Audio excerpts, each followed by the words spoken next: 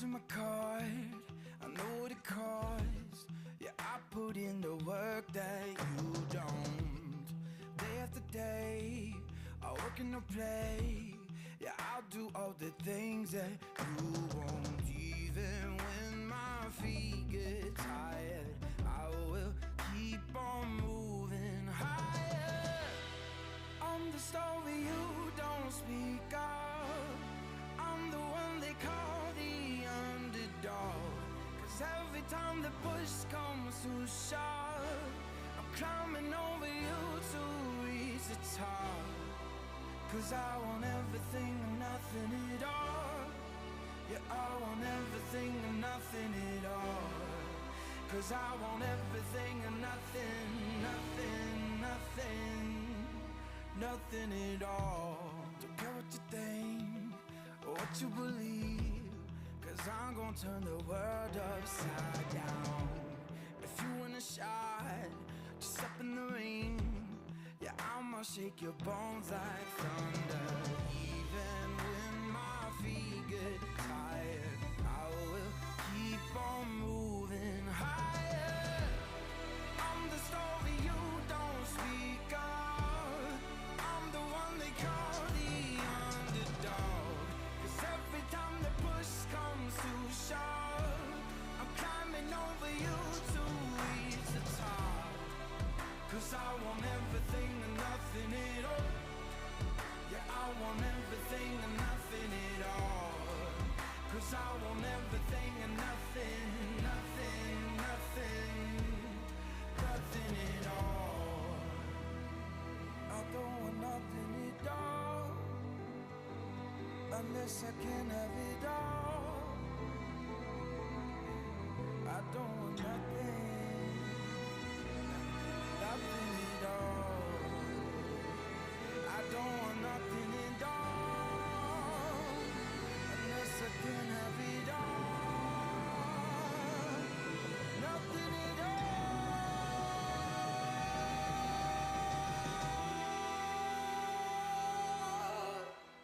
Yeah, I am not the favorite son, but I'm the one who's been here all along.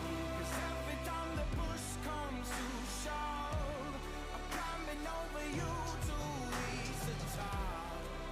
'Cause I want everything and nothing at all. Yeah, I want everything and nothing at all. 'Cause I want everything and nothing, nothing, nothing, nothing at all.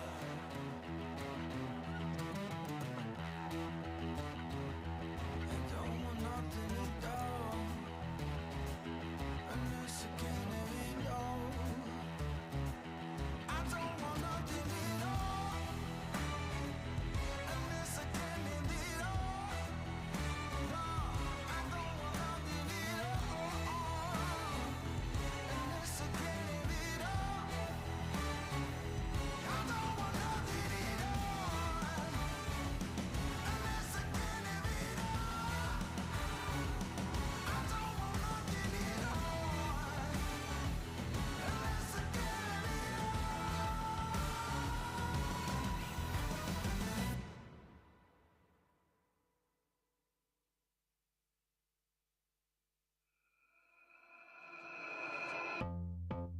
Don't know what day it is, but I know that I wanna spend it with you.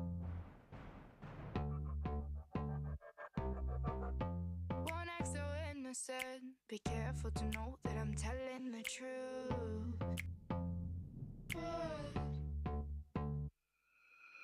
Sorry, I made you love me. Sorry, you weren't one. Sorry, I made you love me. Sorry, I'm who you adore. I was just bored. Bored. I was just bored. Bored. I was just bored. No, I was bored. It's unambiguous. Promise I'm not trying to make you a fool. I'm not trying to make you a fool. You just need some insurance. Your eyes follow mine when I walk in a room. When I walk into a room. Sorry, I made you love me. Sorry, I'm who you adore. I know how bad you want it, but you're not getting more. I was just bored. I was just bored. Bored. I was just bored. I don't wanna watch you take it too far, and I don't wanna see you leave you a scar. I don't wanna watch you run away, run away, run away. I'm so bored.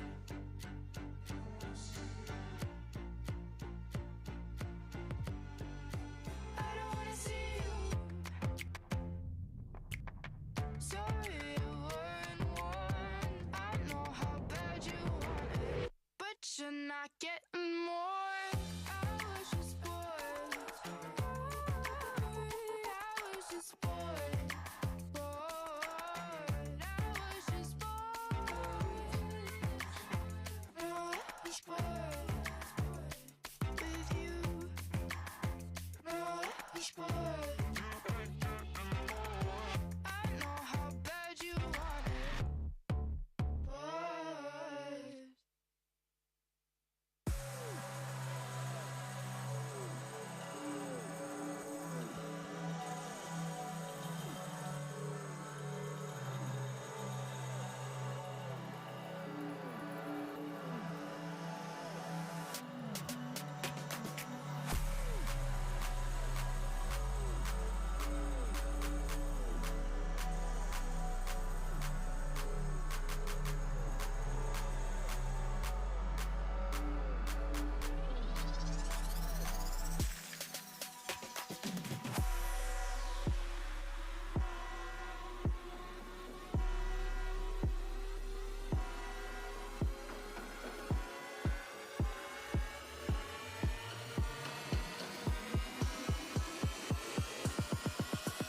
Choke it up.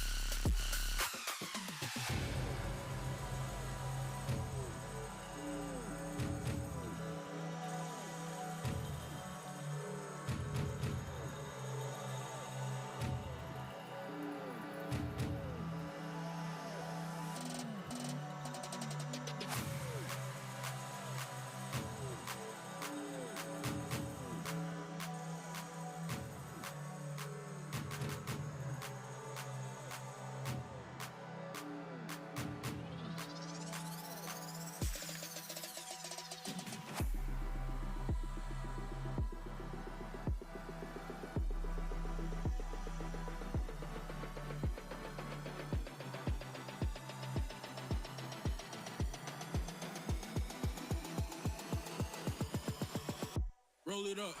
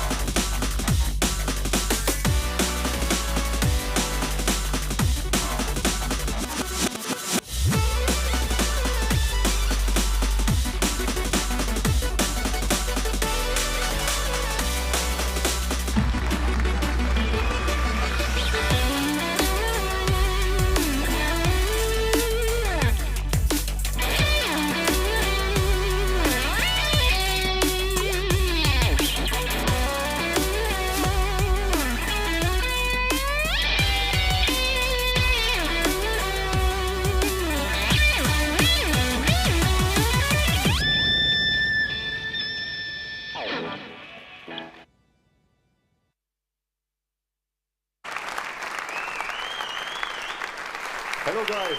Hello. Can you hear me? Wow. Hi, guys. So first things first, please make some noise for our great musicians.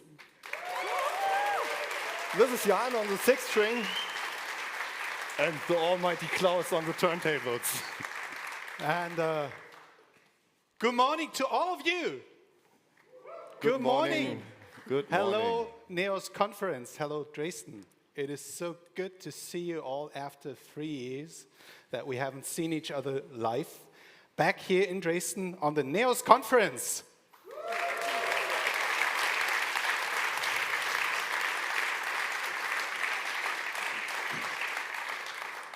We are your hosts for the next 2 days. And may I introduce, this is Anke from Queo.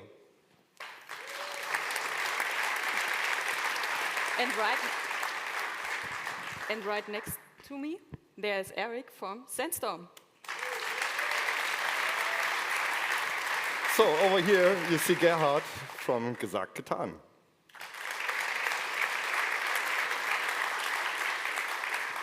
And I throw it back to Stefan from Tech Division.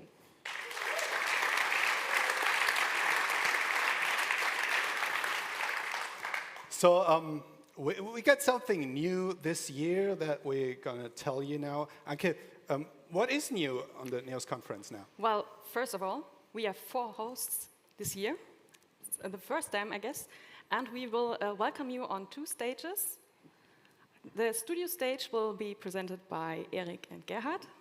And the both of us will stay here at the center stage. And of course, we extended a little bit the time for each talk. So we have more time for questions. So make sure you ask them.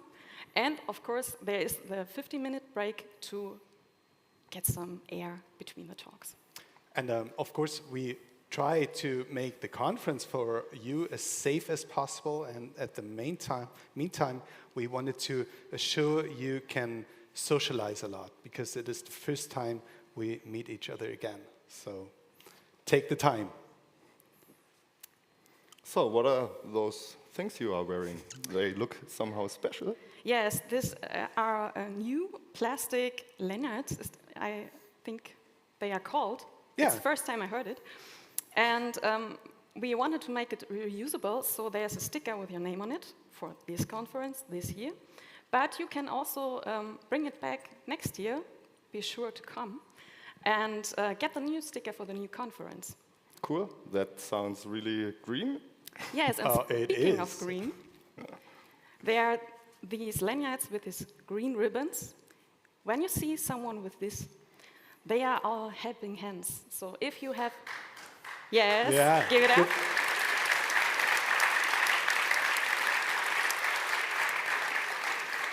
If you have any questions regarding the conference, need some help, please feel free to ask.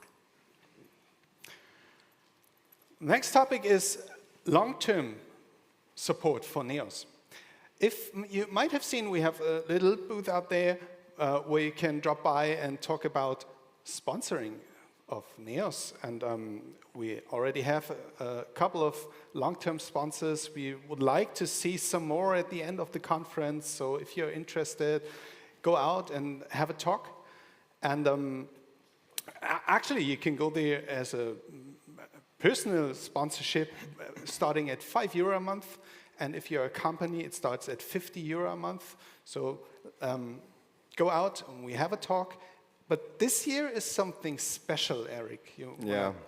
As you all know, we have a serious issue in the Ukraine right now.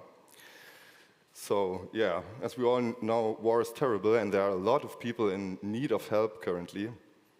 And I'm really glad to announce that the NEOS Foundation, and especially you as long-term supporters, are able to support those refugees.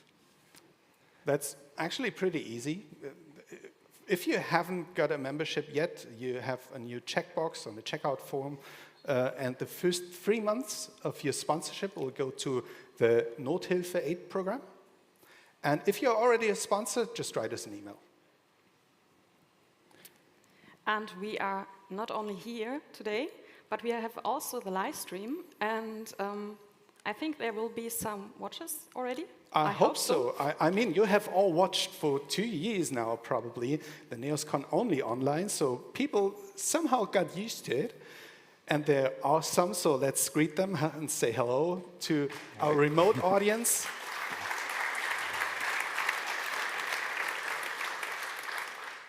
And there's also a conference app. I don't know if all of you have already downloaded it. Gerhard, have you? Of course I have. It's very convenient to download from the Play Store or your App Store. It's available for Android and iOS. And the cool thing about the app is you can, first of all, rate the talks, and secondly, ask your questions within the app. And it's important you do it there, because this year we don't have any mics going around. So if you have any questions, ask them in the app. And also our remote audience can download the app, rate the talk, and ask questions either via the app or via the YouTube chat. Yeah, we will read the questions out for you, and hopefully they get answered then. Yeah, we don't have microphones, of course, going around this year. This might be somewhat easier. Ask your questions. We're going to ask them to the speaker after his talk. Yeah. And one little thing I forgot to mention, please be sure to type in NeosCon space app. If you just type in Neos app, you might not find it on the store. Happened to me. Yeah. Thanks. And of course, rate the talks, because afterwards, We will get tomorrow, I think, an award for the best talk, and it's a pretty cool prize. I mean, of course, all talks are great, but some are greater. yeah. And if you need to download it, here are the Wi-Fi connections. I think you'll have gotten it already, but if you've forgotten. And then today is going to be the NEOS Award. And it's going to be live on stage again at 5:45 today. So please come all here. Afterwards, there will be dinner and everything, but it's going to be amazing. Yeah, and when we're done for today, we all deserve the dinner, and it starts at 6:30, and there will be a vegan food truck outside with delicious food. But one important note, please don't just run out to the food truck at 6:30. Just meet outside, and we'll have an awesome drone shot like we did a couple of years ago, and I'm pretty sure you want to be on that shot. And yeah, after that, you have even more time to socialize, because at 7:30, there will be the on-site social event, and it happens in here, so you don't have to go anywhere. And yeah, if you want to help us build everything up, you may support us. Yeah, sounds like party. Party. Yeah, party is expensive. Also, making a NEOS conference is pretty expensive, so now's the time to thank our sponsors. Because without them, all this wouldn't be possible. So please give a big applause for our gold sponsors.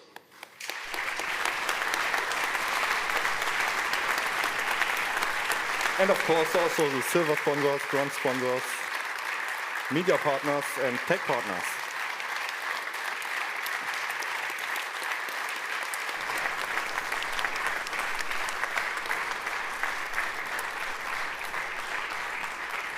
And of course, we have Zeitgeist and Sandstorm, who have been organizing this amazing conference since many years, and so they did this year with some more support from Punkt.de and Tech Division. Please.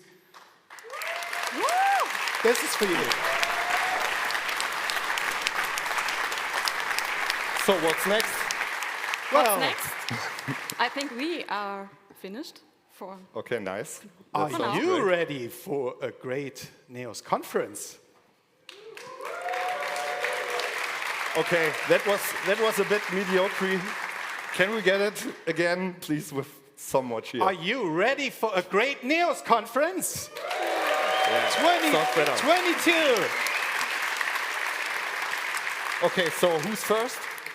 Oh, you're gonna hear Robert Lemke on stage in a bit with his welcome keynote. But first, we have again Jan and Klaus with some more music. Enjoy.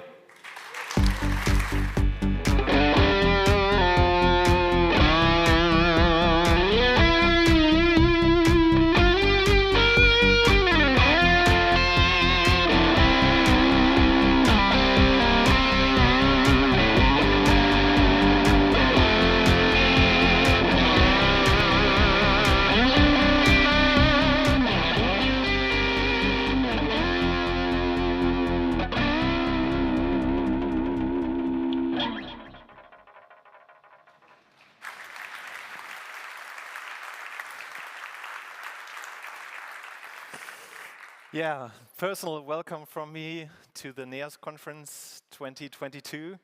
It's so amazing to see you in person here, although I hardly can see you, but I can see your masks.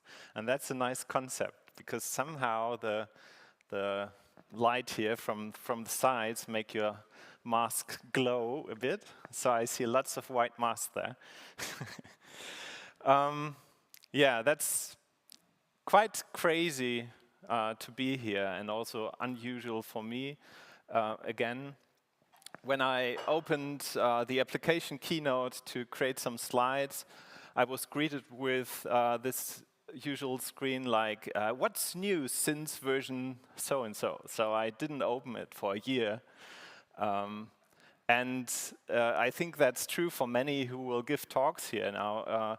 It's so, yeah, unusual to do that again, to stand in front of people and prepare a talk and be in a conference and so on. But it's also so important. Yesterday we had a little warm-up in the beach club nearby here. And I had the chance to talk with a few people and realized how important that was to talk to each other again, to not just see each other on the screen. And I guess it's all the same for you. I don't know, who has been on a real-life conference this year already? Nobody.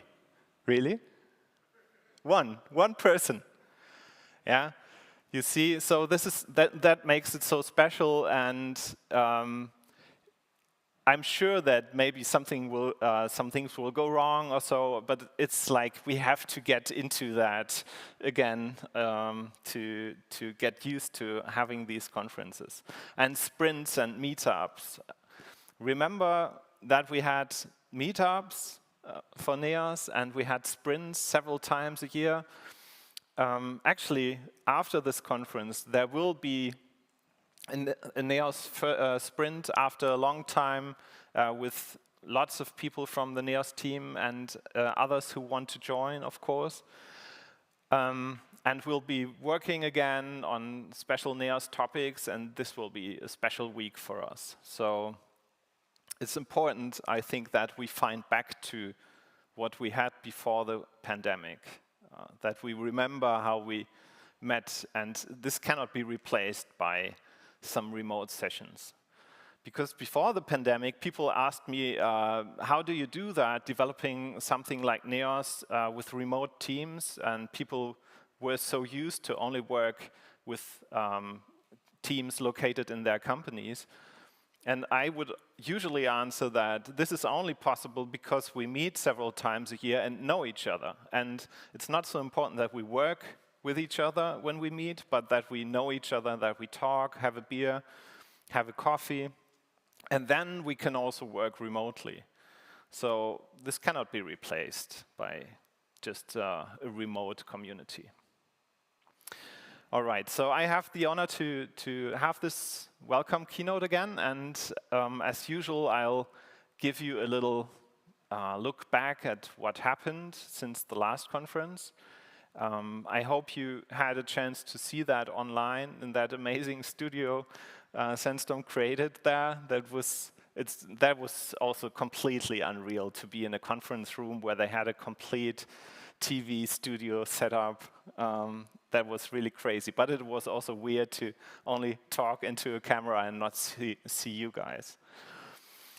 So let's take a look back, and after that I will throw some random thoughts at you, which I collected throughout the last year. And yeah, I'm curious what you think about that. So the NEOS project actually started 17 years ago. That really makes us old, right?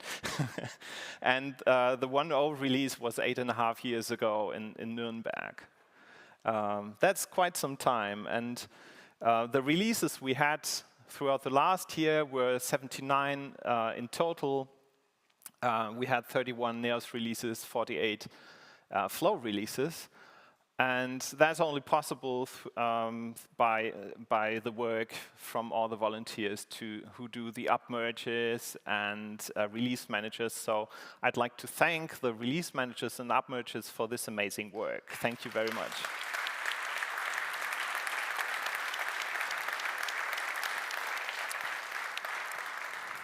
Yeah, now my eyes adapted. I can see some faces now, so it takes some time. All right, so we had NEOS 7.2, which I won't go through all the features, but some I have in mind. Like we had, if I remember right, we had the node types in subfolders.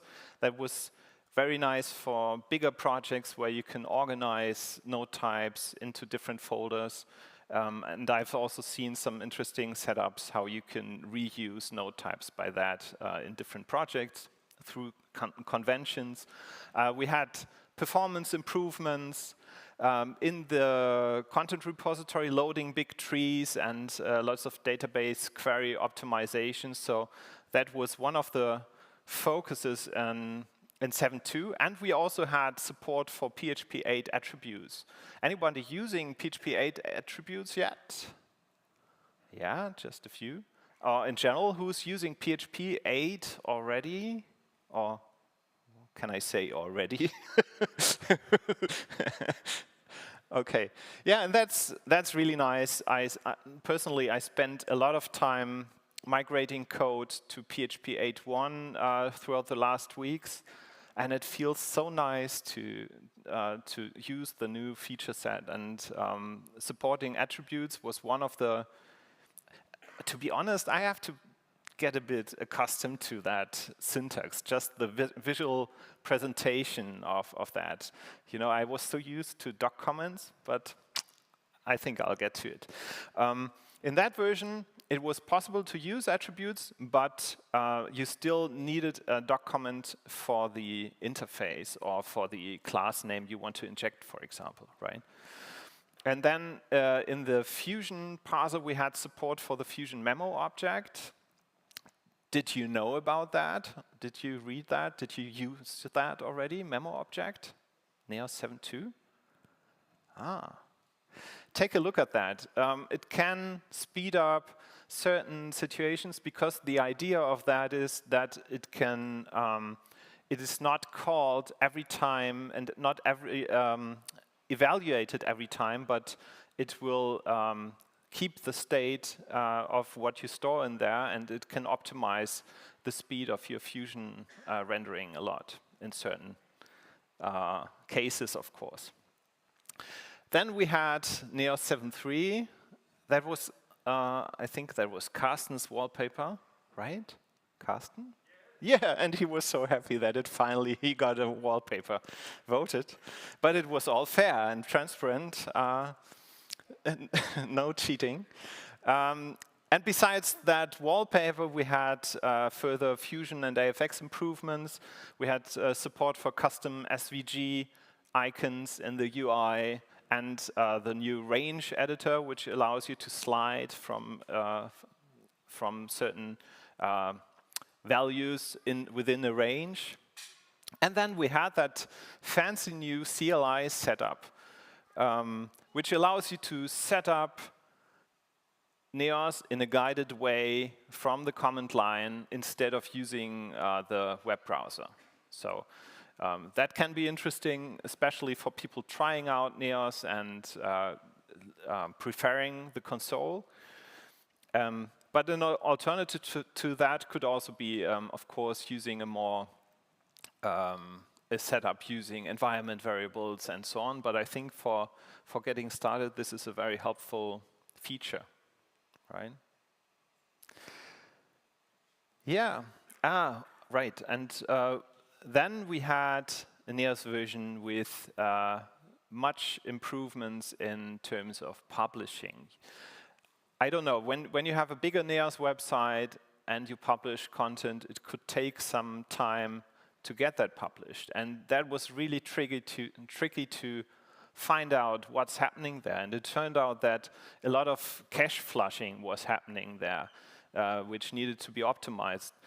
And so the result of these optimizations were that we have something like 20 times more faster cache flushing, which can result on in something like 3 times faster publishing of your content, which really pays off in bigger projects where you have lots of nodes and so on.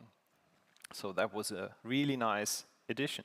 Then we also have a completely new Fusion parser, which is now based on a proper lexer and parser and object AST and so on. So that's quite fresh. I haven't heard of any severe bugs yet, but that was really modernizing what we already had without changing what you see. That's always a nice thing. And then finally we had integration of something which was only available as a plugin yet. So, and that's user impersonation. Something we had actually when Andy Fördner created the security framework for Flow. There's one line of code, and that must be like, I don't know, 7 years ago, where he wrote, and this would be the point where you need to implement impersonation, something like that. So we finally got that, and that's really helpful for providing support to users, of course. By the way, if that doesn't exist yet and someone feels like it, one feature I miss also for 7 years now is some kind of maintenance mode where you can display messages to users like this instance will be in maintenance in 1 hour from now, and then you cannot edit anything anymore. So if you feel like creating such a feature, or a read-only mode for Neos, for that, that would be awesome. Maybe that's your next feature you may be working on. Right, and also in Flow 8, and that means also in Neos 8, we raised the minimum requirement to PHP 8. And that's a really helpful step, I think. Because we finally can use features like, and we support features like type properties, union types. We have PHP annotations, but also support for enums, for example. Anybody already used enums? Yeah? Yeah, that's the guys I suspected to use enums already. I love them.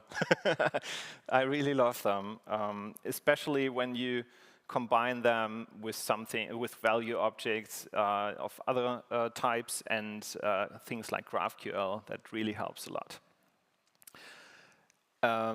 Right, and then we also have support for value objects. You know that we have some kind of mapping logic in Flow. We have this object access class, which allows you to kind of in a uniform way call setters and getters and all that. And now we also have support for value objects like factory methods, for example, like from array. So if Flow needs to convert some serialized data from an array to a value object, it will try to find a from array method and do that. And the same goes for from string and so on.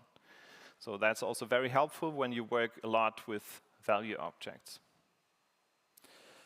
Right, and then a little addition, we have improvement of the annotation support. So now you can leave out the doc comment in Flow 8 and just write something like that.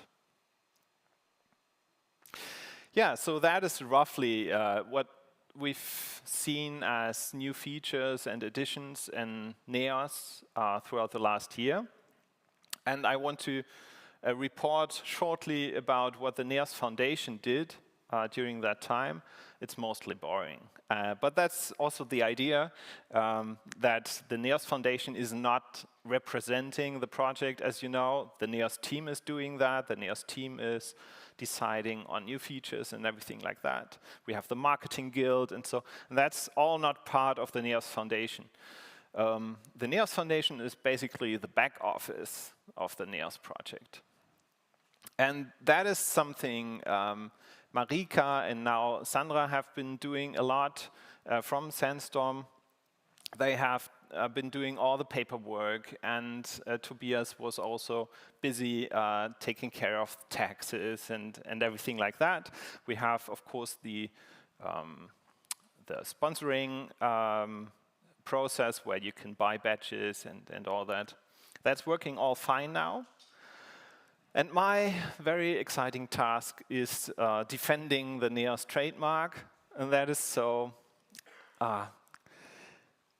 stupid. I mean, that you have to do that. I mean, we have this nice logo, and we want to keep it, right? So if we don't defend it, it could happen that we are not allowed to use our own logo anymore. So that's why we have to defend it. And we have these trademarks, we have European trademarks, we have trademark in the US and Canada, and also recently in the UK. And now other companies are trying to register trademarks which are called NEOS or have basically the same N and so on. And then we have to write an opposition and talk with lawyers. And because it's in the UK, we cannot use our lawyer in Berlin, and we need to ask a different lawyer who has an office in the UK and so on. So that was the amazing work I did for the NEOS Foundation, writing a lot of emails and spending money for lawyers, unfortunately. But on the other hand, fortunately, we have a lawyer who's very, very fair in terms of what we need to pay. So they really make a very good price. We mentioned that already, but we could use some more money, not only for trademarks, but also for all the other things the NEOS Foundation does as a back office. And now that we are resuming to work in sprints and so on, it would help us very much so that we, for example, could pay for travel expenses for people coming to the sprints and so on. So take the opportunity to either become a sponsor or maybe upgrade. So we still don't have a diamond sponsor, I think. And no platinum. Maybe something for you. Right, so that was about what happened. And, well, that's of course not all that happened. And the question is, what do you address in a keynote at a developer conference? You could just wear like a little ribbon and then only talk about technology and so on, but I can't. Because it's the first time now I also can talk with my friends here, and of course we talk about how crazy times we had during the last 2 years and what crazy times we still have. So if someone asks you, like today, for example, hi, so-and-so, is everything fine? Who says, yeah, fine? Who says that? I do, usually. So like, because what can you tell? Like, yeah, the 95th percentile of fineness is reached in most cases, or it's a complex answer. And I think currently with the war going on, this crisis, I mean, we had lots of crises before, but that feels a bit different for many of us because we feel touched, because it threatens our own desire to live. We feel like feel much closer to this now for some reason. And we can talk about why it's bad that we didn't feel like that before, but it's that way. So I know that lots of people have fear, and I certainly felt very frightened in the first 2 weeks or so of the war. And I really had to disconnect from news and so on because it was doing something to me which was not very healthy. So what helped me was to remember that this fear can be amplified, of course, by the news we consume. And do you remember the talk about cognitive bias last year by Jennifer Blatz, where I think that was a really nice and funny talk, but it showed us so many misconceptions about how we perceive things and how we fall into the trap of cognitive biases. So I can recommend a book, actually. It's called Factfulness, and this is from their website, gapminder.org, which is really worth looking at.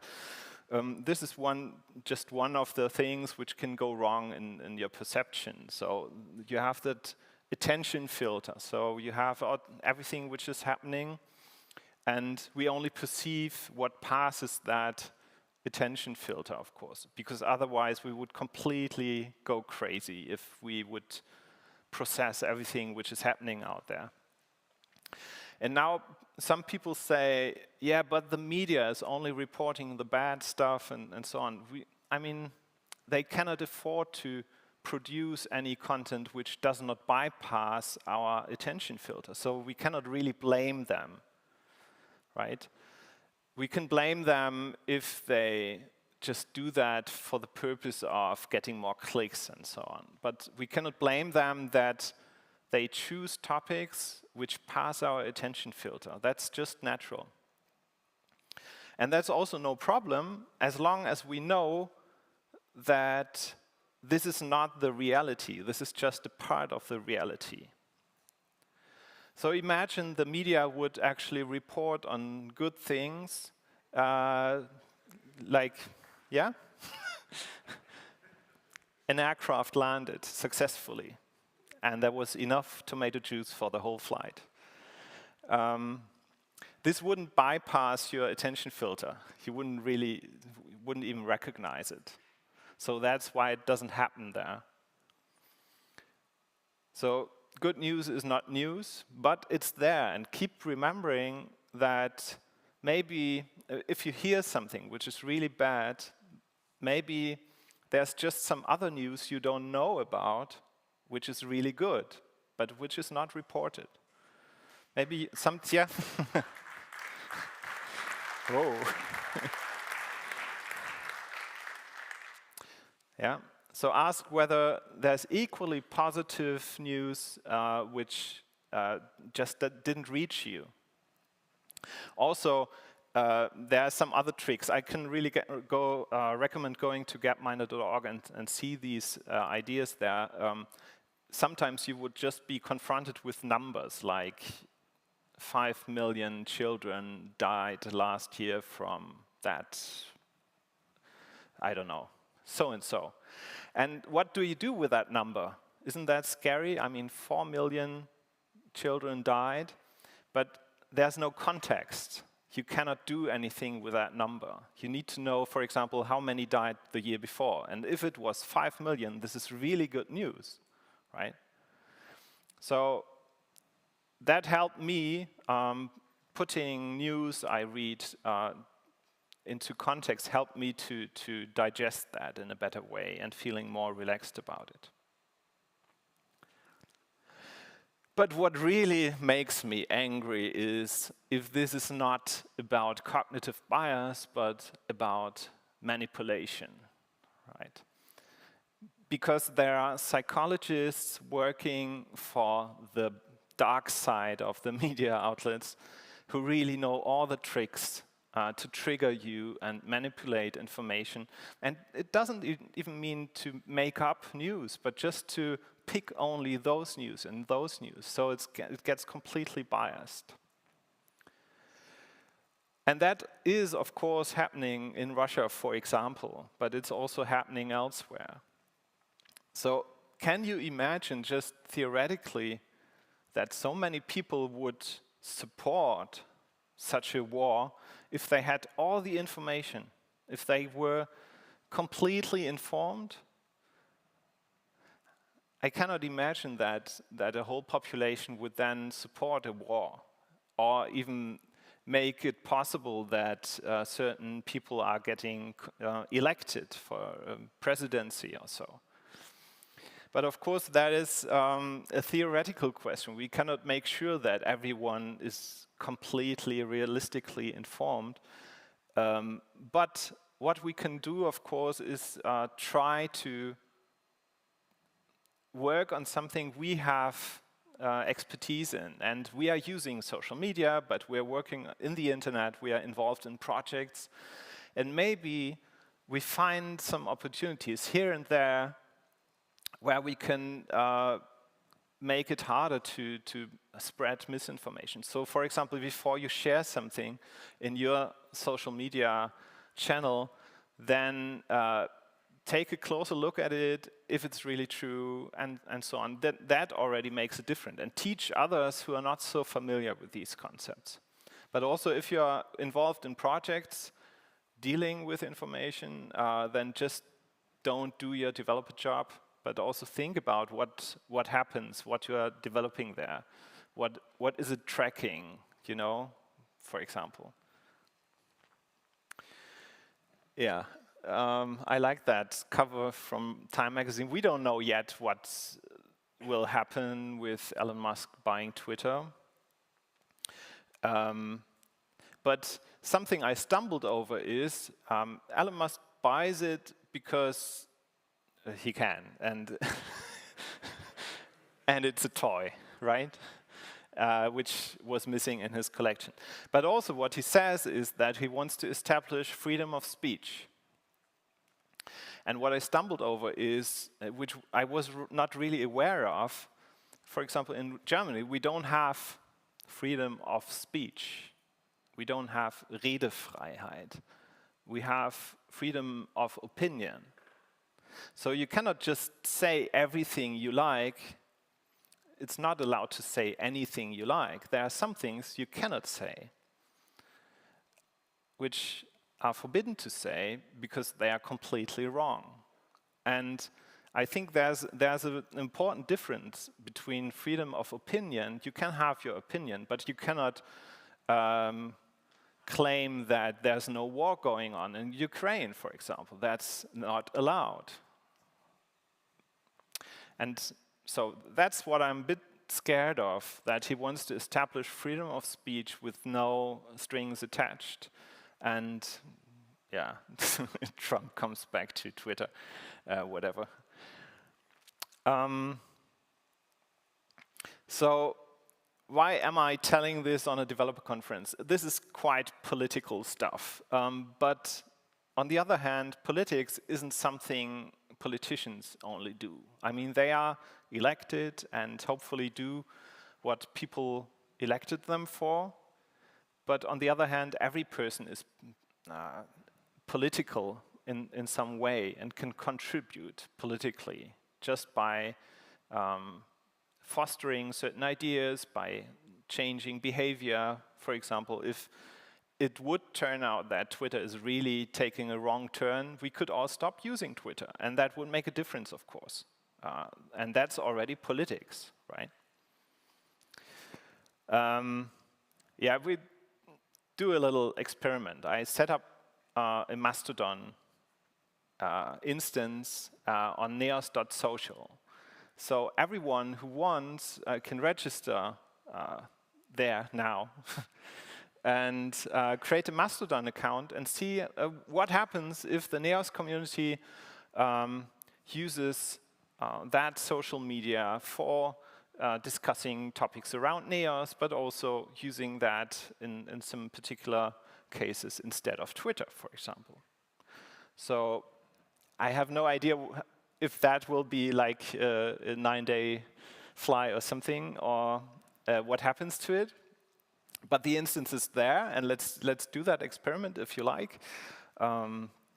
So I cannot promise that it will be there forever, but if I ever need to shut it down again, I will let you know months in advance. And the nice thing about Mastodon is that you can actually export all your data, and then move it to some other instance. So you won't lose your posts and followers and so on. So yeah, if you like, it's open for registration. Okay, so where's my line of thought? I talked about something about war, then misinformation and feeling uncomfortable and what can we do. But in these times, what people are striving for is simplicity and coffee. And that's just natural, I mean the simplicity part.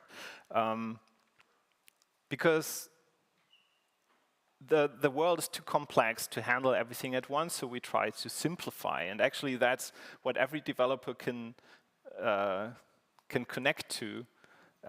We don't create a model of the reality. Domain-driven design is not creating a model of the reality with everything which is happening in every microsecond, but we try to make it simple so we can put it into code.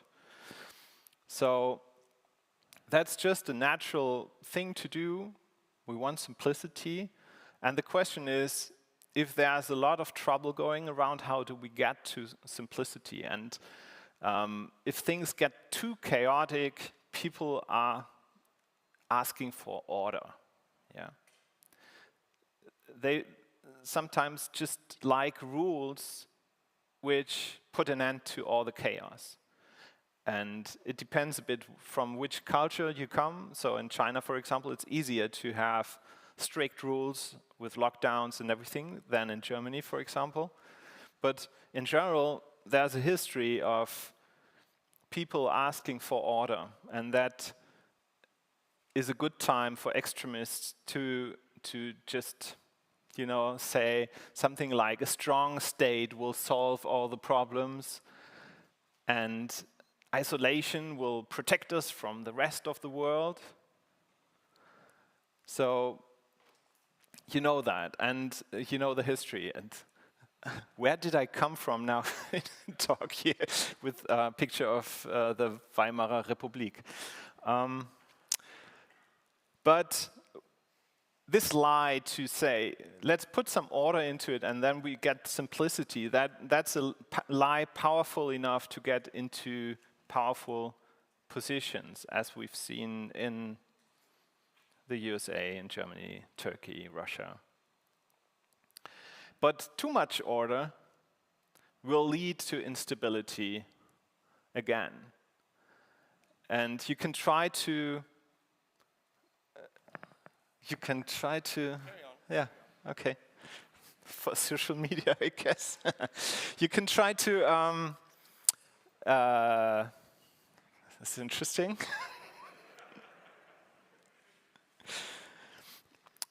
Well, you can try to get around all these rules, and then it looks like everything is in order, and have creative ideas, but in general, too much order will also create instability because people will be unhappy. So what we are really looking for is a balance, and I was looking for a balance. How do you deal with all these news? There are so many nice things, and can you celebrate the nice things if you have bad news? And that made me crazy. So I don't know, how did you deal with these thoughts? Did you just stay at your desk and work, and then was it just like before, or did you have any certain concept to deal with it? Yeah, that's an open question. I have to ask you over a coffee, I guess. But I can try to, I don't know if that works. I can try to show you. Let's see. I had my little strategy to deal with that. I don't know if that works. Can you try to put that on the beamer here? Yeah? Oh, yeah, cool. I'll show you something. Okay, I'll be back in a second. I need to find something here, and oh, that's quite dark. I opened that door here. Let's see.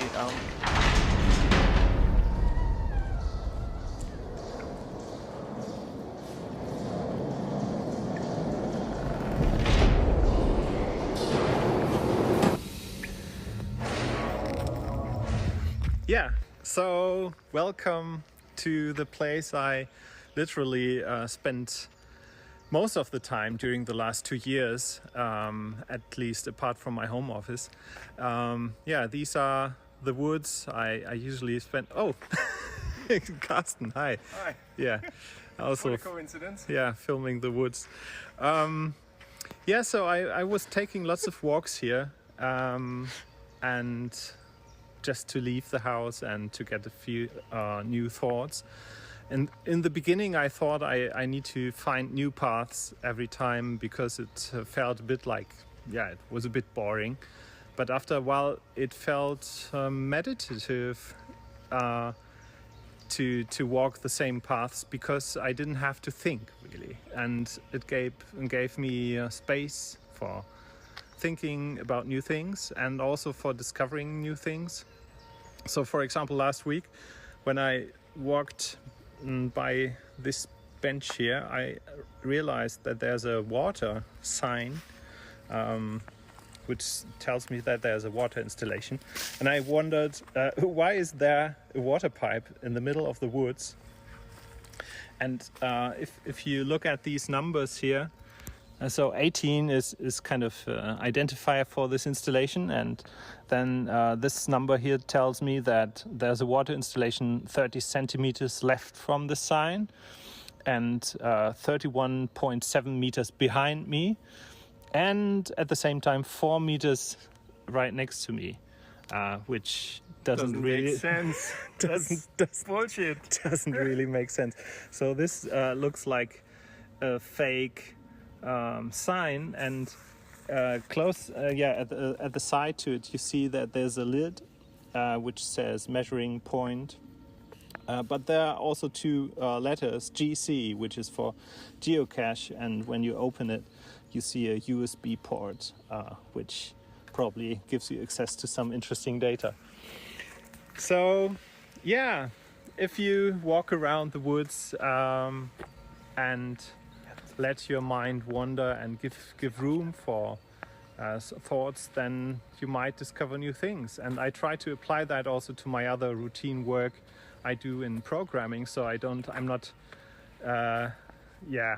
bored by refactoring lots of classes, but try to use the opportunity to discover something new in the code base. And as you cannot walk in the woods all the time, so I better go back to Dresden. Yeah, Bye. right. Bye. Oh, yeah. Right. So that was our little forest.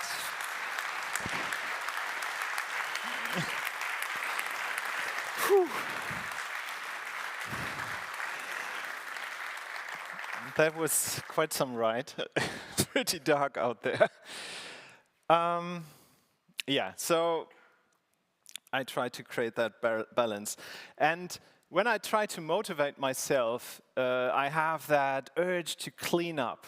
You know that? So for example, when I change something in the code, I first need to clean up and convert this to PHP 8.1. You know, have these nice little macros there, throw away the constructor. Here, I have a live template, ROP, read-only property. And now everything is clean, and now I can actually continue to work on what I originally wanted to do. It's spring now, or it's turning spring, and you have that urge to clean up your house, right? And that's a bit what you do also in programming, but you don't do that only in spring, but hopefully every day, and that is actually called refactoring. So understanding the code by just cleaning it up a bit is really one of the nice things of refactoring. And I mentioned that for two reasons. I put up this slide so many times already. It's 17 years ago, but this is actually a refactoring session. So this was 70 years ago. It was on 26th of May 2005, and I just read the book about refactoring and was telling my teammates back then all about it and said, we need to refactor typo 3. And you see, I realized who's taking notes? Yeah. Carsten is. So refactoring is something which helps me a lot in programming, because only by that you can do big changes in a proper way without being scared to death. But also I realized that refactoring helps me in real life. And that is kind of the story I wanted to tell you, that, for example, before I started building my new wooden terrace, everything was chaotic in the place where I had my tools. So I had to organize my tools first in order to then start with a big project. And this is the same in code and in life. So always you need a proper place where you can jump from, and then you can dare to jump. So in NEOS, we have a big track record of refactoring. We just refactored the NEOS Fusion parser, but we also had lots of other things which were completely rewritten, rebuilt, and so on. And it worked pretty well. So today, I'm excited that there's a new big change coming up, which the NEOS team plans to do in NEOS 9. NEOS 9. So, isn't that nice to get an applause for a number? And NEOS 9, the idea, so this is not an announcement because you don't buy anything, this is just the plan of the NEOS team. We want to branch off to NEOS 9 next week, and then continue developing NEOS 8.1, 8.2, 8.3 from that branch, and then in parallel merge all and create all the necessary changes to make the new event source content repository the only content repository in NEOS 9. Yeah.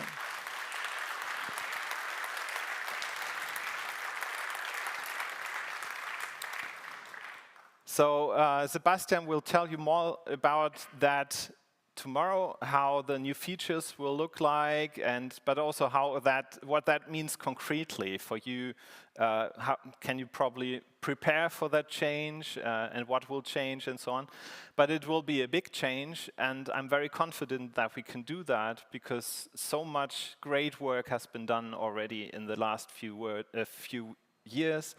And the team is very experienced with refactoring, so this will be an amazing change. And it will be also a big innovation. Try to find something like that. I actually looked into search engines and was looking for event-sourced content repositories. Maybe I missed something, but I didn't find anything about it apart from NEOS. You only find NEOS there. And yeah, I'm looking forward to these opportunities. I really love that approach. And I'm excited for next week's sprint, right? So, okay, with that, crazy thoughts. I don't know if you remember the beginning of the talk, but with that, I'd like to welcome you again and thank you very much to be so brave to listen until here and get inspired by all the speakers and the chats you have throughout the conference. So welcome at the NEOS conference.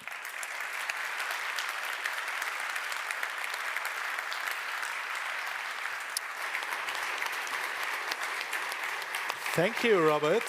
Thank you. Thank you for this keynote and your crazy thoughts. Yeah, crazy. Thanks a lot. Random.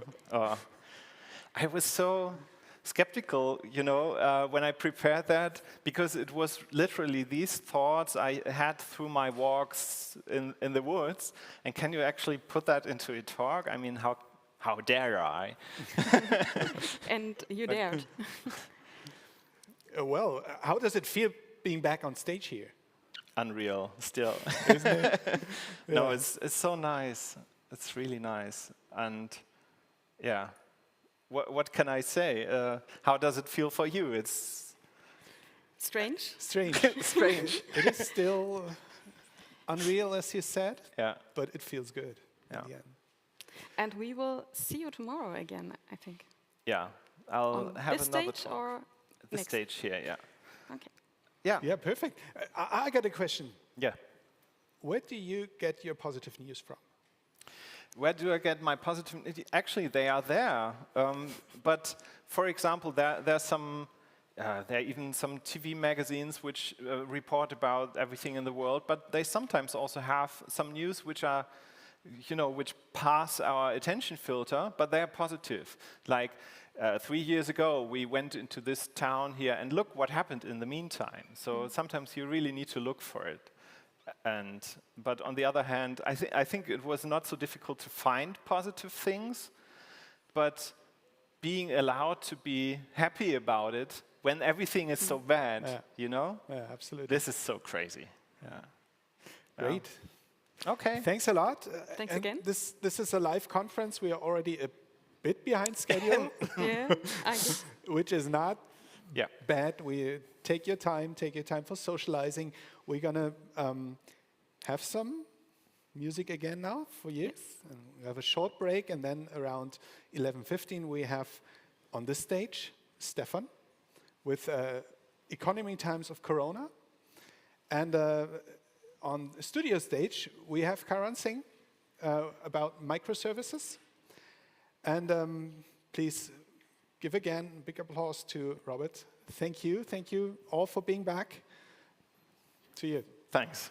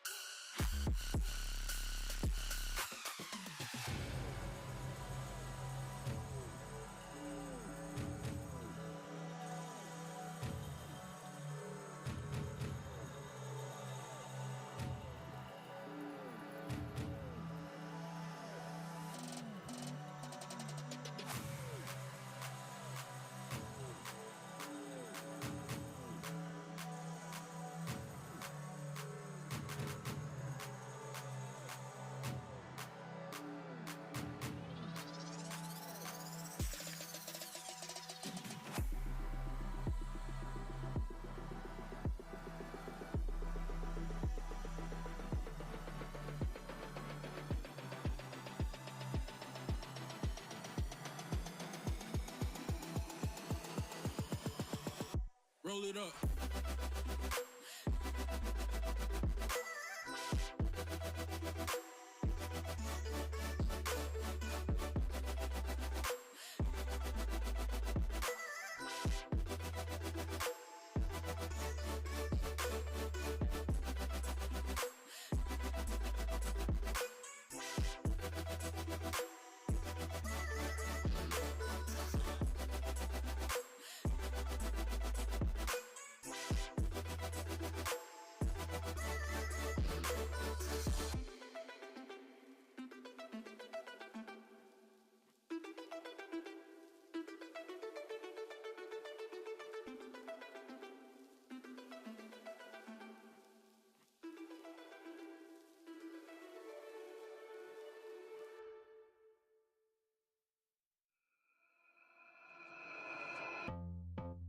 Don't know what day it is, but I know that I wanna spend it with you. One act so innocent, be careful to know that I'm telling the truth.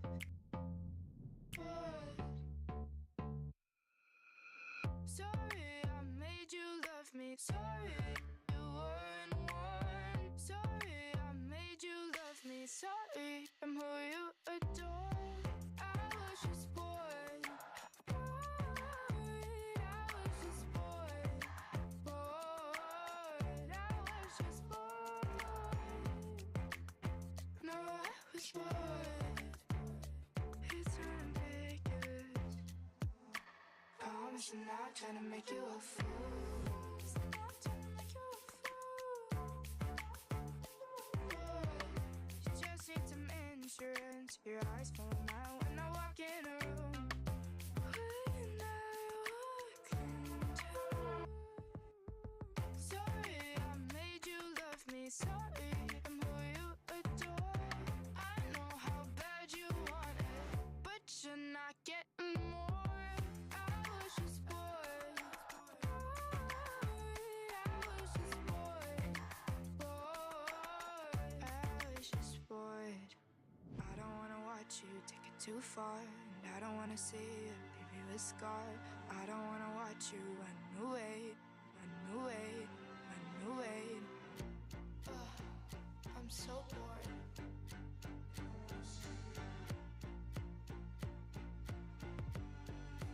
I don't wanna see you. Sorry, you weren't one. I know how bad you want it, but you're not getting more. I was just bored. I was just bored. Bored. I was just bored. No, I was bored with you. No, I was bored. I know how bad you want it, bored.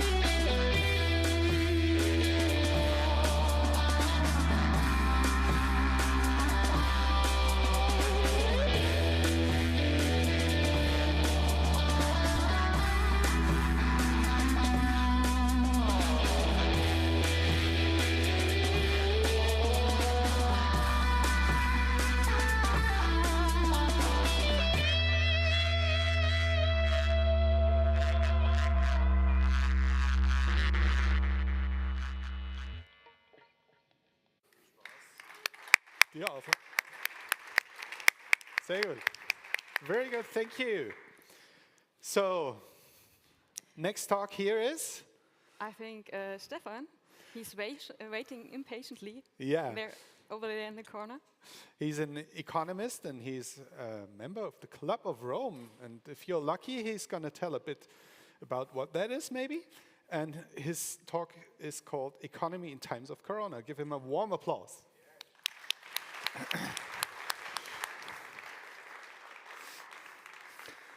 Wow. I first have to do a disclaimer. You know, I've hardly attended a conference with so many IT nerds so well organized. It's fantastic. And when the organizers called me about half a year ago to attend this conference, I was wondering, why did they invite me to attend this conference? You know, I do not even have a phone. I have no idea what you were talking about in the last hour, what Bob told you. I didn't understand a word. So why did they invite me? So I'm feeling very honored coming to Dresden, coming to you IT nerds who are probably at the cutting edge towards the future, and to talk about something which has, in the first place, just nothing, really nothing to do with IT or software or developing or engineering or something like that. I'm an economist, I'm a member of the Club of Rome and of the Lancet Commission, and we're dealing with sustainability issues.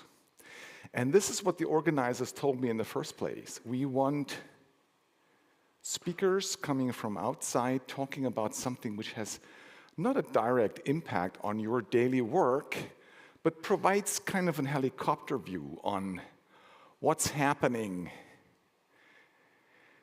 in economics in very general sense. Let's see. Okay.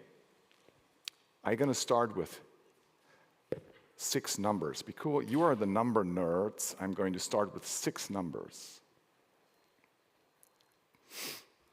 And I have a chance to speak about 40 to 45 minutes, and after that, we can go into Q&A, right? 85% is the ratio of private wealth globally compared to the 15% left to the public sector.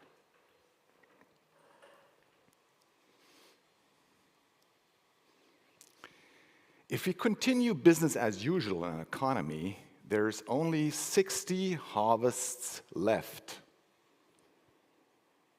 60 times farmers can drive out doing harvest and coming back, and then it's over, because the land degradation is probably completely broken. 10, the direct and indirect subsidies for fossil industry is roughly 10 times larger than the one for renewables globally. Every 10 minutes, there's one species being eradicated irreversibly, globally. So at the end of that talk, we're going to have 6 species less forever. They never come back.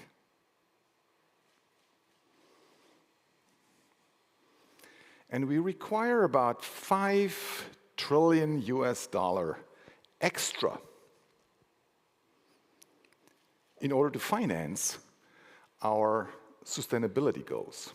You remember Sustainability Development Goals of the UN? The UN met in 2015 and they came up with these nice graphs with all these 17 goals. One of the boards is out there at the coffee shop. And in order to achieve this roadmap of the UN Sustainability Development Goals, we require about 5 trillion extra liquidity or purchasing power to make that happen. 2, we require about 2% of global GDP to tackle global warming. That's a lot of money, but that's not the end of the world. Because you're number nerds, I started with 6 numbers. You know, when this graph was done, we didn't have a war yet. And I want to go with you through a series of slides with a series of graphs and tables and numbers to explain why, beyond the pandemics, beyond the climate, beyond the biodiversity collapse, and beyond the war, we are entering a new phase in the way we're living together. And I have 6 topics I would like to discuss with you. And whenever you feel not really comfortable with the argument, or because it's not your business, because you're developing software, what I'm learning, you just raise your hand and just give me a timeout, and then we go into Q&A. I myself, I'm particularly interested in the link, and you will see it at the end of the slides, between the link between economics and finance and sustainability. This is my topic. This is why I get up 2 o'clock in the morning. First,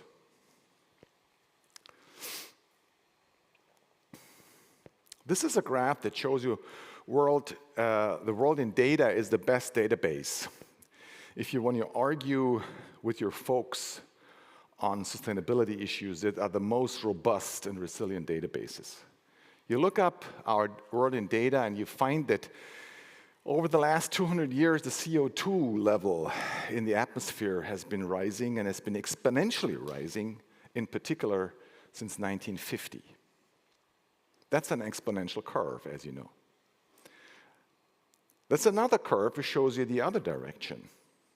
Also, world in data, that demonstrates you the loss of species over the last 60 years. And the third graph is a graph over 100 years, showing you the exponential increase of what medical doctors call zoonosis. That's what we've been experiencing within the pandemics, right? An animal, a species, a virus, a bacteria is basically jumping over to the human species and then causing damage. And this has been increasing exponentially. Why do I show you this graph? Actually, I show you these 3 graphs because I would like to get you a clue that all these so-called crises are probably not crises we're talking about. They're more symptoms that we all, as a society as a whole, are entering a new state of aggregation. It's like water. You know, you can have water in a solid form, and then you change the state of aggregation into a fluid form, and then you change it into a vaporous form. And each time you basically change the way water is organized. And if you take that metaphor and transfer it into our societal context, each time the way we're living together, it's been changing. And these three graphs, these three so-called crises I've just showed you in these data, are symptoms for change in our societal aggregation. It could go upwards or downwards. This is where we are at the moment. It could go towards the good or the bad. We don't know. But in any case, it's a nonlinear, chaotic, somewhat exponential rearrangements of the components we are at hands. Second statement. What do you think is the, as biologists say, the selection advantage of a human being? You know, why we're here, why we made it over the last 50,000 years. Why are we so successful compared to other species? Is it the opposition of the thumb, as we learned in school? Is it the capacity to speak? Animals can speak. Is it the capacity to have emotions? Animals have emotions. Is it the capacity to stand right upward, to use the language, to think? You find that in other species too. So what is it that makes us so extremely successful on this planet? And you know what it is? It is the capacity that we tell each other fictitious stories about something that does not even exist in the real world, but we all believe in.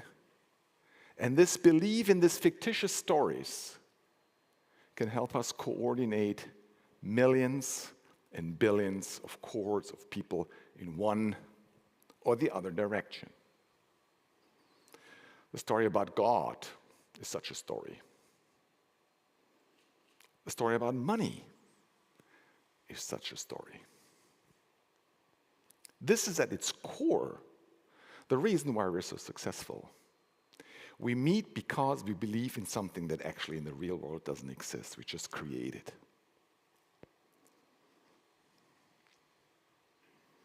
One of the stories is the story about global poverty. This question has been asked all over the world to all different social classes, different educational systems, different cultures, different states.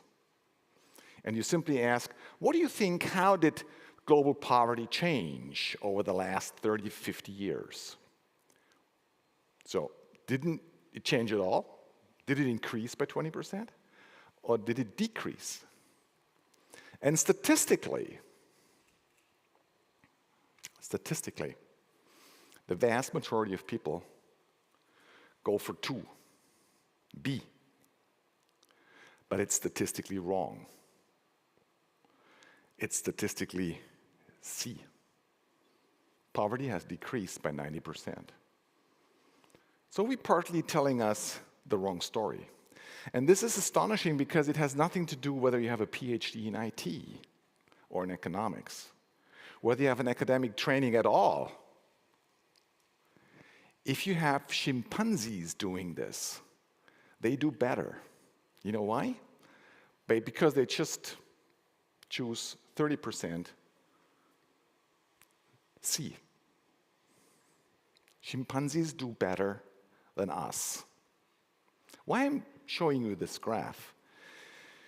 Because this is the stories we're telling each other.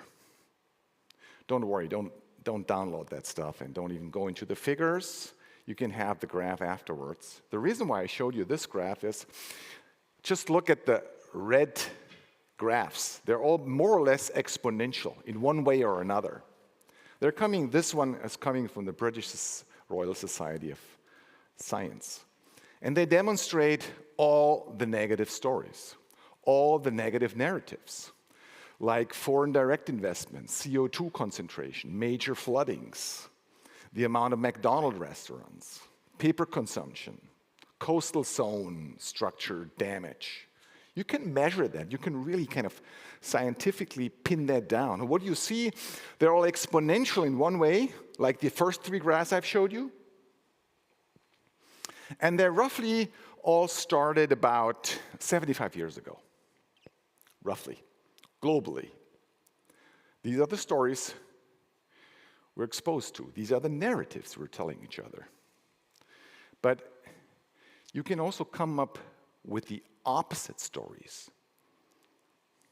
These are the good stories. These are the positive narratives. The oil spillovers exponentially decreased over the last 50 years. The children dying decreased from 44 to 4%.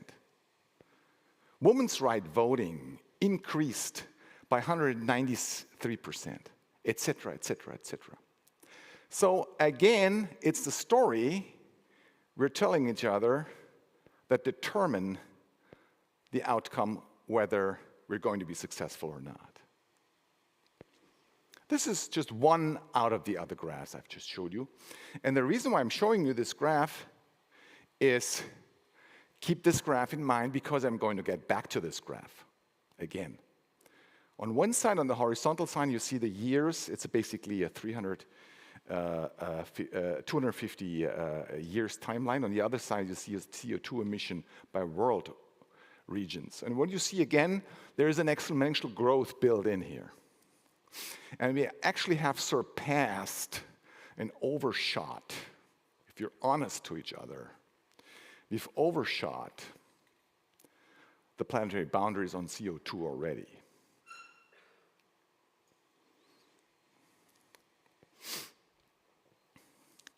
This era we were talking about here, from an environmental perspective, from an economic perspective, from a sociological perspective, it's called the era of the Anthropocene.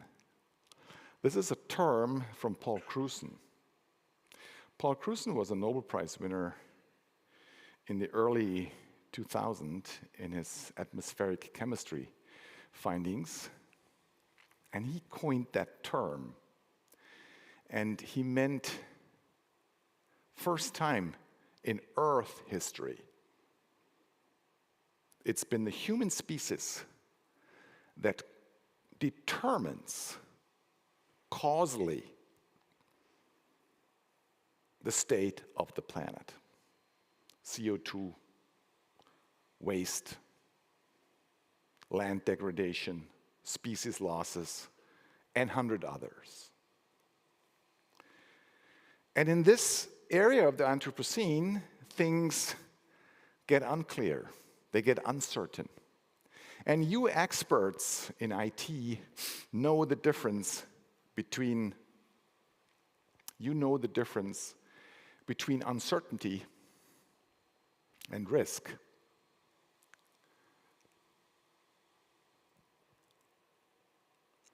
A risk can be quantified. Okay, you can put a tag on it. An uncertainty you cannot. Uncertainty is something you cannot really deal with because it's part of the system. And this Anthropocene area is characterized by real-time interconnectedness. Everything we're doing right now is affecting anybody else, anywhere else in the world, causing major feedback loops back into us, into our system, where you reach tipping points where the entire system goes on autopilot, operating within planetary boundaries where there's permanent overshots.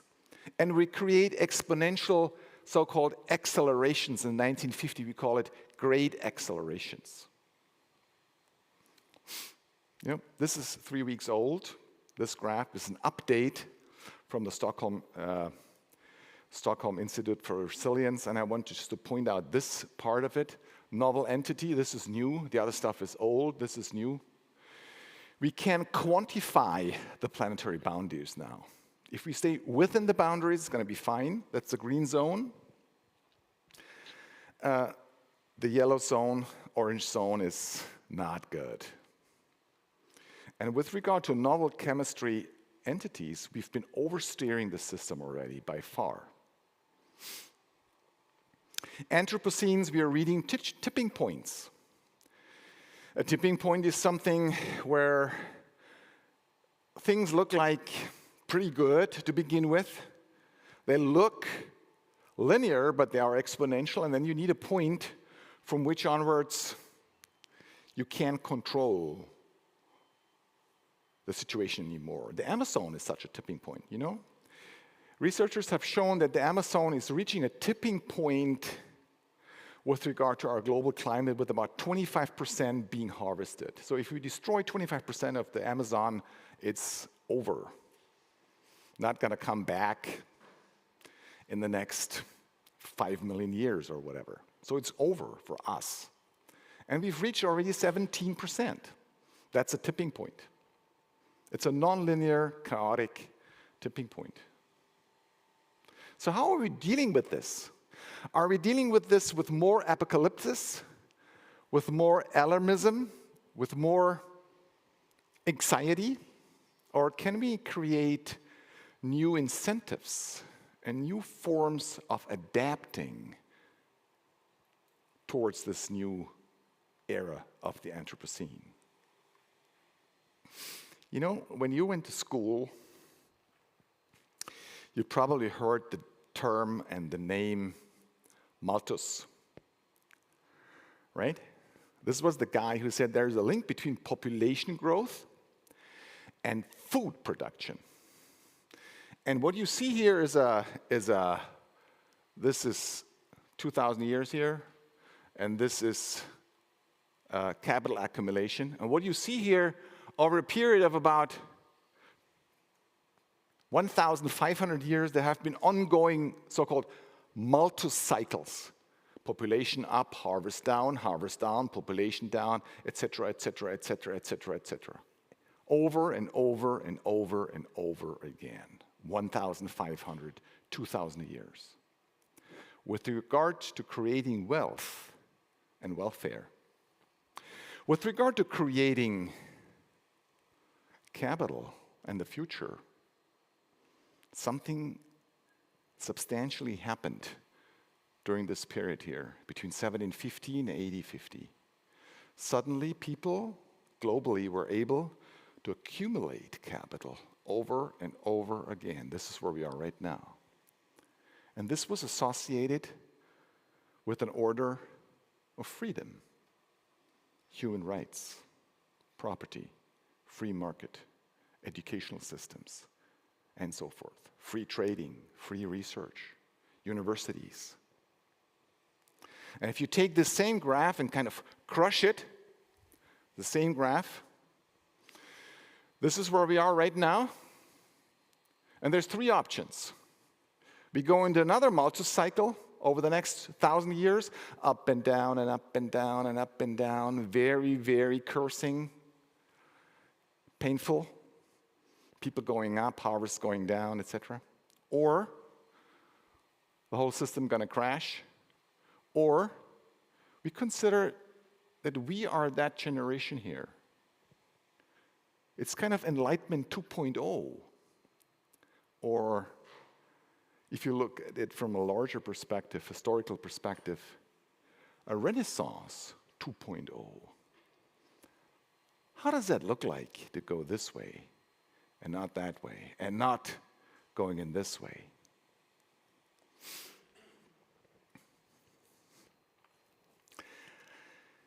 This graph shows you a 100-year period and the amount of people dying in absolute terms because of natural disasters. Okay, over the last 100 years, there have been ongoing natural disasters. In Germany, the Ahrtal one was one of them. They're happening over and over again. They're partly even increasing. And these researchers try to find out how many people actually died in absolute terms because of natural disasters. And in 1920, about 500,000 people died per decade. And what you see here, this is robust data. Okay, this wasn't done by my backup office, right? This is robust data, peer-reviewed. What you see is an exponential growth of going all the way down to this year, and we have now about 20,000 people only dying because of natural disasters. Why so? Just imagine, this is an absolute data. This is not even relative data. The amount of people dying from natural disaster decreased by 95% over 100 years. And if you put that in relation to the increase of population by factor 4 over the last period, you end up even with the adaptation capacity of 99%. So if you were born in 1920 compared to now, you have now a 99% chance, higher chance to survive. This is something. You can compare this is the same data, just in an infograph. If you can compare this downshift with the capital accumulation over the same period, what you see is they're inversely correlated to each other. The more we were able to grow in an intelligent way, in a smart way, we save lives and get more healthy at the same time. You remember I showed you this graph now the third time? This is the graph about the CO2 load over 250 years, and here are the billions, again, world in data. I want you just to look at this part of the graphs. This is 1970, this is the US, this is Europe, others, this is Europe 28. You know, here in 1970, the elder among you might remember 1972. In 1972, just 50 years ago, the Club of Rome published Limits to Growth, where it demonstrated if you continue in a business as usual scenario, we will have severe problems within the next 70 to 100 years. Mainly causing a collapse of the ecosystems. Just look at these two graphs. And research have shown that for the United States, for example, the same is true for Europe and the EU 28, the real consumption of metals like aluminum, nickel, copper, steel, gold, from that period of time has decoupled from the GDP in relative terms and in part also in absolute terms. It's astonishing. Nobody really talks about that, especially if it comes to the US. And the same is true for the total energy consumption, right? Total energy consumption. It's plateauing here. Real GDP is increasing. This is not true for the rest of the world. They're catching up. But this is true for these two regions called OECD countries. The rich countries have found mechanisms to detach from resource consumption in absolute and relative terms, however, on a too high level. I would like to repeat that because it's important for our debate. However, on a too high level. Because the rest of the world, if they want to catch up, we are basically getting into these overshots, into these planetary boundaries. We cannot basically frame in our entire economy. So what are we going to do?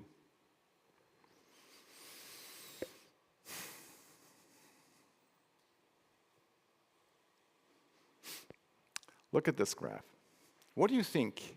Look at these two pictures, the Panama Canal and a forest monoculture, the Gandhi Delta, and the rainforest. What do you think, which of these two piles, these two or these two, which is the most sustainable? Research on that question can answer this in so-called systems theory and complex theory modeling. And they basically come up with this or a very similar graph. By the way, if you need references, just send me an email. I send you the files and all the reference. I don't want to make an academic lecture. It's a popular lecture, so you can get back to me on that. So what you see is this is the amount of sustainability of a system. And sustainability reflects long-termism.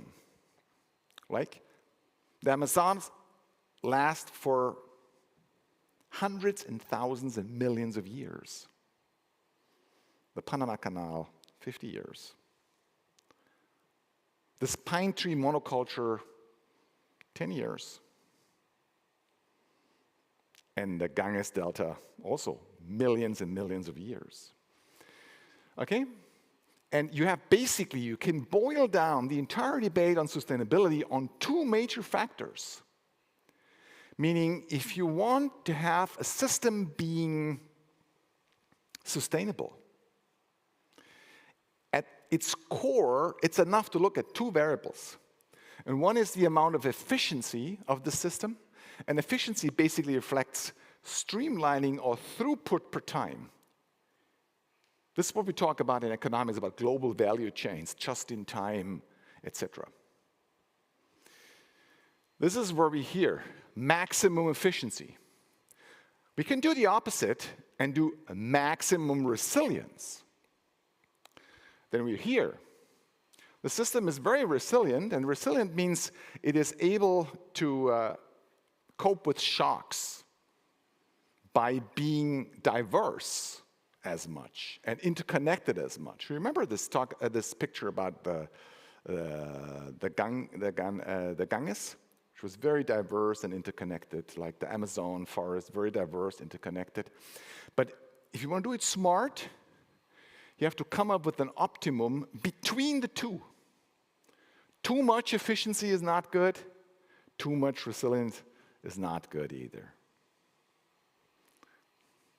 So how should economics look like in times of the corona, in times of the Anthropocene, in times of these asymmetric shocks ahead of us? We need completely different types of risk assessment. We need completely different types of how we organize our economy, which means we probably entering a phase where in part, not in all parts, but in part, we have to regionalize our value chains. We have to learn to reduce our wealth standards, where we learn that less is more. We have to learn that agriculture has not to be a monoculture, which is efficient, but rather regenerative, where biodiversity, bioproducts, and humus restoration becomes relevant. We're learning that economics have to happen within the right balance of efficiency and resilience itself. And we're going to learn that there will be new rules of what's going to be common, a public good, and what is a private property. And finally, it's about reshaping, which means basically what we all can do here in the hall. Eating a veggie burger, or riding a bike, or staying at home instead of taking a plane. All these 7 rules are going to apply in one way or another if you want to cope with the challenges of the Anthropocene.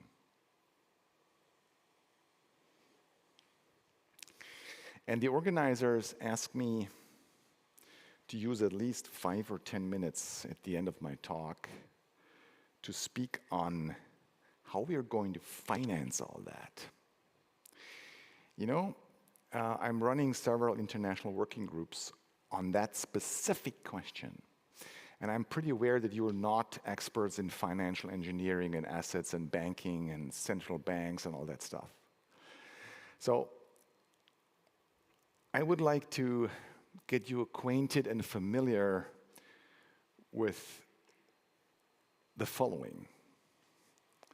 Look, this is our value chain here. Okay, that's what we're doing. There's central bankers, commercial banking system, and then we do something. For example, we develop a software program. We build a tank. We produce, manufacture a bike. Or be farmers, or educators, or professors. And at the end of that pipeline, we basically tax and fee this value chain and use parts of that money to finance our sustainability goals. Economists call it end-of-pipe finance. So we do whatever we already used to do, and in the end of that pipeline, we fee it and we tax it and use that money to finance sustainability. And in parallel, you have what economists call a shadow economy. About a third of the entire world economy is not happening illicit, but not happening transparent, but illicit. It's happening in the shade. And this part is pulling the entire world economy in the wrong direction. We want to go there. This is the future for us and our kids. Not there and not there. Okay? The point is, now it's getting a little bit tricky macroeconomically. Everything you're doing within that value chain here, right? Whatever you're doing, developing something or manufacturing something or lifestyle changes or producing or trading, whatever, it still depends to 78% on the fossil industry. That's what we're currently experiencing with the food and energy price inflation here in Europe. And we're experiencing that this pathway is growing globally with about 2, 3, 4%. And anytime you create a windmill at the end here, or a solar panel, or doing good, you basically feed back with your income, with your investment, exactly in that value chain, and economists call it the multiplier, by factor 1.8 to 2.0, which basically stabilize the entire system here. And this is one of the major reasons coming from the financial sector why the first three graphs I showed you, the exponential growth of the CO2, the loss of the species, the zoonosis, and basically all major other biophysical data have not really changed. Because we add a windmill right there, and it feeds back into the system. This is very expensive. Very, very expensive for mine and your generation over the next 20, 30 years if we don't accelerate a change. And the change is, as of me and as from our working group, primarily has to come also from the financial sector. Remember I showed you this graph where we say the optimum for a sustainability future is between resilience and efficiency. And we're saying the optimum is right there, so it's in the middle. But if you zoom in, it's actually not exactly in the middle. It's 2/3 bend towards resilience and only 1/3 towards efficiency. And what we're doing right now, we have a monetary monoculture, that's what it's called, where we basically crash again and again and again, and then collapse and have crisis and work ourselves all the way up here, and then we have a monoculture that crashes again and collapses. This is the cycle we're in, over and over and over and over again. We can do better. And this is now the link to your business, because you are IT guys, IT nerds, why it is affecting your business. I show you. Look at the screen graph here. There is enough empirical evidence now that in at least 2 fields in the financial sector, something is happening that never happened the last 500 years. And one is directly affecting your community, your IT community. It's basically, one is private cryptocurrencies. They have a market capitalization of about 5 trillion already, 5,000 billion globally. But it's a private currency, and it's a private currency running in parallel to the given value chain. And the second debate is something you're going to have the next months and years, and you will recall this talk by simply remembering this abbreviation, CBDC, Central Bank Digital Currencies. 89 central banks are experimenting and operating already with another currency. China is doing it already.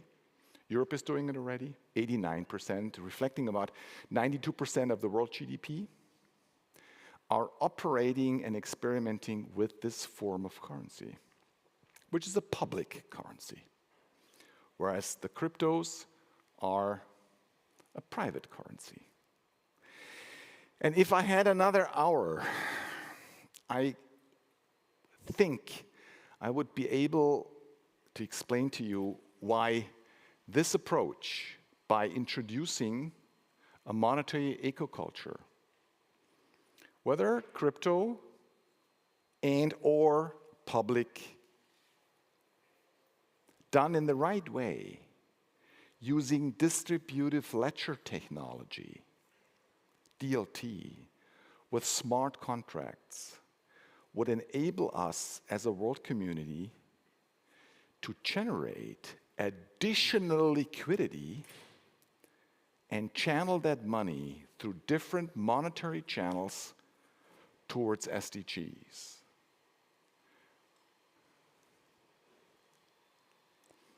And then we would not end up with an optimum here.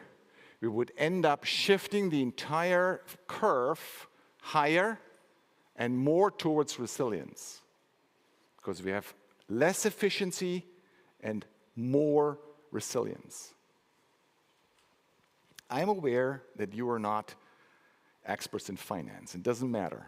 It really doesn't matter. And what I would like to sum here, for all of us, we're now living in a new era called the Anthropocene. And we have to be very careful about the narrative we're telling each other. For me, it's a narrative that is less of a crisis, but more an emergence of a new state of societal aggregation. And this requires a new balance between efficiency and resilience, and this has at its core, as the main accelerator, or as the main catalyzer, an adapted, upgraded monetary financial regime. First time where finance doesn't drive sustainability, but the reverse. Sustainability is driving finance. And I published a lot on that stuff, and can read and Google my stuff, but you shouldn't actually read it, because that's for the finance nerds. But you should read this book. And you know what's really astonishing? Kim Stanley Robinson is a world bestseller author in fiction novels. He writes fiction stories about the future. And this was a best-selling fiction novel about a ministry for the future, sold in all over the world in 20 languages. And I got called up by my family saying, "Hey, Steve, Did you read Stan Robinson? I said, no, I don't have time to read fiction stuff. They are explaining he's explaining in that book exactly the same mechanism you're exploring with your working group over the same period of time, published in the same month of the year with scientific evidence. It's the first time where science fiction meets scientific evidence, where fiction meets facts. This is what I found super exciting for me, because I'm not an IT nerd, but I am a fintech nerd. And I might like to thank you very much for your attention, and I'm looking forward for interesting Q&As. Thank you very much.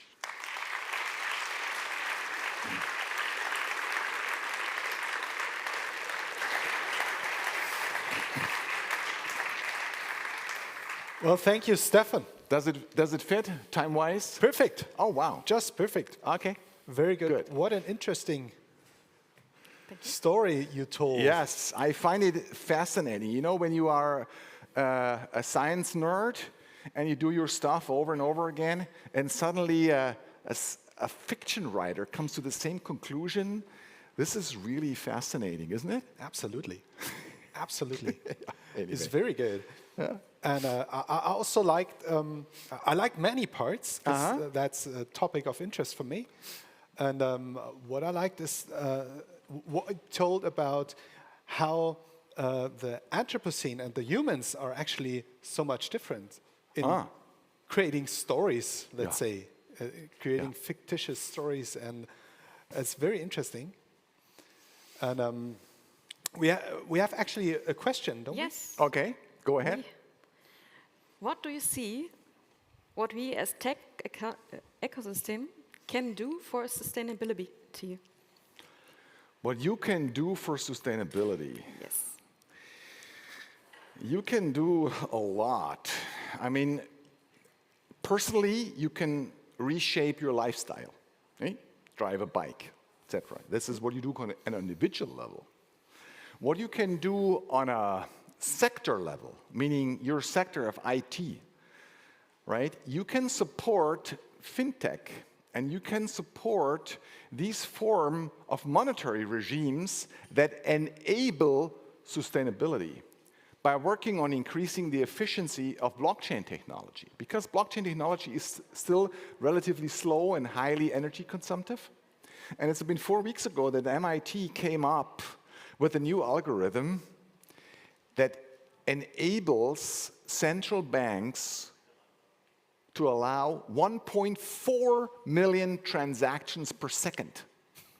This is 5 times more than Visa is doing already right now.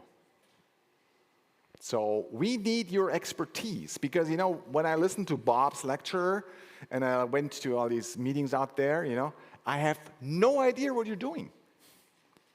It's far too complex for me, far too complicated. So we need your brain. We need your expertise. You have to lean in for this common future. Yeah, thank you. And I think the same applies to us. This is a complex subject that you are talking about, and I think what you achieved is to bring it to a level where everyone could understand what happens. And this was the goal. Yeah, perfect. I really liked it. Okay. Do we have any more questions here? No, actually not. There was one question. One question. It wasn't actually a question, just a comment. It was a great talk, and thank you. Yes. And I think we would like to say thank you to you as well for joining this conference with a completely different topic, very well presented and very well understood. We have still a little present for you. I'll fetch it. Yeah. And I would like to thank you for the invitation. And please don't hesitate to contact me out there at the coffee break and get back to me. We are living in exciting times, and we all need you guys on board. So, and Stefan, I think you can say something. Oh, yeah, about that's just a little present from the organizing team. That's Gin. A gin from Oh, Kolbermoor, wow. Bavaria. You're a Bavarian? Yes, yes. It's sponsored by Tech Division, and every speaker gets one, so have fun with that. Thank you. Thank you very much. Thank you for having me at your show. I'm looking forward for a common future. Thank you, Stefan.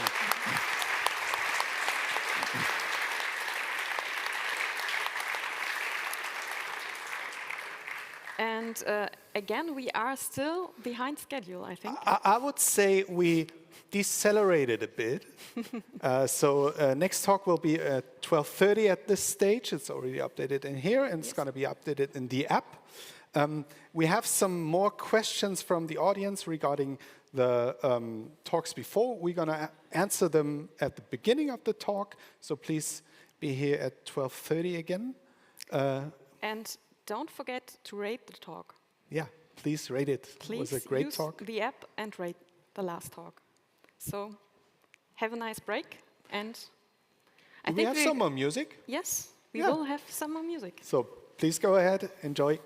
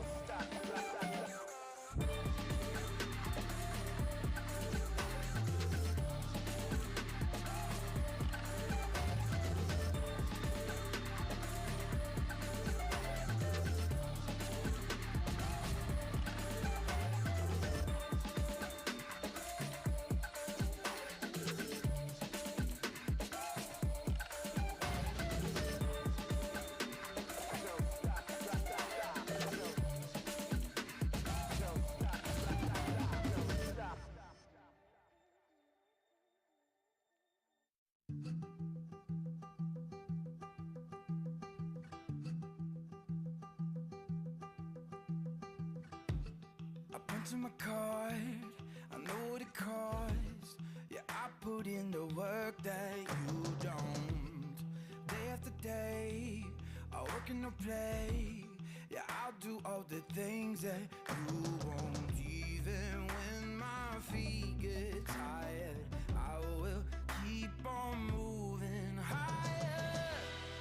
I'm the story you don't speak of. I'm the one they call the underdog. 'Cause every time the push comes too sharp, I'm climbing over you to reach the top. 'Cause I want everything and nothing at all.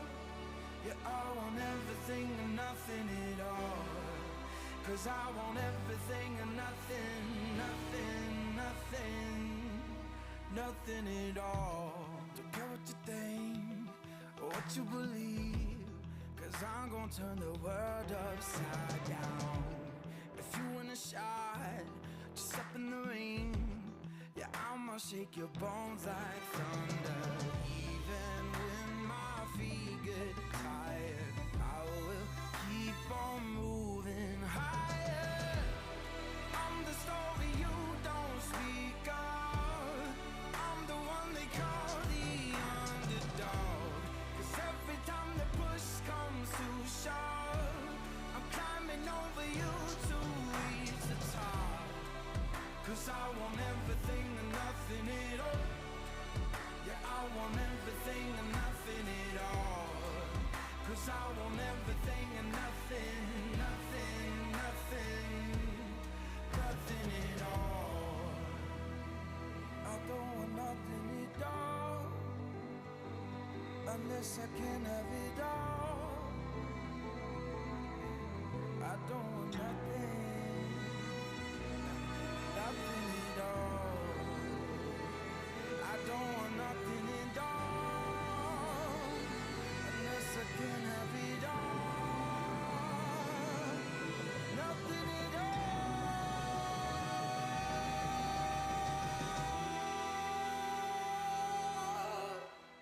Yeah, I am not the favorite son, but I'm the one who's been here all along. 'Cause every time the push comes to shove, I'm climbing over you to reach the top. 'Cause I want everything and nothing at all. Yeah, I want everything and nothing at all.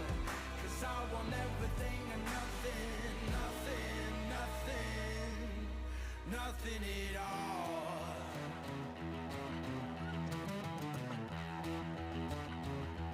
I don't want nothing at all, unless I can have it all. I don't want nothing at all, unless I can have it all. No, I don't want nothing at all, unless I can have it all.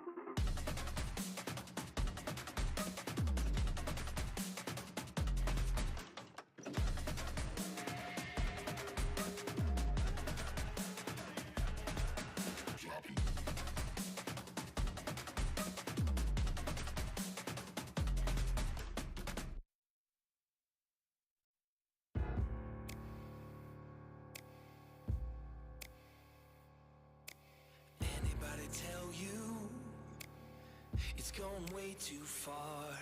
No, nothing gonna help you when it falls apart. The prophets and the preachers told you, but you covered your ears, and now the end is near. Gonna tear it all down. Gonna tear it all down. Gonna tear it all down. Gonna tear it all down. Call it revolution. Call it whatever you need. Make a resolution. Battle till you bleed. Prophets and the preachers warned you, but you waited too long, and now your chance is gone. Gonna tear it all down. Gonna tear it all down. Gonna tear it all down.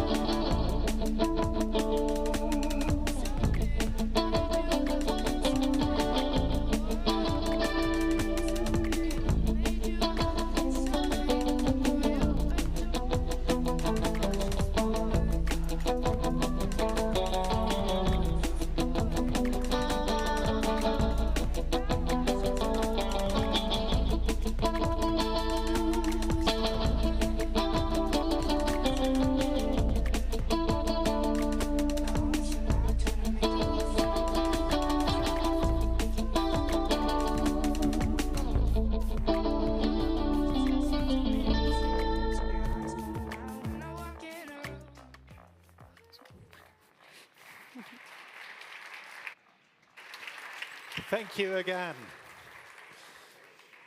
Well, do you enjoy the conference so far? Yeah? Great. So before we come to the next talk, we have some questions as we just announced. And which one is the first question? We had questions on the conference opening. Oh, yeah. The first one was, will there be a coding session? As far as I know, not an official one, but if you like to have one, feel free to ask someone from the core team. And I think we are able to organize this. And the second question was, will you show both speaker sessions live in different live streams? And as far as I know, there are two live streams. It's a bit late. I think the question came from Switzerland, and I think they might have found it already. And afterwards, we had two questions from the keynote. Yeah. Who allowed you to publish a photo of my defenseless, drunk self? This is easy to answer. You didn't have a red dot in your face, so that we knew you wouldn't want to be photographed. And the second one was, why sponsoring rates are so odd, like €2,083? This is just because of value-added tax, because this is something we give to, we don't keep, and that's why it's a bit weird. So that was it. That was it. And now? Next talk up. This is Yannick Witschi. From Switzerland. From Switzerland, joining us. He's from the Contao community. Yes. I got to know him last year when he was member of the NEOS Award jury. And now he's live on stage here talking about what he did to make Composer memory efficient and fast, because he really worked on that pretty much. I read his blog post. I'm looking forward to his talk. Me too. And give it up for Yannick.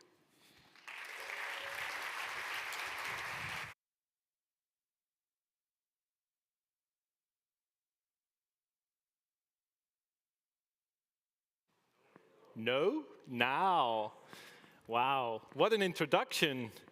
I didn't expect to get an introduction like that, so I actually prepared the first slide to introduce myself, which I normally don't do because I guess you're not interested in my person, but in the story I'm about to tell.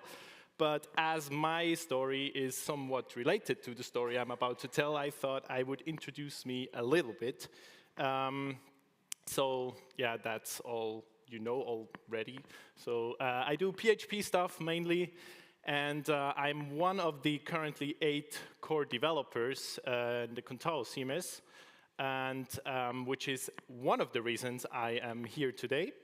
And yeah, as you've already heard, Stefan mentioned that I was part of the NEOS Award jury last year. So this is not my first encounter with your community, and I was actually part of the first online edition 2 years ago, which was a lot of fun. So here I am again. I do love to talk about a lot of stuff. So unfortunately, today I will have to leave early because we are actually having a Contao bar camp in Potsdam. So I get like full-blown conference experience after 3 years, which is great. So this will have to wait for another time. So why me? So why am I on stage today? It's actually quite fitting that I'm talking about efficiency, because the people that have listened to the talk before know that we have to talk about efficiency and, you know, using up less RAM and runtime and everything. So it's actually great. So whoever did the schedule, well done.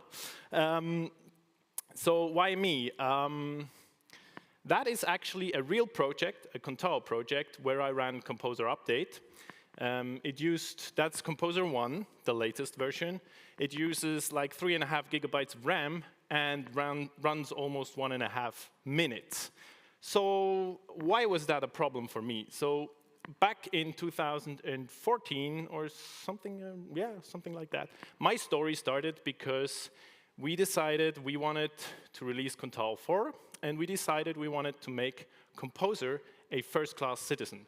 So unlike many other CMS, which you might probably know, where Composer is kind of, this sidekick thing where you can sort of install plugins with Composer, but also not, we decided we don't want to have this. We wanted to have dependency management with Composer and only Composer.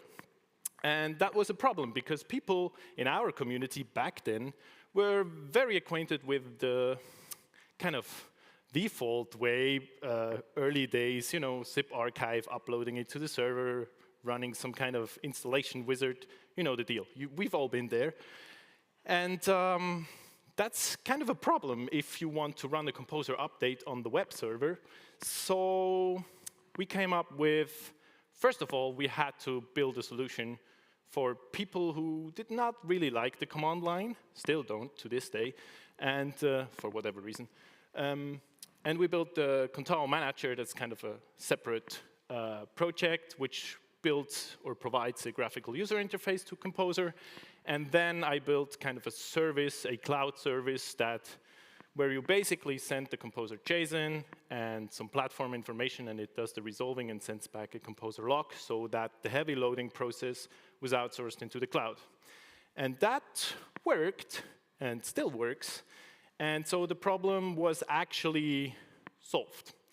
However, I found that quite intriguing. Like, why would a software need 3.5 gigabytes of RAM growing?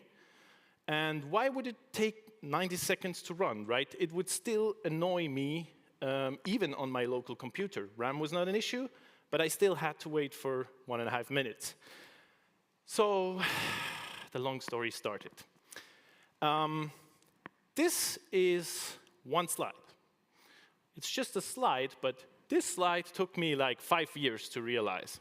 So the problem behind the memory usage are the number of rules. And we'll get to what rules are in a minute. But that is the problem. And I spent nights, and days, and weeks figuring out, micro-optimizations here and there, getting acquainted with the Composer internals. And I failed. I failed again. I failed over and over again, because that's what we do in programming, right? So the rules are the problem. And this number here, you cannot really read that very well, but it's 5.6 million rules. And those are PHP objects. And now if you just take a few bytes per rule object, that will basically end up in 3.5 gigabytes of RAM. So the rules are the problem, and that's why we're going to focus on them for the rest of the talk. So Composer is a dependency manager, a package manager. It's a dime in a dozen. It's the best one out there, by the way. Just wanted to say that. For all the people that are applauding, I guess they had their experiences with, Yarn and NPM and other stuff, maybe. So Composer's main task, it does a lot of stuff, but its main task is to find a compatible solution of all the packages in your dependency tree, right? And so that only one version of every single package is installed in the end, because that's how PHP works. There's no way, there's no official way as to how you can run the same class with the same namespace with 2 different versions, right? You can do class alias and, different autoloaders, but don't. This is, in mathematics, we call this Boolean satisfiability problem. Now, this is it's a very complex name to say either it's solvable, true, or it's not, false. So there are 2 outcomes. That's why it's called Boolean satisfiability problem.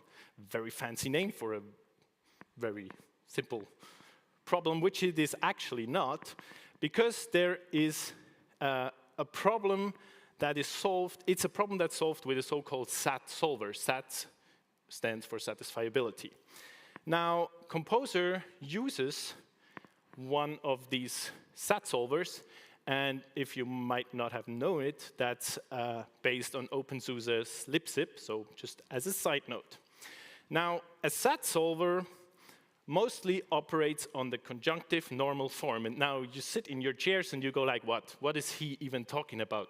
You know, I didn't come here for a math lesson, right? And basically, that's one big and statement that consists of or statements. And yeah, now you still sit in your chair and you, what is he talking about? So I brought you an example.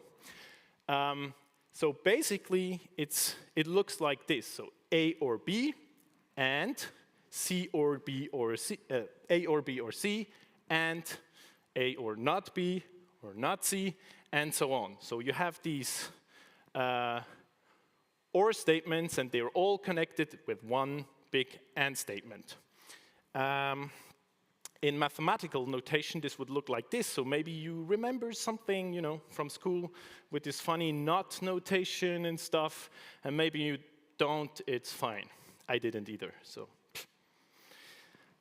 Yeah, the letters is what we call literals, and every bracket, every or statement chain we call a clause. And the question a SAT solver tries to answer is, what assignments do we need for the literals? So what value does A have to take, or B, or C, in order to have this whole AND statement resolve to true? If there is a solution, then it would resolve to true. If there's not, false. And in our case, those literals are the packages, right? The versions, so we can find out which ones are compatible to each other. And we're going to look at that in a bit more detail right now.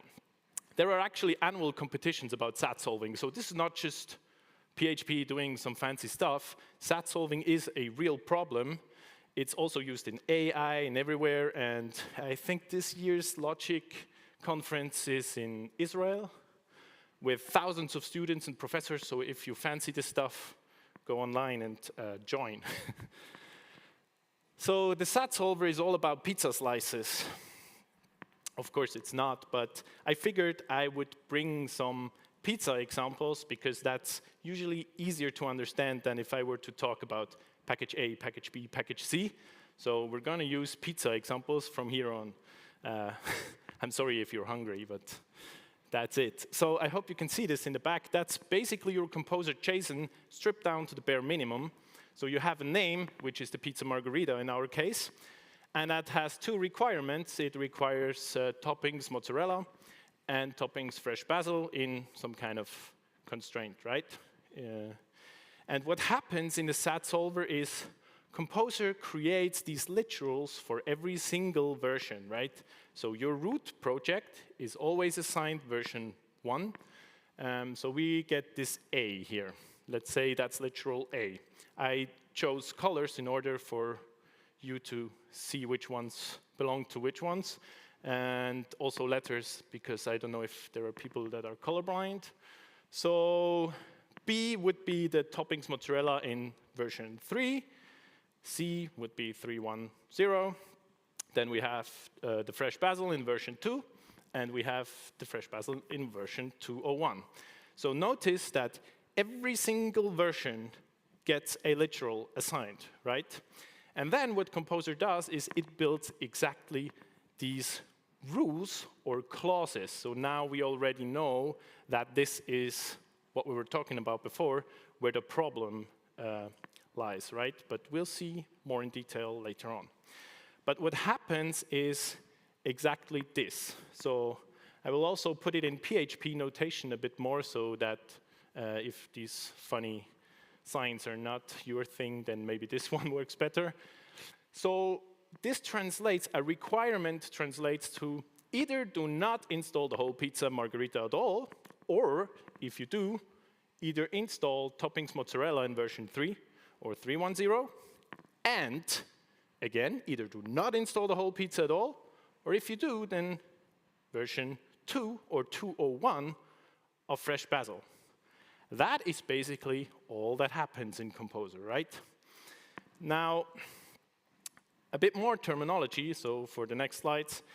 So we have the solver. That's a class in Composer that represents the SAT solver. That's like the heart of Composer. Then we have a package. And for you, a package is probably the name in different versions.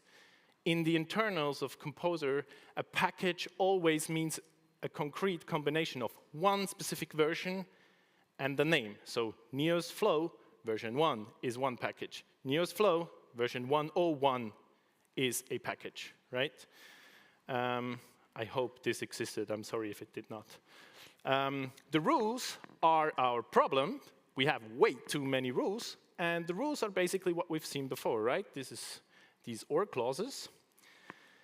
Then we have the repository. You should be familiar with that. So you have packages.org. If you use private packages, well done. Then you use packages.com or your own GitHub or whatever VCS service.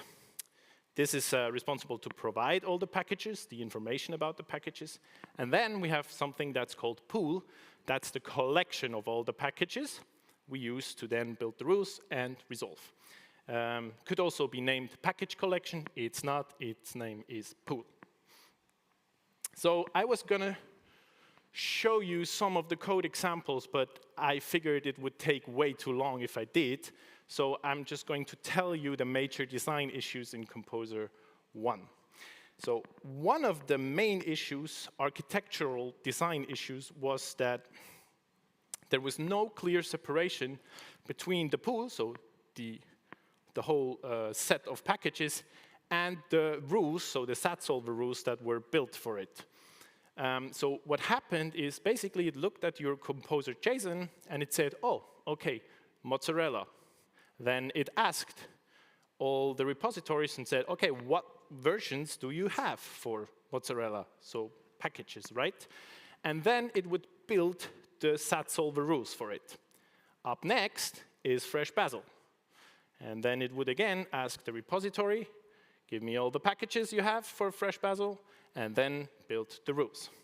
So it kind of tried to do some smart stuff with lazy loading rules, and it was basically all in vain because at the end of the day it needed all of it anyway. And that just limited us in applying, we couldn't apply any optimizations because two things were done at the same time, and as we all know, separation of concern and stuff, so that was a problem. And the second problem was that it loaded all the versions of a package that existed into memory. So I picked Symfony Console because you might be familiar with this one, as I've seen it's also used in Neos.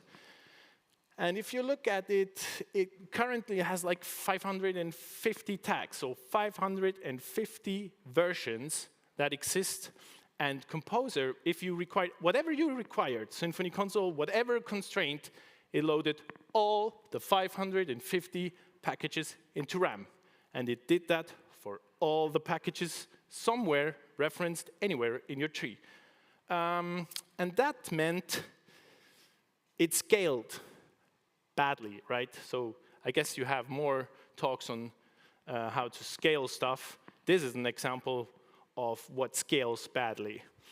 So Composer basically became victim of its own success. So I don't know how long you've been around, but 10 years ago, I think the first commit of Composer was April 2011, and then there was this framework interoperability group, FIG, with PSR 0 and all these discussions about autoloading and stuff. So the world we live in today is actually very good for PHP. So 10 years ago, this was not the case. And basically, Composer was just not built for that many releases to happen, right? So the complexity grew with every release. So every time you tagged a new version of your package, the whole complexity would increase. And also, the more the communities try to collaborate with each other, so I'm fairly sure at some point, somewhere in Neos, some of my code is running, and the other way around, by using Symfony components, for example. And yeah, so the question is now, well done, so you figured it out. Why didn't you solve it in Composer 1? This would have been easier than waiting for Composer 2, right? And the problem is, Composer also provides plugins. You might be familiar with that because Neos has one too. And there are over 1,500 plugins today. And you could hook into, the pool. You could provide repositories dynamically. You could basically do anything. And that would have just been a major BC break if we started to change architectural stuff there. So that's why it couldn't happen in Composer 1. Now, straight to Composer 2. So today I'm talking about my story, which means I'm going to leave out a lot of stuff, a lot of optimizations that went into Composer 2, which is a pity, but it's just we don't have time to look into all the stuff that is better in Composer 2. And there's a lot of stuff. So better protocols. We have parallel file downloads of metadata, of the packages, unzipping the file. So once it's downloaded all your dependencies, it needs to unzip them, right? And that's done in parallel. More complex stuff with the constraints have been improved. And that's all work that was done mostly by Niels and Jordi, the creators of Composer. And they had to do it with PHP 5.3, which is kind of impressive because, parallel stuff with PHP 5.3 is no fun. So, yeah. But the major improvements I'm going to talk about today happened in the dependency resolution process, so where the SAT solver actually resolves the problem and gives you the result of what is compatible to each other. Yes, so we're going to look at it a bit more in detail. Now, all of the improvements I'm going to talk about have the same goal. They share it. We want to bring these 5.6 million rules down to a manageable number of rules because otherwise they're always going to use 3.5 gigabytes of RAM, right? And this happened in 3 key areas. We have the multi-conflict rule. This was released in Composer 2.0. We have the pool builder. That was also released in 2.0. And then we have the pool optimizer. That was released with version 2.2. As a Christmas present last Christmas. I gave you my heart. So let's get straight to the multi-conflict rule. Require rules, we've already looked at them. So this is the same example as I showed you initially. So we know how a require rule looks like. So it's this not rule project, and then all the requirements are just or B or C, so all the versions that exist of a single package name are just one statement. And this means as soon as you define a new require rule in your Composer JSON, it basically ends up being one clause, one SAT solver rule, which is great. So one more just means one more rule. There's not a lot we can optimize about that, right? Now, there's not just requirement rules, there's also conflicts, as you know. And for this example, just does not make a lot of sense, but just imagine that our pizza margherita would now conflict with mozzarella and fresh basil, but we would still have the same examples, so the same literals, the same versions. And just as a reminder, this is what it looked like for a require rule. And now you could go and say, so conflict means not installing, so clearly we just have to negate the literal, right? So it would look like this. So again, either no pizza margherita, or not the mozzarella, or not the version 3 of mozzarella, or 3.1 of mozzarella, and so on. But some of you might have already noticed while I was saying it that this cannot work, because it means either not B or not C. So that means one of them is allowed, right? Because it's or. But it's a conflict. We want none of them installed. And so that, unfortunately, doesn't work. Now, conflicts are represented in what we call two literal rules, because always two literals. That's what it would look like. So not B, and not C, and not D, and so on. So that means there are as many rules as there are conflict combinations, right? It's not so good, but you could argue that, in your daily business, you would more frequently use require rules rather than conflicts, right? But there's this concept of self-referencing conflicts. So have you asked yourselves, how does Composer ensure that it only ever installs one version of the same package? So how does it know that if I say Neos Flow in version 1 or 101 or 102, how does it ensure that only one ends up being installed, not all of them? Right, conflicts. So every version conflicts with every other single version of the same package. For the ones of you familiar with combinatorics, that is called n choose k. That means k in this case is always 2, because it's a two literal rule. So how many combinations with 2, when you choose 2, are there in, let's say, we use the example we had before, Symfony Console.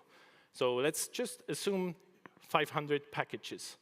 How many combinations can we do if version 101 conflicts with 102, 103, 104, 105, and so on?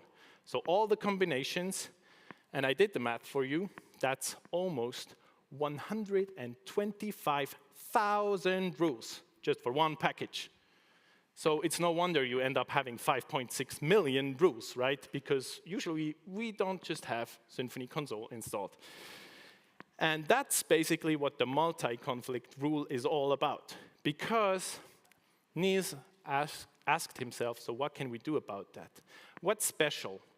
So if the pizza margherita conflicts with toppings mozzarella in version 1, we cannot optimize a lot of stuff because it could conflict with version 1, but not with version 2. So there's not a lot about that we can optimize.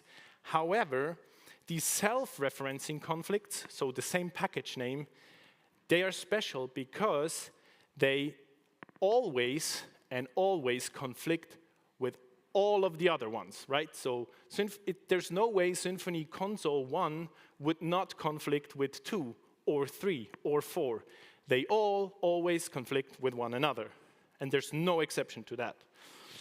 And Niels actually managed to represent exactly that case with one single rule, which required special handling in the solver, which is also the reason it wasn't done in Composer 1, because it's kind of surgery on the heart of Composer.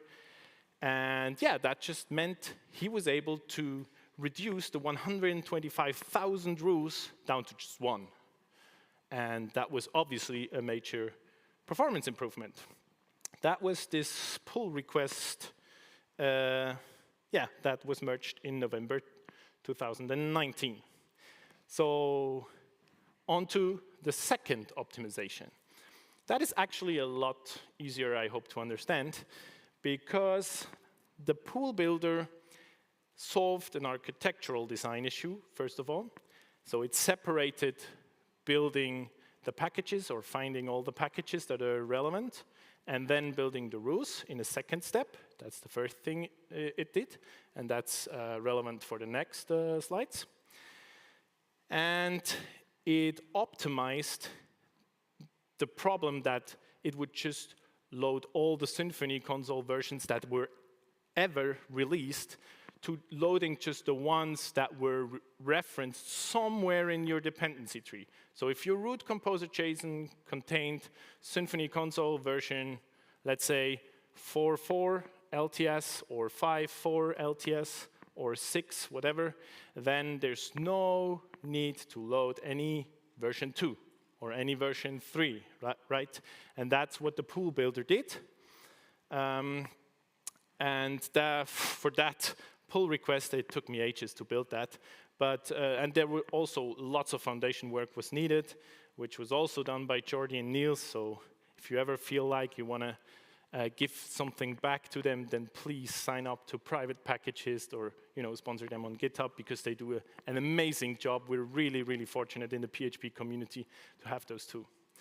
Yeah, and that again meant a massive reduction of packages and thus less rules that were generated, another performance improvement.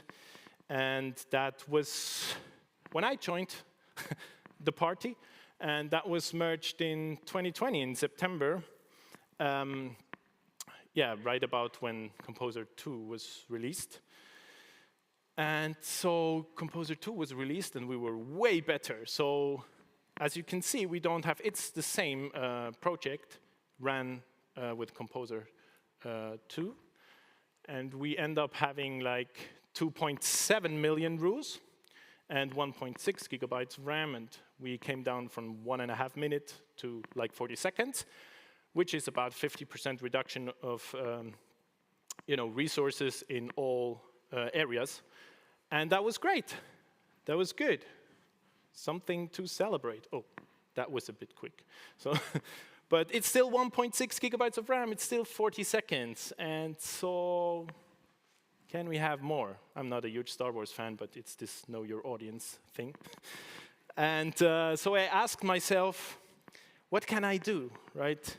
So we now have this pool builder that separates fetching all the packages and building the pool for it. So the pool now contains all the packages that could ever be relevant for the solving process.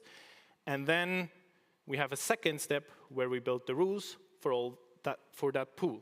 So I was wondering, is there a way how we can reduce or how we can throw away packages in the pool already in order to not even build rules for them, right? And in the PHP world, we are very, very, very lucky. PHP is a great language. PHP is a great ecosystem. So if you ever, if you have ever had the problem of finding a package for your problem, try doing that or finding the right one in the JavaScript world as opposed to the PHP world. I'm telling you it's a lot easier in the PHP world, but you already know that.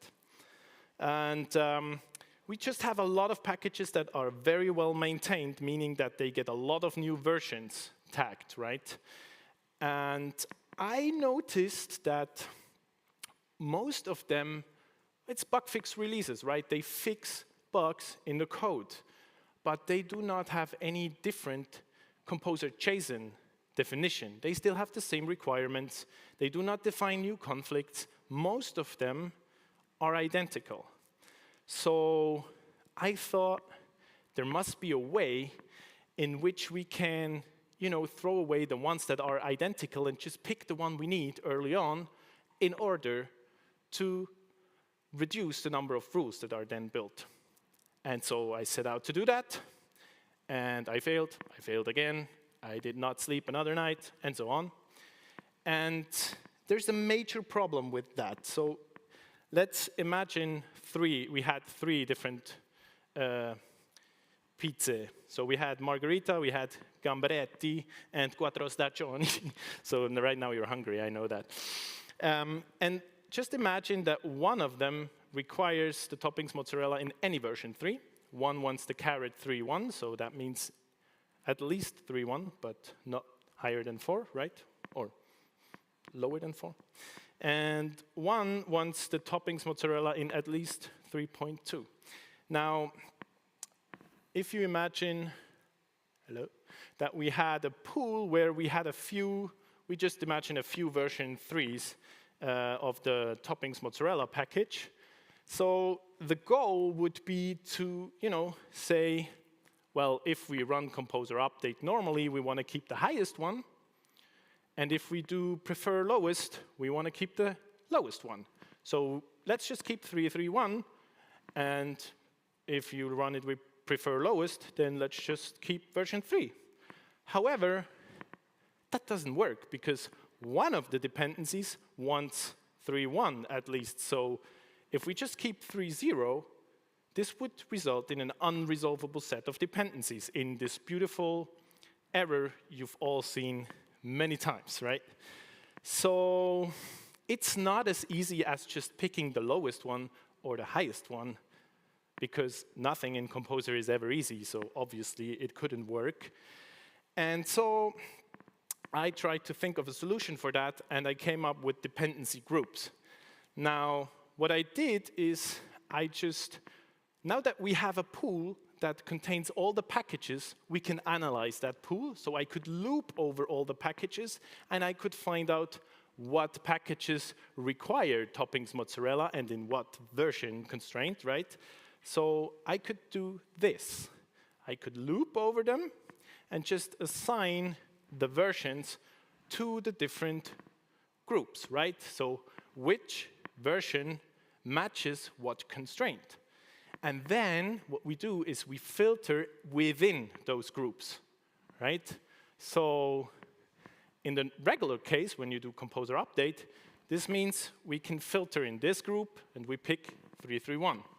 In this group, we filter 331. In this group, we filter 331.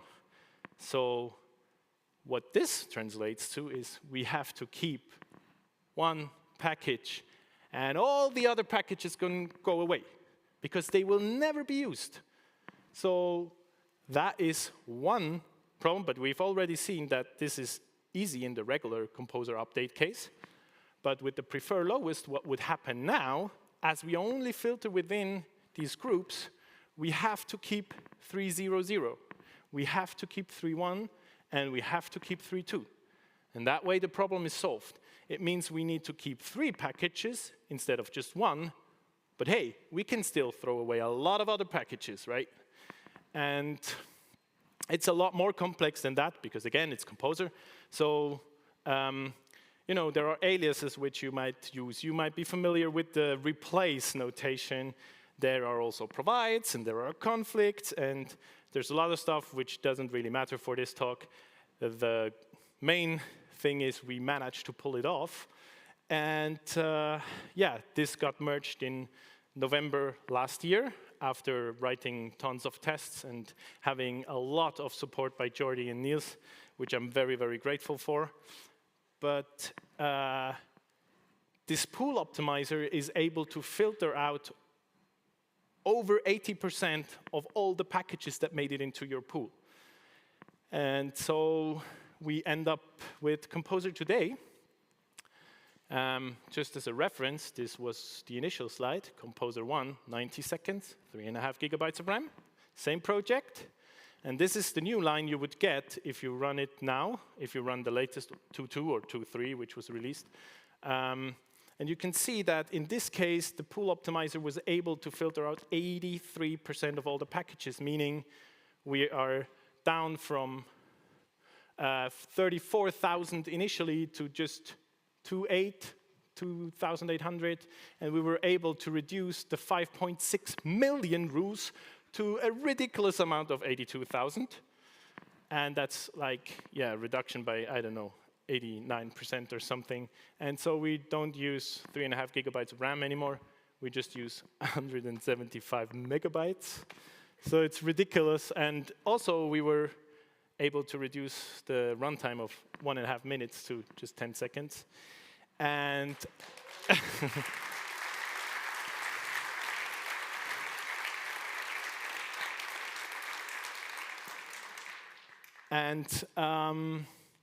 another number you might not know, but Jordi told me that he has some statistics on it. So every time you run a Composer update on your very laptop or whatever, on your machine, you are one of 3 million this day. 3 million Composer updates. Sure, there's CI. It's probably not all human. I would be astonished if it was.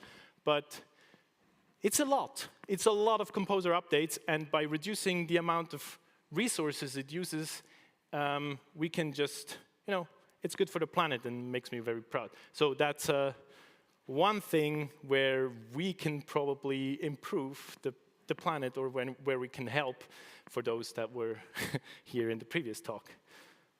Yeah, and that's about the story I have to share.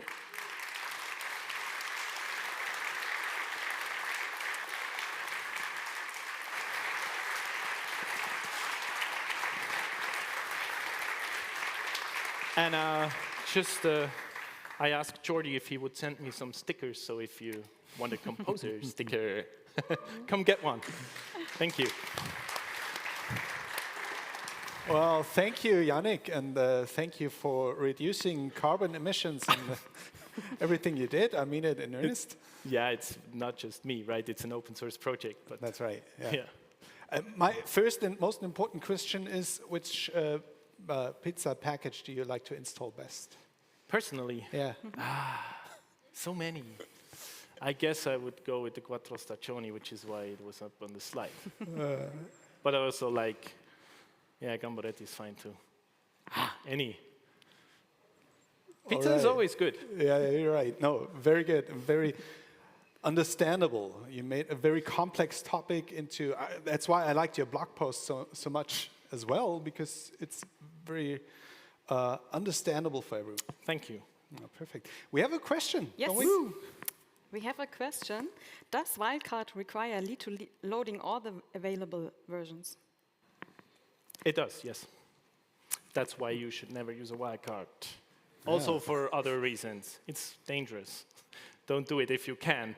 But yeah, it really depends on what exactly you are requiring, right? If you do that on a platform requirement, for example, there's only you only have one version, the one that's installed, right? So if you do the star requirement, or whatever this is called, then it's only one that's loaded because there is only one. But if you do that on Symfony console, it will still load everything into RAM.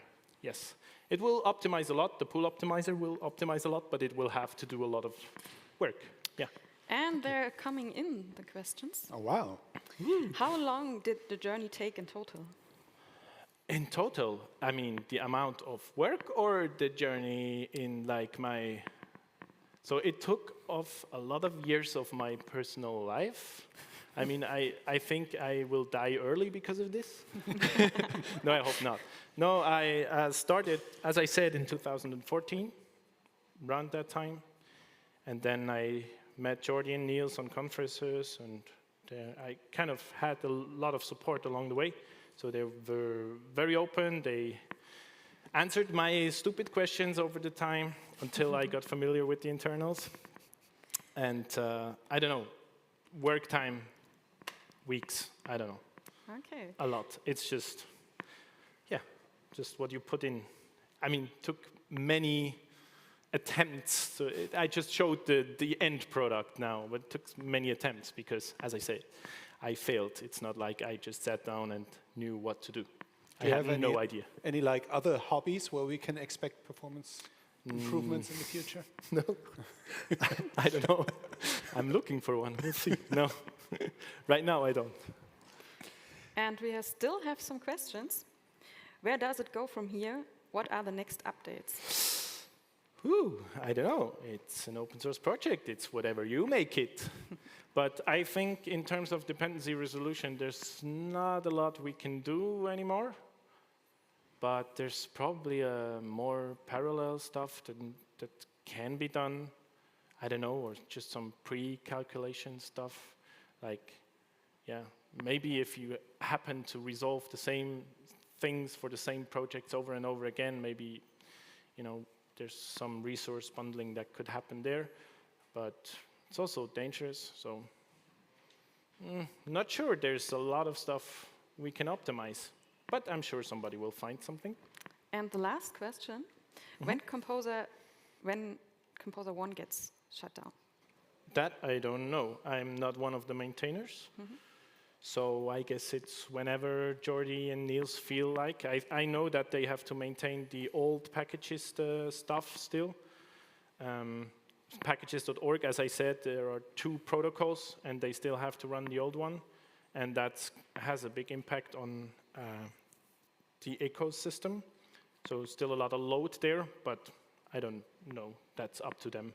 So maybe for the next talk, you will have to invite Jordi again or Niels. So that's from the audience. Very good, thank you. If we miss some questions because we have to reload the page over time, just shout out and we're gonna look at it again.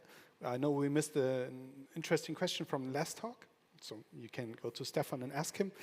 For now, thank you, Yannick. Thank you. Thank you welcome. very much for this very interesting talk. Thank you for having me. Have a Perfect, nice and trip to we still Potsdam. have also a present for you. I'm sorry. Sorry, I forgot. This is, again, a bottle of gin for your journey to Potsdam. Thank you very much. I will try not to drink. Thank you. Yeah, Thank you. Don't forget to rate his talk in the app. Just Please, to yes. state a little thing, the rating seems to be somewhat broken in the app. It is not. It just gets back to the default again, but once you rate it, it's going to be saved and it just shows something wrong. So don't worry, rate the talks, please. And we have more infos for you. We do have, like, the schedule in the app is updated, so the lunch break will take until 2:30 now. So after some music again, you can go out and have your lunch and have some conversation, of course.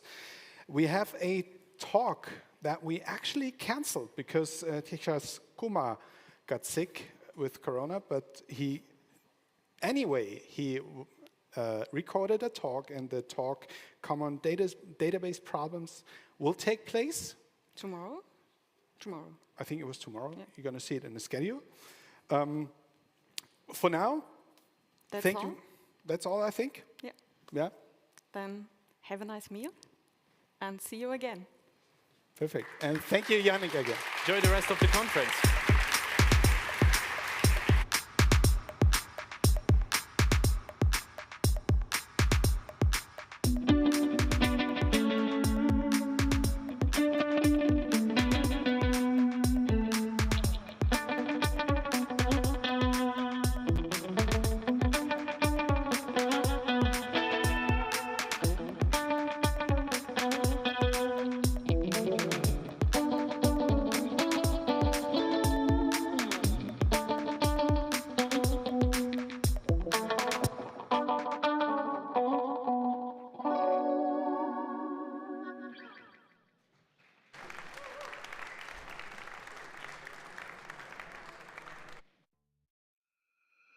Sorry, I made you love me. Sorry, you weren't one. Sorry, I made you love me. Sorry, I'm who you adore. I was just bored. Bored. I was just bored. Bored. I was just bored. No, I was bored. It's ambiguous. Promising not trying to make you a fool. Not trying to make you a fool. You just need some insurance. Your eyes fall out when I walk in a room. When I walk into a room. Sorry, I made you love me. Sorry, I'm who you adore. I know how bad you want it, but you're not getting more.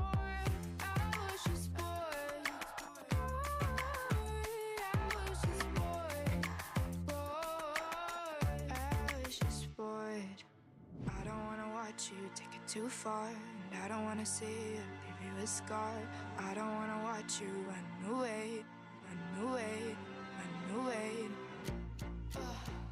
I'm so bored.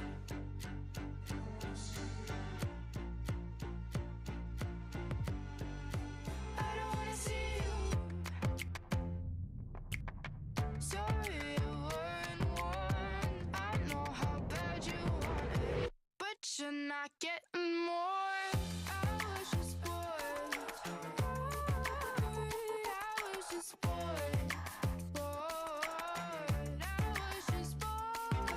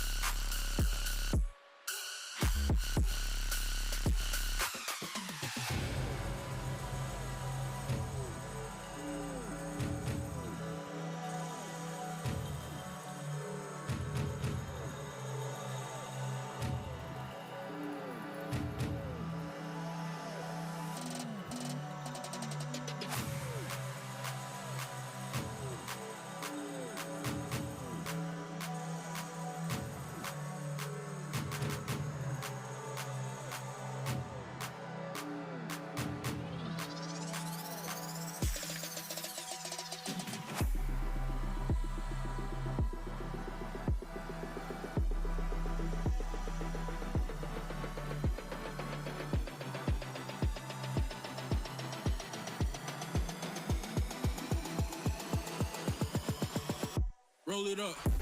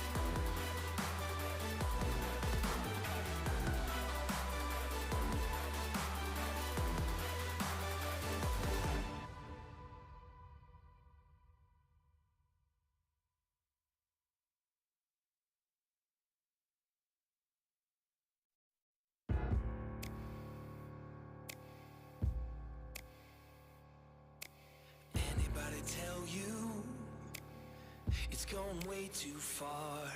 No, nothing gonna help you when it falls apart. The prophets and the preachers told you, but you covered your ears, and now the end is near. Gonna tear it all down. Gonna tear it all down. Gonna tear it all down. Gonna tear it all down. Call it revolution. Call it whatever you need. Make a resolution. Battle till you bleed. Prophets and the preachers warned you, but you waited too long, and now your chance is gone. Gonna tear it all down. Gonna tear it all down. Gonna tear it all down. Gonna tear it all down.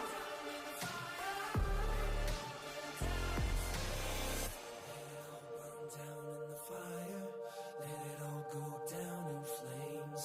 Let it all burn down in the fire. Let it all go down in flames. Let it all burn down in the fire. Let it all burn down in the fire. Let it all burn down in the fire. Ooh, let it all burn. Ooh, let it burn. Let it all burn down.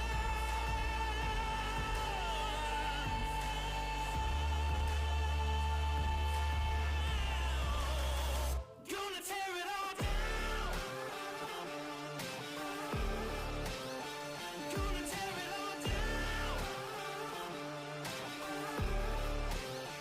Gonna tear it all down.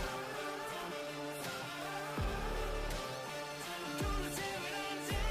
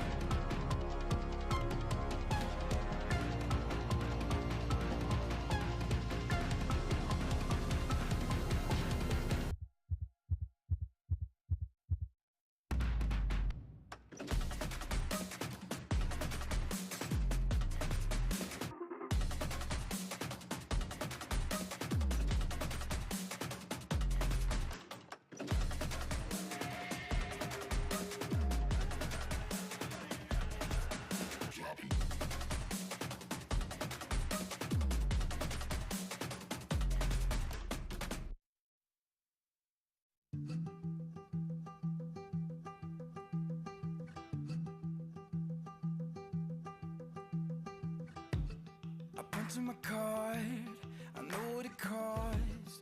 Yeah, I put in the work that you don't.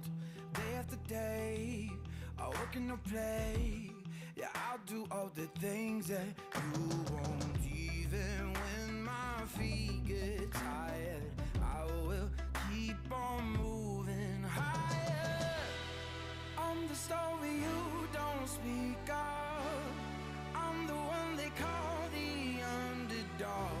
'Cause every time the push comes to shove, I'm climbing over you to reach the top. 'Cause I want everything and nothing at all. Yeah, I want everything and nothing at all.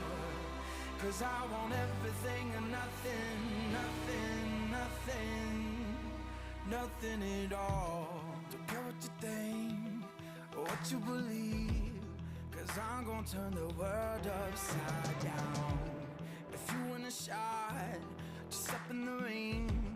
Yeah, I'ma shake your bones like thunder. Even when my feet get tired, I will keep on moving higher. I'm the story you don't speak of. I'm the one they call the underdog. 'Cause every time the push comes to shove, I'm climbing over you to reach the top. 'Cause I want everything and nothing at all. Yeah, I want everything and nothing at all. 'Cause I want everything and nothing, nothing, nothing, nothing at all. I don't want nothing at all, unless I can have it all. I don't want nothing, nothing at all. I don't want nothing at all, unless I can have it all. Nothing at all.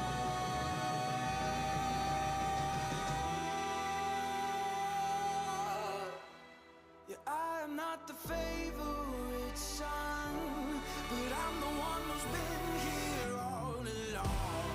'Cause every time the push comes to shove, I'm climbing over you to reach the top.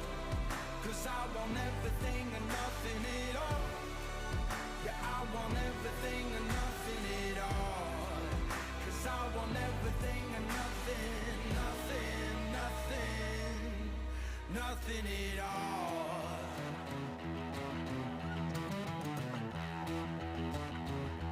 I don't want nothing at all, unless I can have it all. I don't want nothing at all, unless I can have it all. No, I don't want nothing at all, unless I can have it all. I don't want nothing at all, unless I can have it all. I don't want nothing at all, unless I can have it all.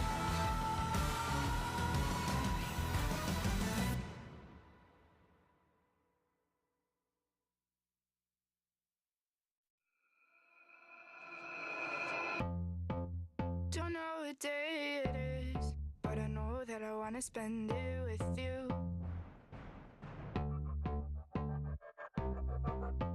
Won't act so innocent. Be careful to know that I'm telling the truth.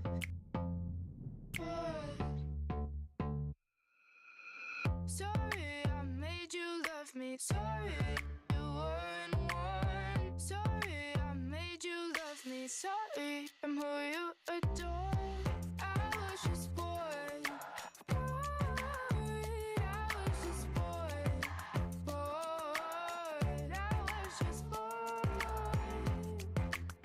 No, I was bored. It's ridiculous. Promise I'm not trying to make you a fool. I'm not trying to make you a fool. You just need some insurance. Your eyes follow mine when I walk in a room. When I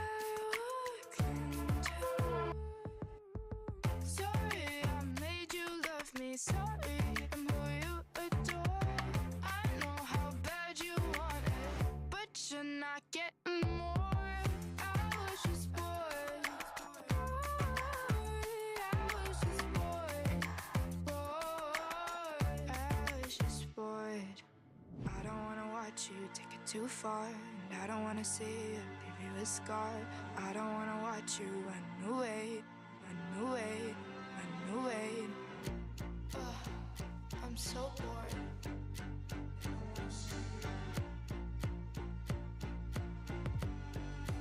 I don't wanna see you. Sorry you weren't one. I know how bad you want it, but you're not getting more. I was just bored. I was just bored.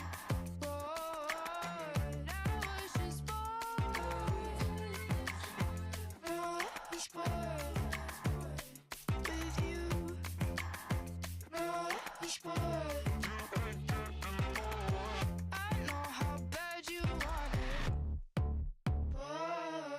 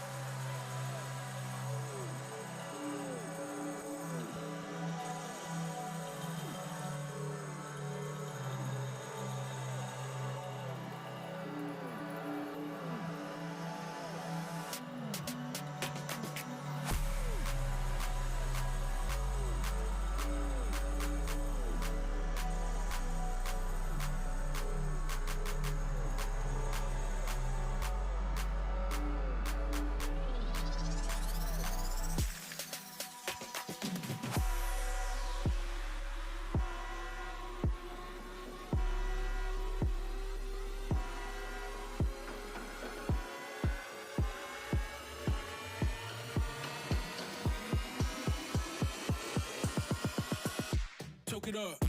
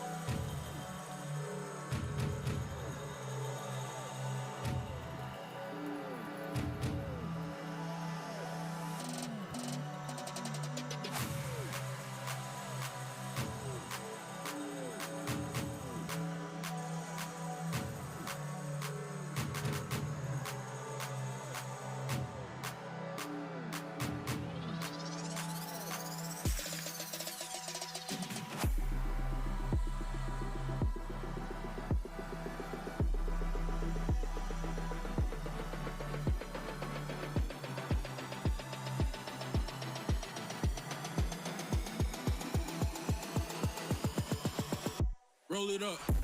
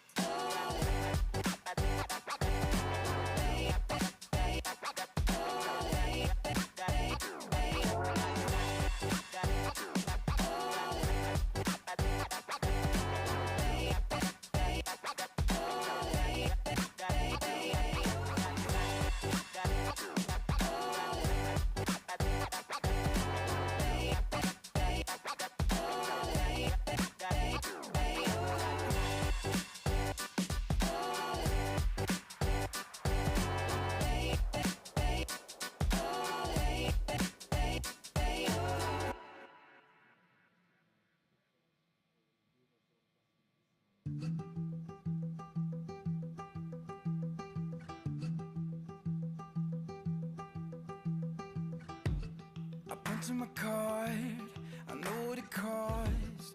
Yeah, I put in the work that you don't. Day after day, I work in the play. Yeah, I'll do all the things that you won't. Even when my feet get tired, I will keep on moving higher. I'm the story you don't speak of. I'm the one they call the underdog. 'Cause every time the push comes to shove, I'm climbing over you to reach the top. 'Cause I want everything and nothing at all. Yeah, I want everything and nothing at all. 'Cause I want everything and nothing, nothing, nothing, nothing at all. Don't care what you think or what you believe, 'cause I'm gonna turn the world upside down. If you want a shot, just step in the ring. Yeah, I'ma shake your bones like thunder. Even when my feet get tired, I will keep on moving higher. I'm the story you don't speak of. I'm the one they call the underdog. 'Cause every time the push comes to shove, I'm climbing over you to reach the top. 'Cause I want everything and nothing at all.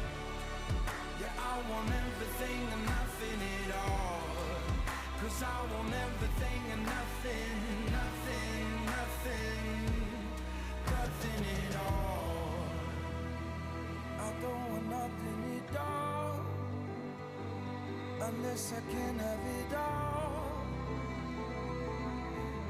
I don't want nothing, nothing at all. I don't want nothing at all, unless I can have it all. Nothing at all.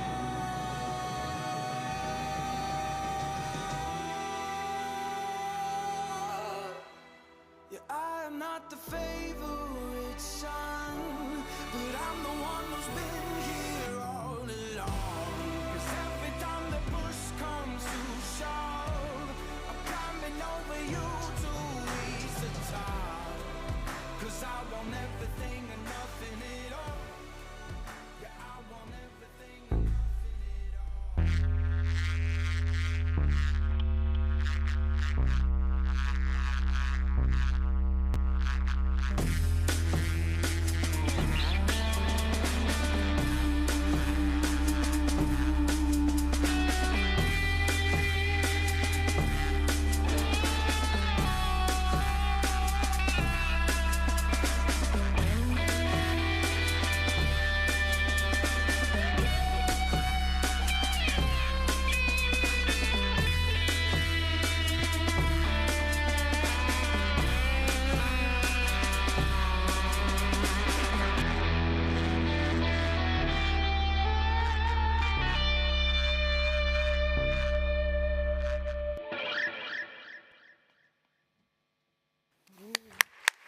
Very good.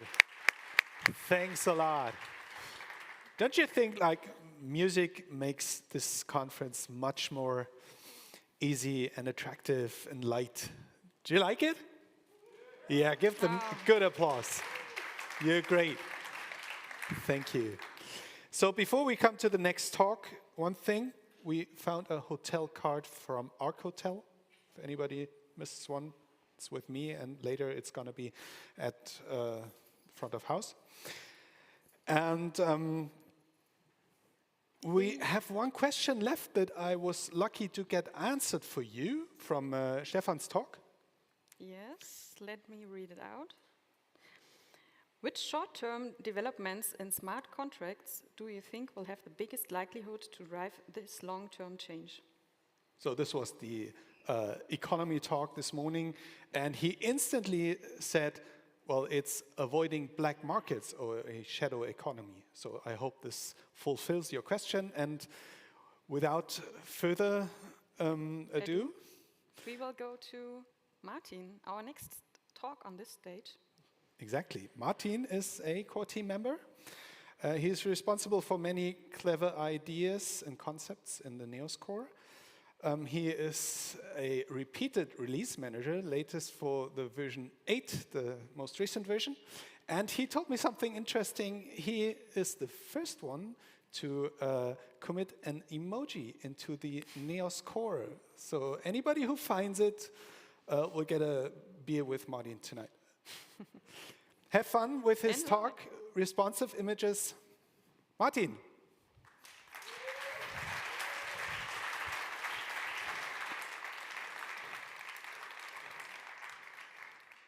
Hello, happy to be together with you all again in one place.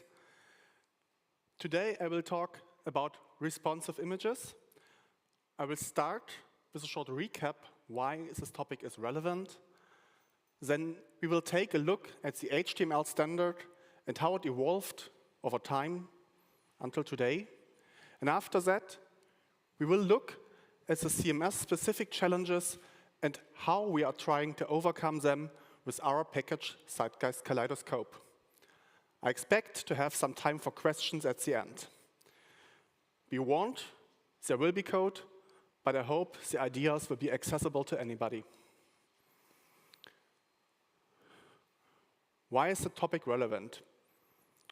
I brought the 4 reasons that are most important to me, of which the first one is devices. The devices the internet evolved on were fairly uniform, and back then we always had the assumption that in an ideal situation, a website should look the same everywhere. Well, that is not the case anymore. We nowadays expect a website to look good and to perform on devices that have a width of somewhere between 600 to 6,000 pixels and may be used in portrait or landscape mode. The second reason is the available bandwidth. While network conditions generally have improved, there are still lots of areas with suboptimal bandwidth, especially outside of the cities. Rural areas may sound not that important for your target group, but keep in mind that rural areas also means your target group traveling or on vacation. So, in fact, most of your customers will experience bad network conditions from time to time, and most likely on mobile devices. The third reason is timing. Images are usually requested by the browser at the first possible time while the HTML is parsed. That means the browsers are loading CSS, JavaScript, and images simultaneously, which means that the browser has no other information at hand than the HTML to make decisions about which image should be loaded and when. Last reason is payload. Images make a huge part of that. Usually, the HTML of a website is about 10 to 100 kilobytes. CSS is roughly the same. JavaScript, slightly more, depending on the framework. It may be up to half a megabyte. But images easily add up to 1 to 2.5 megabytes. That means images make up to 3/4 of the bits we are sending to our customers. In total, of course, you can mess up performance in many ways, but you will not achieve great performance without caring for responsive images. Let's take a look at the standards for images in HTML. It is known that the whole internet was built for cat images. At least we think so. But that is actually not true. The proof for that is that images have not even been part of the first version of HTML back then in 1992. Images were added to HTML with version 2 in 1995 with the introduction of the IMG tag that initially only had the attributes source and alt that are still in use today. Later editions brought the title attributes and the width and the height attribute, which are used by the browsers to reserve screen space while images are being loaded. That finally made cats appear everywhere on the internet as we know it today. The evolution of the image standard then pretty much stopped in 1997, which is a bit surprising since at the same time websites used more and bigger images, and also the devices started to become more diverse. There always have been discussions about adding support for multi-resolution images to HTML, but for a long time those were rejected with the main argument that this would only be needed as a temporary solution until there would be enough bandwidth for anybody to use a single high-resolution image.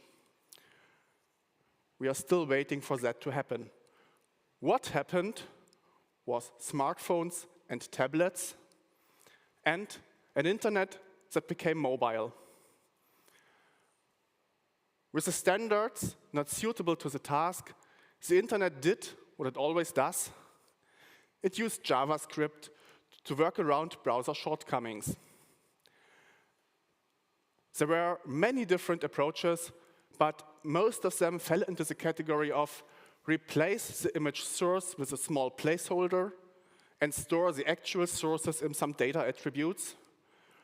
Once the HTML is loaded, JavaScript is then used to replace the placeholder.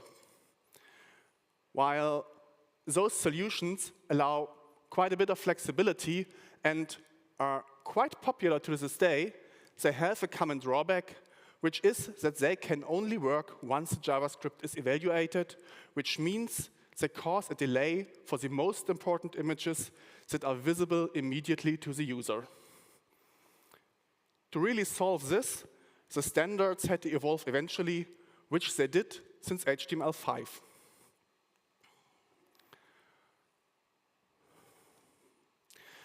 The first use case that was supported by HTML is support for multiple resolutions of the same cat image. This became necessary after displays gained higher resolutions than the 72 dots per inches that have been standard for decades. To achieve this, the source set attribute was added to the IMG tag, which contains a list of so-called candidate URLs that are combined with a descriptor marking the resolution of the image behind the URL. With those informations, plus the resolution of the current display, which the browser also knows, it can choose one of the image candidates and request that image instead of the source at parse time. Keep in mind, all images inside a source set are considered to be equal, resolution aside, and browsers are allowed to take factors like the current bandwidth or things like a data saving mode on mobile devices into consideration while choosing an image. This looked simple and already allows us to specify multiple images in multiple resolutions, but the use for that is actually quite limited because it mainly covers cases where images are displayed in the same dimension across all devices, but in optimal resolution. Of course, that's not a proper way to appreciate cat images, but there are use cases for that. The most common one is company logos. In most cases, we instead want to take full advantage of each device and display the cat image in a matching width with optimal resolution, which means with as many pixels as possible, but not more. Or we want to display images differently depending on the current size and orientation. Both cases cannot be solved by just looking at the screen resolution. We need a way to distinguish between images in multiple widths depending on the size they are displayed in. To achieve this, the sizes attribute was added to the IMG tag to give the browser a hint about the screen size the image will be given eventually. The sizes attribute combines media queries with size hints, and if the first media query did not match, the browser will look at the next until a matching size is found or the default at the end is reached. With the information from the sizes plus the screen resolution, the browser will then look into the source set again and pick one of the images from there. To allow that, the descriptors for the candidate URLs have to contain the width of the image behind the URL when source set is combined with sizes. Again, the browser is allowed to take all information it has into account while choosing an image. So far, we always rendered the same image in different resolutions, but for an optimal user experience, it sometimes would be even better to show different images depending on the context. Important images like key visuals often require different crops of the same image depending on the current screen size or orientation. Of course, it is possible to crop images via CSS, but you should be aware that in that case, your user will load an image that might be twice as big as needed, and transferring a megabyte of data, while 500 kilobyte would be enough, makes a huge difference for users on mobile networks. In even more advanced cases, the user experience would be even better by showing totally different images depending on the different use cases.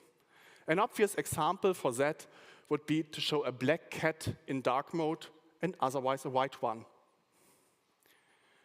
A probably more realistic use case for that would be to allow a different image for square crop and another one for the landscape crop, because it is not always possible to take those two crops in good quality from the same source.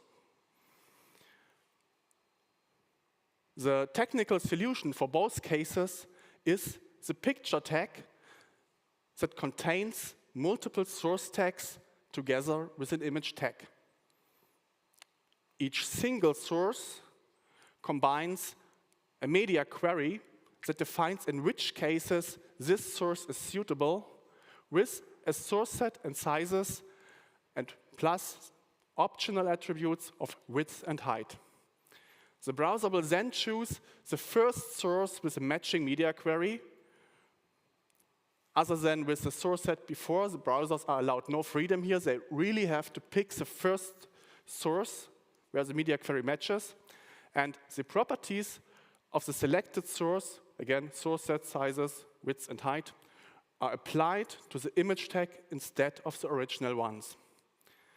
At last, the image tag is rendered as before by choosing one of the images from the source set. The picture tag has yet another use case. If we stick with cats, we know cats come in different forms. Some are skinny, some not, and some even take the shape of the environment they are in. But that is not the kind of format I am referring to. I am referring to the format of the image file itself, which for a long time has been always JPEG or PNG. In recent years, some new formats have emerged that are even more efficient.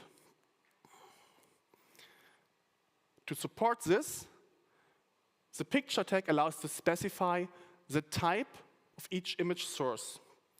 Each browser has to pick a source with a type that it can handle. This allows to already use image formats that are not available in all browsers yet, while providing fallbacks for older browsers. Of course, the type attribute can be mixed with media, but that creates a level of extra complexity, and I would personally try to avoid it. Until now, we talked about static images of cats. But we know the behavior is what really distinguishes cats from other animals. The most notable behavior of cats is related to food. Most cats really like food. One could say the default behavior of cats is eager loading. But some cats do not care at all unless it is the right food served by the right person at the proper time. Very similar things happen to cat images. For ages, all images were requested immediately while the HTML was parsed. To control this, the loading attribute was added to specify whether images are to be loaded eagerly, which means during parsing, or lazy, once they are coming close to the viewport. This allows to distinguish between images that are visible from the start, like key visuals, those should always be loaded eagerly, and images further down the line, which should be loaded lazy or may never be loaded at all. While the loading attribute has been a part of the HTML standard for some years, browser report really came slow. The browser that was lagging behind in this case was Safari, which forced us to use JavaScript-based surrogates for a long time. One could argue that Safari is actually not that important, but Safari also means mobile Safari, and that one is important. However, this has changed some weeks ago, and loading lazy is today natively supported in all relevant browsers. So it would be a good time to consider whether you still want to use JavaScript solutions for that, or you want to go with a native HTML. Another interesting aspect of cat behavior is interaction with the environment, especially when cats appear in places where there were no cats before. Things may get pushed around, and often some damage is done. Similar things happen to cat images. I'm referring here to what happens when a cat image eventually has been loaded and the browser will render it. If no place has been reserved for the image, the browser will very likely have to make room for the image by pushing some contents around. Since this can be very irritating to the user, search engines really dislike layout shifting and might consider your website less relevant. You will probably have heard about cumulative layout shifts, which is a value from the core web vitals. Those are often caused by suddenly appearing cat images. To circumvent this, the space for the image has to be reserved from the beginning, so the rendering of the image will only affect a small part of the screen. The easiest way to achieve this is by providing width and height attributes. Those values allow the browser to calculate the aspect ratio for this image, apply the CSS rules to that, and reserve the needed space. Of course, the same can be done by CSS, which allows to define the aspect ratio explicitly. That was the current status quo of cat images, but what can we expect in future? One thing that I'm pretty sure that it will happen eventually is that browsers will become smarter when picking images from source sets. First, and most importantly, by actually considering the network conditions or data saving modes. They even could consider the actual sizes of lazy loaded images, because for those images, the CSS is evaluated before the image is loaded. There is, as far as I know, currently no browser that already does this, but I'm pretty sure it will happen eventually, because the user experience would be much better if browsers would consider this. Another thing is that PNG and JPEG, which have been a standard for decades, and there was no question about which image format one would use. But this is coming to an end. There are newer formats like WebP and EVIF, which are more effective, and especially WebP is already supported in all major browsers. So while this may sound bold, one could, or I think one should think about using WebP as a default image format. And yeah, if not today, it will definitely not be in the far future. Looking at the standard, the topic is not exactly trivial, but also nothing one cannot understand with a little effort and some coffee.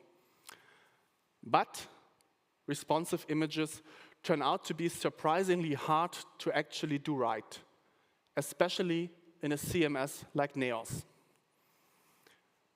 The first problem is that the implementation is often not trivial.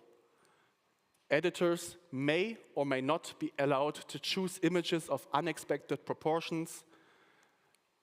The same content can be used in multiple contexts like columns or containers which affect the image dimensions or the responsive behavior. And also the separation of presentation and integration, which we consider important, requires us to create the URLs on the integration side and the HTML markup on the presentation side. The result would be generating dozens of URLs and passing them from integration to presentation. That is error-prone and can cause lots of trouble when requirements evolve.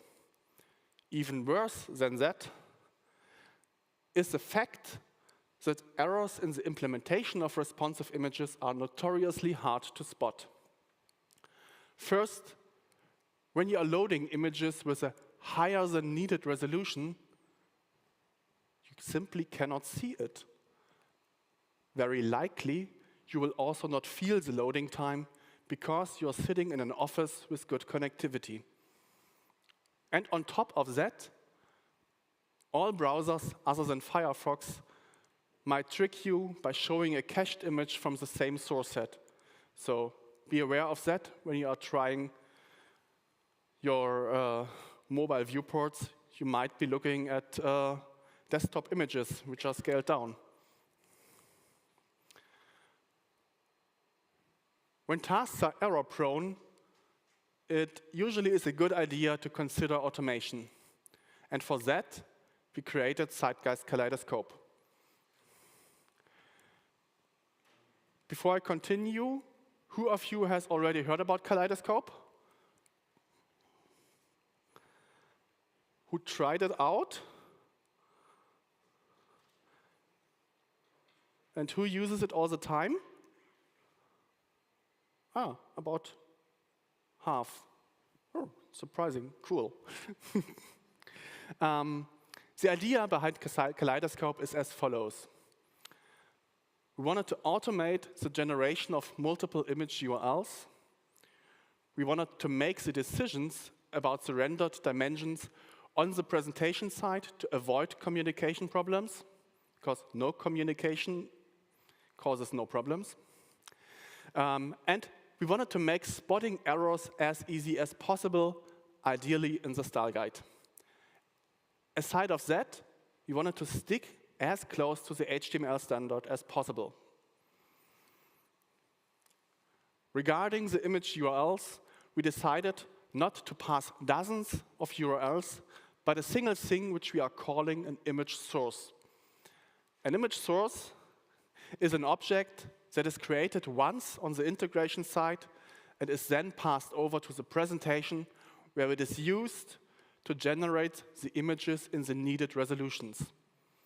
The example shows an image source which is created for a standard image node.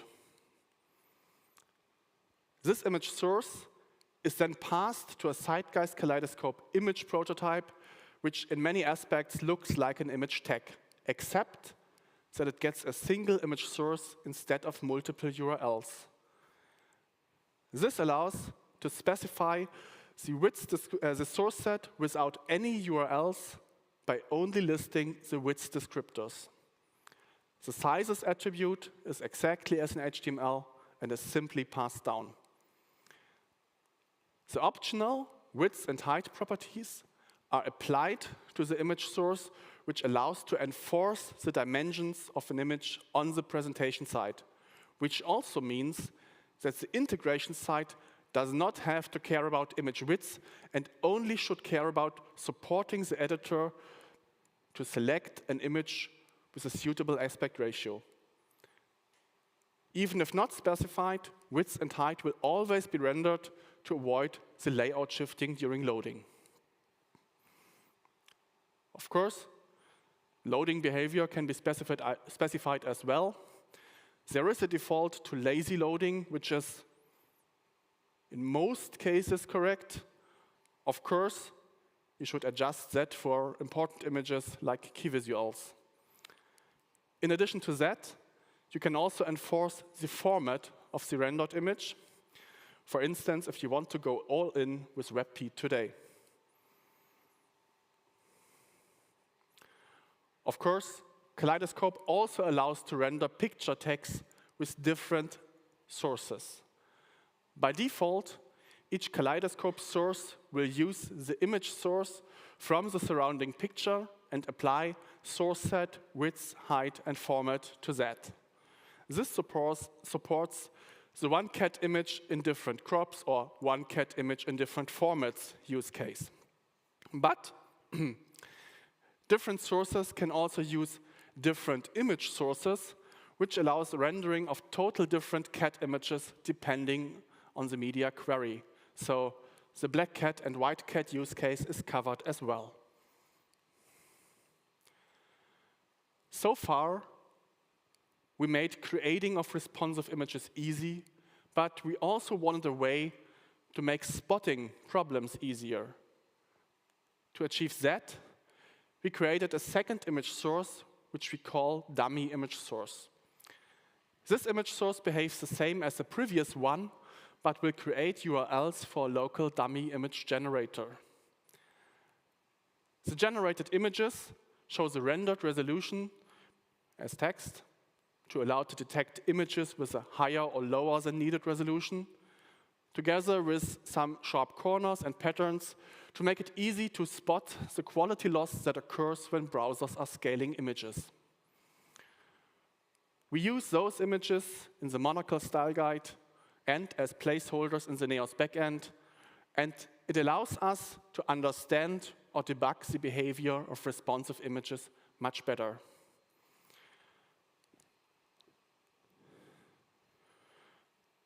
Short animation that shows an image that is displayed in different screen widths, and the browser is picking a matching source for each resolution. Once more. So without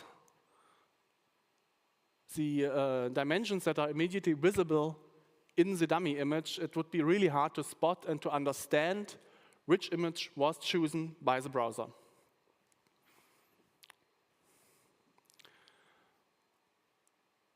While I said earlier that CMS like Neos are a challenge for responsive images, Neos also has some specific advantages which are playing in our favor. So to conclude the talk, here are some integration patterns that have been proven useful. Rendering in Neos is controlled by Fusion, and Fusion itself is structured as a tree. This allows us to override Fusion prototypes for certain branches of that tree to adjust the behavior in a specific part of the website, like the header or a key visual section. The example shows a key visual being rendered while all Kaleidoscope images and pictures inside of that, anywhere inside this branch, are configured for eager loading. Outside of the key visual section, the same components would still be loaded lazy because that is the default. A slightly more advanced variant of the same pattern enables eager loading for the first content of a page, which is a good idea in cases when you have no big key visual, but the content is visible immediately above the fold while the user is loading the page. To actually do this, you can add an iteration name to the content of the main content collection. And later use this main content iterator to configure the loading of images and pictures in case of the first to eager and otherwise to lazy.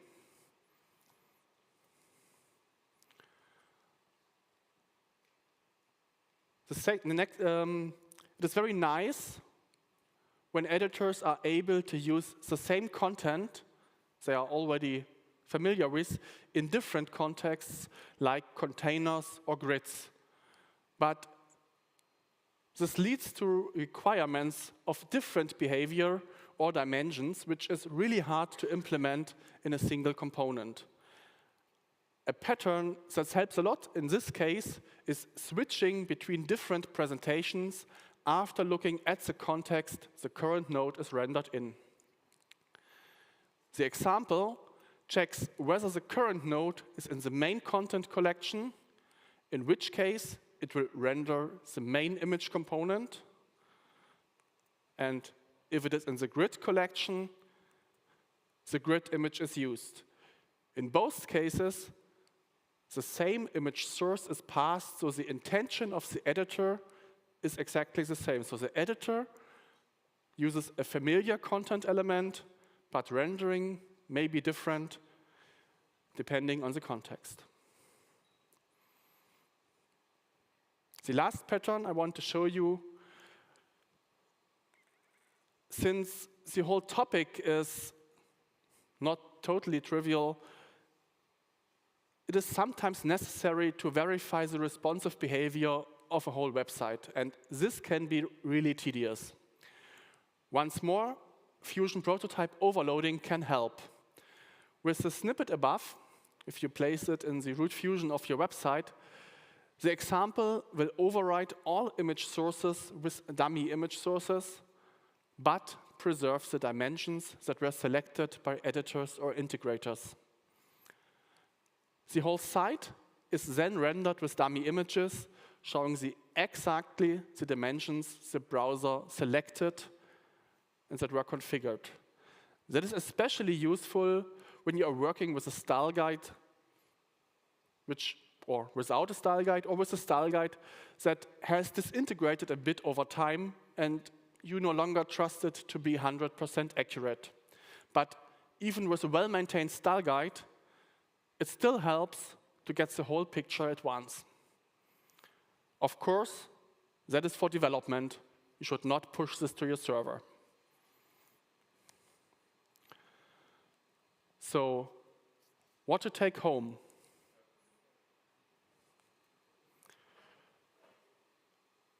Caring for responsive images often makes the difference between mediocre and actually good performance. Luckily, there is no rocket engineering involved, but the topic is also non-trivial and easy to mess up. Tooling can help to understand the behavior and make the generation of the needed URLs easier. Kaleidoscope is such a tool. You can use it if you like it. It is one of the packages that we at Zeitgeist use in every project, so we will keep maintaining it anyway. That's all I prepared for today. Now it's time for your questions.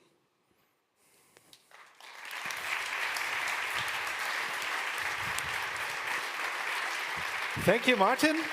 Not only for the cat content, a great talk, a small topic actually, images, that fills not only a whole talk, but is very interesting. And also in regards to climate, I just read that one source said 1.76 grams per page view of a an average page is being produced. So you could reduce this one as well, course, just with doing some things right. Yeah, you don't transfer bits that are not needed.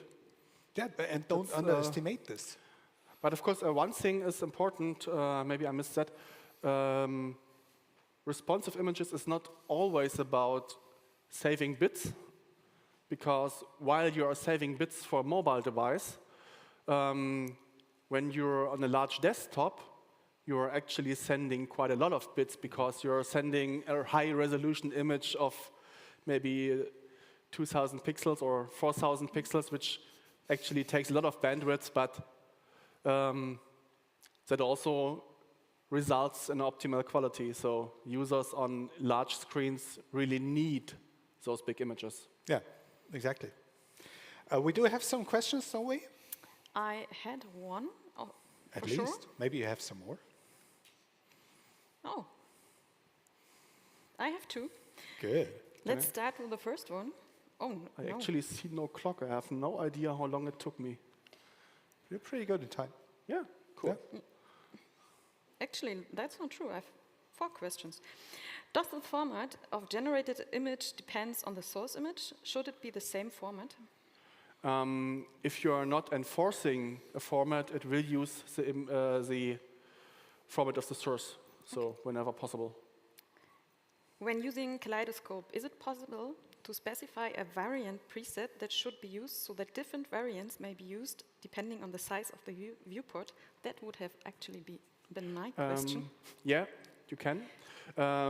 Image sources can, there is a method on image source you can say with variant preset or with thumbnail preset, and then either the image variant is used or the dimension from which is configured for the thumbnail preset. So you could use a single image source, but in each picture source, you can use a separate variant from that.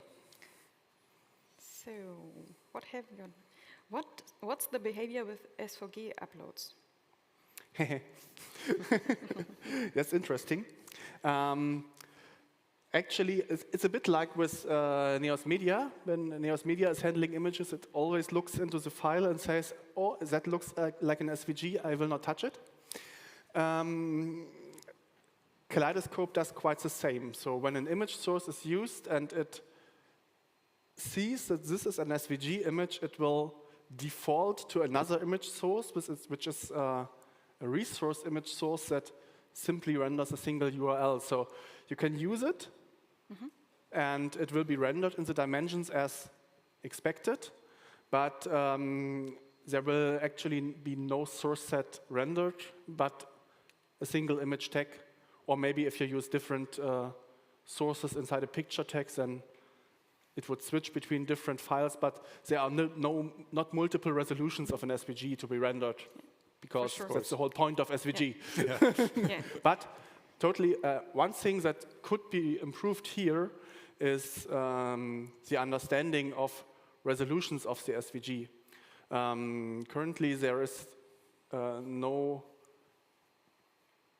way, or not an implemented way, to determine the dimensions an SVG file has, which would be helpful to render width and height attribute to reserving screen space. So that is something I really would like to do one day, to actually look into the SVG file and say, yeah, hey, it's 400 by 400 pixels. We should just render the dimensions and avoid some layout shifting. Yeah. But that can be done, and one day, If you find the time. If I find the time, or some customer finds it important enough to actually finance some hours for that. Great. So, Yeah. I've got 2 more questions. Two for more you. questions. Why is the image loading attribute set to lazy by default as opposed to HTML spec? Because saving bits by default is a good idea. Good answer. So eager loading is a default in HTML because it has been that way forever. So by using eager as default is for HTML is the backwards compatible way. But I personally am a bit more progressive than that. So, So the last question, I think. What about adding an additional option for a compressor to the package, like tiny PNG and so on? can you repeat it? What about adding an additional option for a compressor to the package, like tiny PNG? That is actually not a topic of Kaleidoscope. Kaleidoscope uses same cropping methods of Neos itself. And what I think this refers to is the problem that images that are generated by PHP don't use the most efficient compression which is possible for JPEG or WebP or PNG. And that in most cases it usually makes sense to have a second compressor which optimizes the generated file. If you already use a thing like mock image optim, which applies an extra compression to generated images, it will work together with Kaleidoscope from the start. So that would be the level where one would integrate it. One thing you have to keep in mind in that case is that not all of those packages that optimize images after generation are compatible with cloud storage, because they are generating, optimizing an image on the local file system. But we created a package which is called Zeitgeist Iconoclasm, which is actually which works in a way that it will be compatible with cloud storage like Amazon S3 and stuff like that. Other than that, it is quite similar to mock image optim, so it does only some things different, and I would consider this more an infrastructure topic, so that's why I left it out for this talk. Perfect. So thanks a lot, and I think Actually, we do have a question. We're a Yes. bit running out of time. last one. Last one. What's about different variant presets at different breakpoints?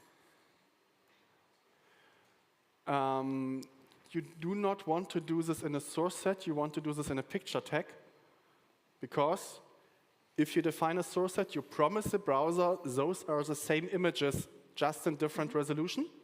So using a different variant preset in this case would break the contract with the browser, so I have no clue what will happen.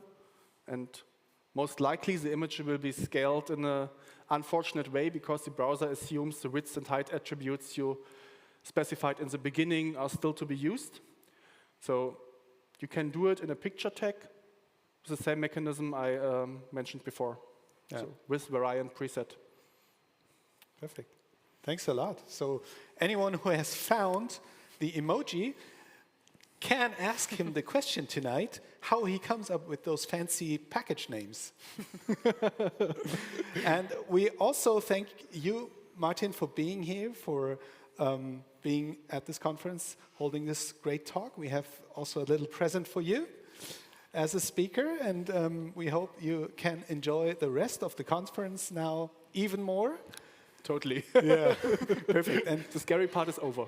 very good. So enjoy the rest, and please, for Martin. Thank you. Thank you. So, And So, thank you. for now, For now, don't forget to rate the talk. yep. Very important. And next up on this stage will be Roland with some experience talk Intuitive editing. Yeah. for editors. And on the studio stage, there it is. We have Michaelo, I hope I pronounced this correctly, with machine learning in PHP 8. And now, of course, we have some more music. Very good.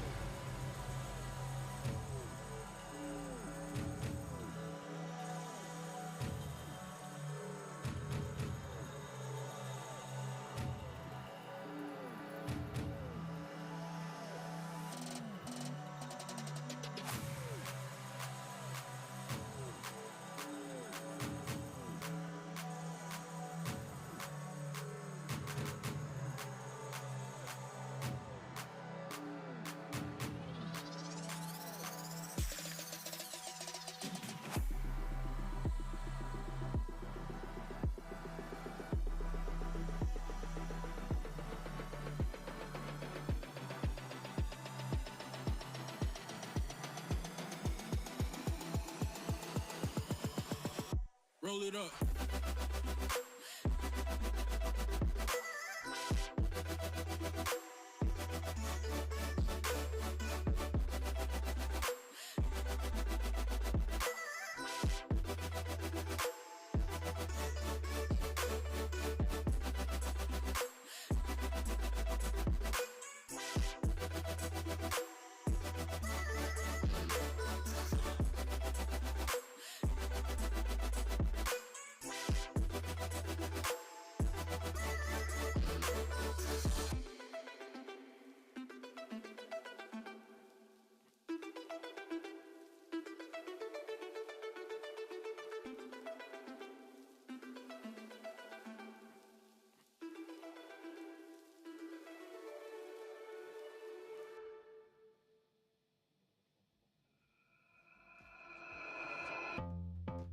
Don't know what day it is, but I know that I wanna spend it with you. Won't act so innocent, be careful to know that I'm telling the truth.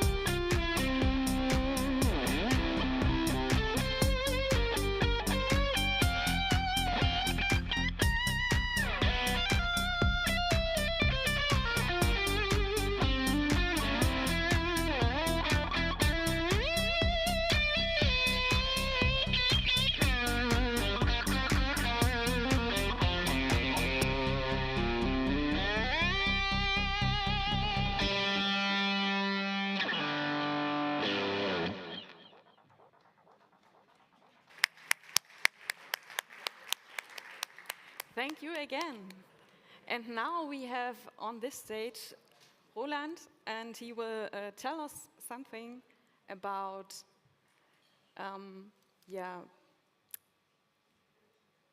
giving editors an intuitive editing experience. And I'm pretty excited about this talk. I talked with him yesterday while he was still working on his slides. So I will be excited to see what code examples he will present us. So give it up for Roland.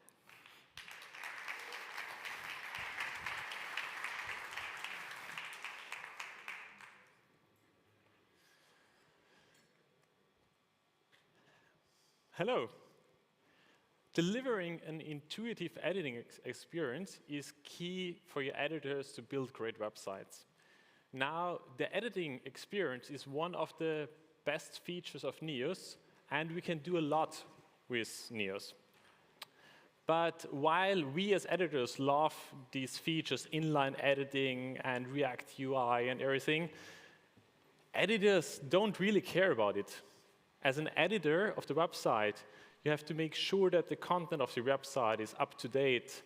But it's not only about adding new content. You have to make sure that content is still accurate. You have to delete old content. You have to check for grammar, styles. So there's a lot to think about. And editors just don't want to think about the software. So they're not focused on Neos. They are focused on content. And you might think, but look at my beautiful software. Neos is so cool and what I've built with Neos. But they don't care. And you probably have had similar experiences. So I know it from my personal experience. Sometimes I'm confused how to open a door. And I feel confused and I feel stupid and maybe even a bit embarrassed, because to have to pull it, to have to push it, how does the door work? And it's a door. So there are many examples of doors who are not easy to understand. But must doors be so complicated? No. There's a very simple way to make doors easy to use. If it's something flat you can push, you will push open the door. If it's something you can grab, you want to grab and pull the door. You don't need labels or any explanations. It's obvious how to use it. Now, that's the goal for building a website editing interface. It should be as easy as possible. So don't make me think about doors. Don't make me think about Neos. A bit about myself. I'm Roland Schütz. I'm a developer and UX enthusiast. I'm working in a web agency in Vienna. We're specialized on Neos. And I'm a core team member since 2018.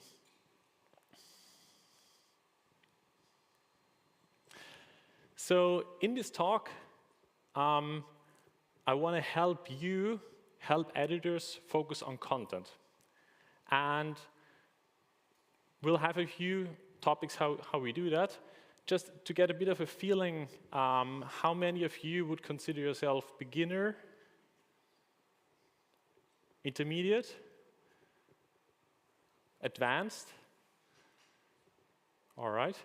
And if you have to choose between backend and frontend, who would see yourself more as frontend developer and backend? All right. Cool, cool. So that's good. I think I have some very good ideas for you. So in the talk, I want to cover 5 areas. First, how can we take the perspective of an editor, think in their way? Then, how can we build easy to understand node types by guiding people through the editing experience, applying constraints for node types, and keeping your content structure flat. Then we'll discuss how we can have a clean user interface by explaining properties well, making the inspector a bit more fun and easy to use, and how to hide unnecessary properties. Then we'll take a look more at the Fusion part, and we'll make sure that node types are rendered in the backend in an easy-to-understand way, being more predictable and anticipatable, so editors can get what they can do with node types. And we'll discuss when the inlet editing experience should be augmented in the backend and not look exactly the same as in the front end. In the end, and that's my favorite part, we'll play even more with some Fusion, and we'll figure out how we can set social media images by default, how we can profit from resource metadata, which you can find in the media browser, and how to build smarter layouts. So let's enable editors to focus on what is important, content. It's very important that you understand what editors will be using your website before you even start to develop. So what language do your editors speak? Is it always the same language? Then you can just make all labels in one language. Or do you have editors who only speak French or English or only German? And then you might need to have all your labels translated. Also, and that's very important, what kind of words do your editors use? Normally, they're not as technical as the language we speak. So editors often don't really understand what a backend is. They are used to a word like administration area. And when they create a node type, they want to create a node type called newsletter subscribe form, and they do not expect a MailChimp JavaScript integration. So try to take words where your editors are used to. And then the really important question, and there's no wrong or right, it really depends on your editors, how much do they understand about web technologies, and how much do they want to make designs, or do they just want to add content? So do you want to build a very simple experience where they can put in responsive components and it just looks always nice? Or do they want to have something like Photoshop where you can nitpick every spacing and every detail? And it's really important to understand what your editors expect and when they are overwhelmed. So the whole talk is about thinking in this perspective. What does your editor expect, and how can we deliver it? And now we're getting more technical and more technical along the way. So the first is, how can we build easy-to-understand node types? In our code, it often is very clear what the difference is between different node types, while for editors, it can be complicated. So as an editor, you start with the node creation dialog. And you're clicking, I want to create a content, and then you see something like this. And it's really hard to figure out, okay, what kind of node type do I want to have here? Do I want to have the headline or the text, or the headline with text, or the headline with text and map, or the center text? It can be overwhelming. So you often find things like this. There's a headline, and then we needed something else, so we have a headline 2. And then a designer designed some really fancy thing, and we call it headline special. But as an editor, let's say you just started in a job, I don't know what does that mean. So there's a very good pattern. Create only one node type, which is called headline. And then, if I click on the headline, I can choose the layout. And here it would say headline for a section, headline on gray background, best used after a teaser element, or headline with a company logo in the background, which makes simple text pages more easy and more interesting. And now, as an editor, when I'm using it the first time, I have a very good understanding of what I created, the headline, entered the content, and I don't like the layout, I can just switch the layout later on. So it's easier for editors to use. And it's also good to explain the use cases. So I've done it a bit like best used after a teaser element to help your editors who are not maybe that design focused, to guide them what kind of things they should use. Now, how can we implement this? It's very simple. It's actually just one line in YAML called show in creation dialog. Now, to go a bit more into the code, here in YAML, we're defining a content headline. It has a label, it has an icon, and then it has a property called layout, which offers 3 options: default, gray background, and branded. And then the magic line is here, show in creation dialog. And that's all you have to do. Now, something I also see often is that especially people who are more back-end oriented don't think how the creation dialog looks. And so you might have a node type called data privacy text, which shows the data privacy text from an external service as a node type. It's typically only used once on the whole website, and so it shouldn't be here very, like in the beginning, in the general. You can group node types in different groups here, and you can put these into the plugins. Plugins is by default collapsed, so normal editors don't see it the first time they're using the Neo CMS. And so it's easier to know what are typical use cases I want to create. And again, in YAML, it's just this one line, group plugins. It's not hard. It's only important that you think what your editors expect, or how your editors will experience the CMS system. Something which happens also often is people have like a column layout, and then inside a column layout, you have to manually create the columns. So the first issue here is, you see the constraints are not applied well. So I can create a column even if I'm not inside a column layout, which will break the layout probably in some kind of way. But the other thing is, if I click a column layout, I will probably just have a white block. So as an editor, I want to click column layout, and then I'm asked, hey, how many columns do you expect? And then I say 2 columns, and then a column layout with 2 columns is created. Now we can do this in YAML. The way to do it, we have a column layout, which you see is both content and content collection. And in that column layout, the first thing we'll apply is a content constraint. So inside a column layout, only columns are allowed, no other node types. And we don't have too much time for constraints in this talk. So I want to say there's more information on docs.neos.io on how to use constraints and how you can use them in a scalable way.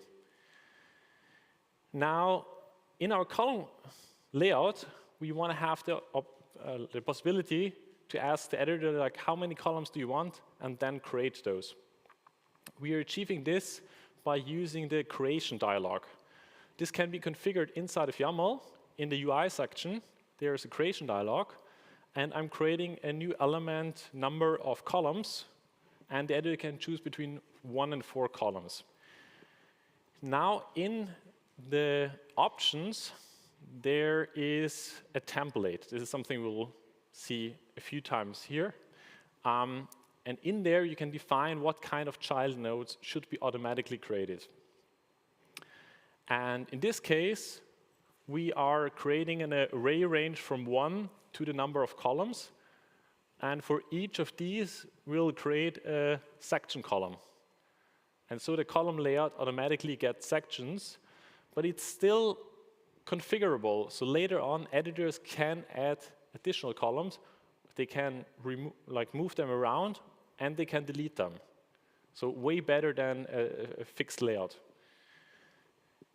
Now, with just these few tips, we can make it much cleaner. So from something like this on the left side, we can go to something like this on the right side. Now, what else can we do to keep the node types more simple? I slightly mentioned it already.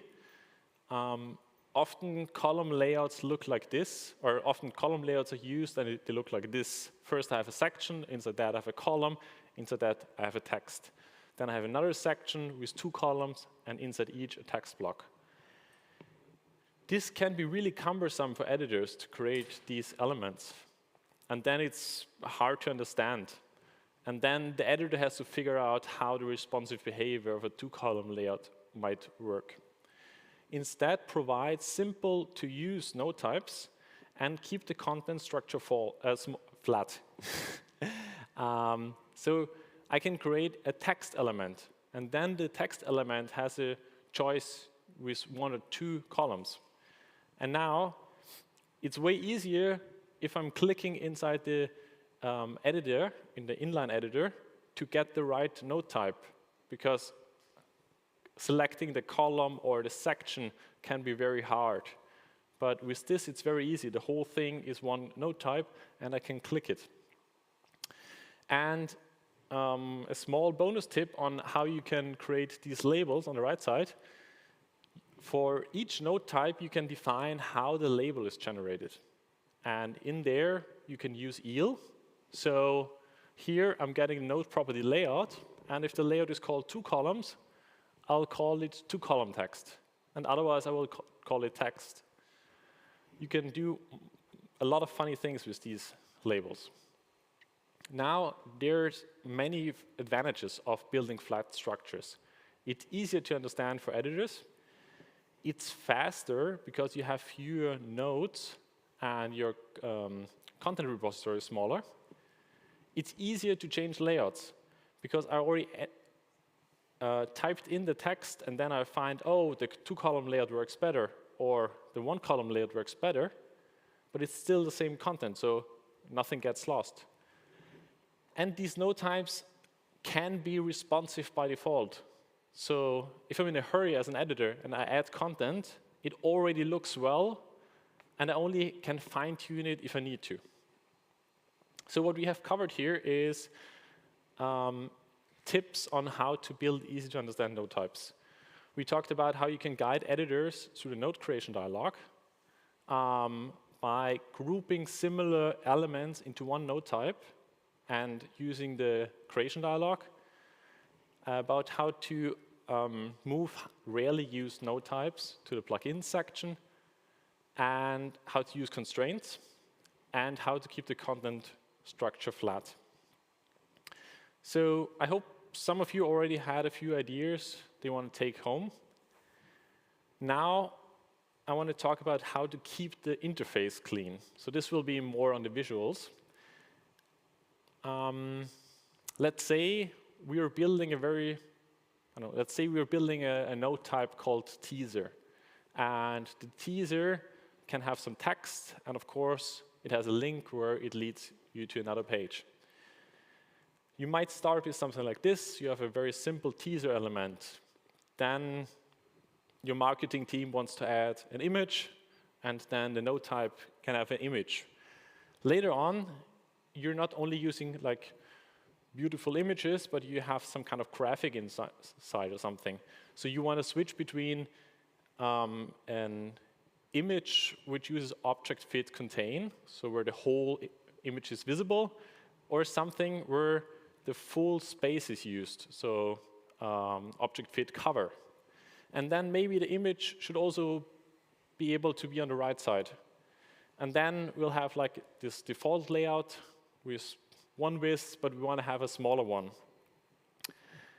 And so we're getting a lot of different properties which can be selected in the inspector. So it might look like this.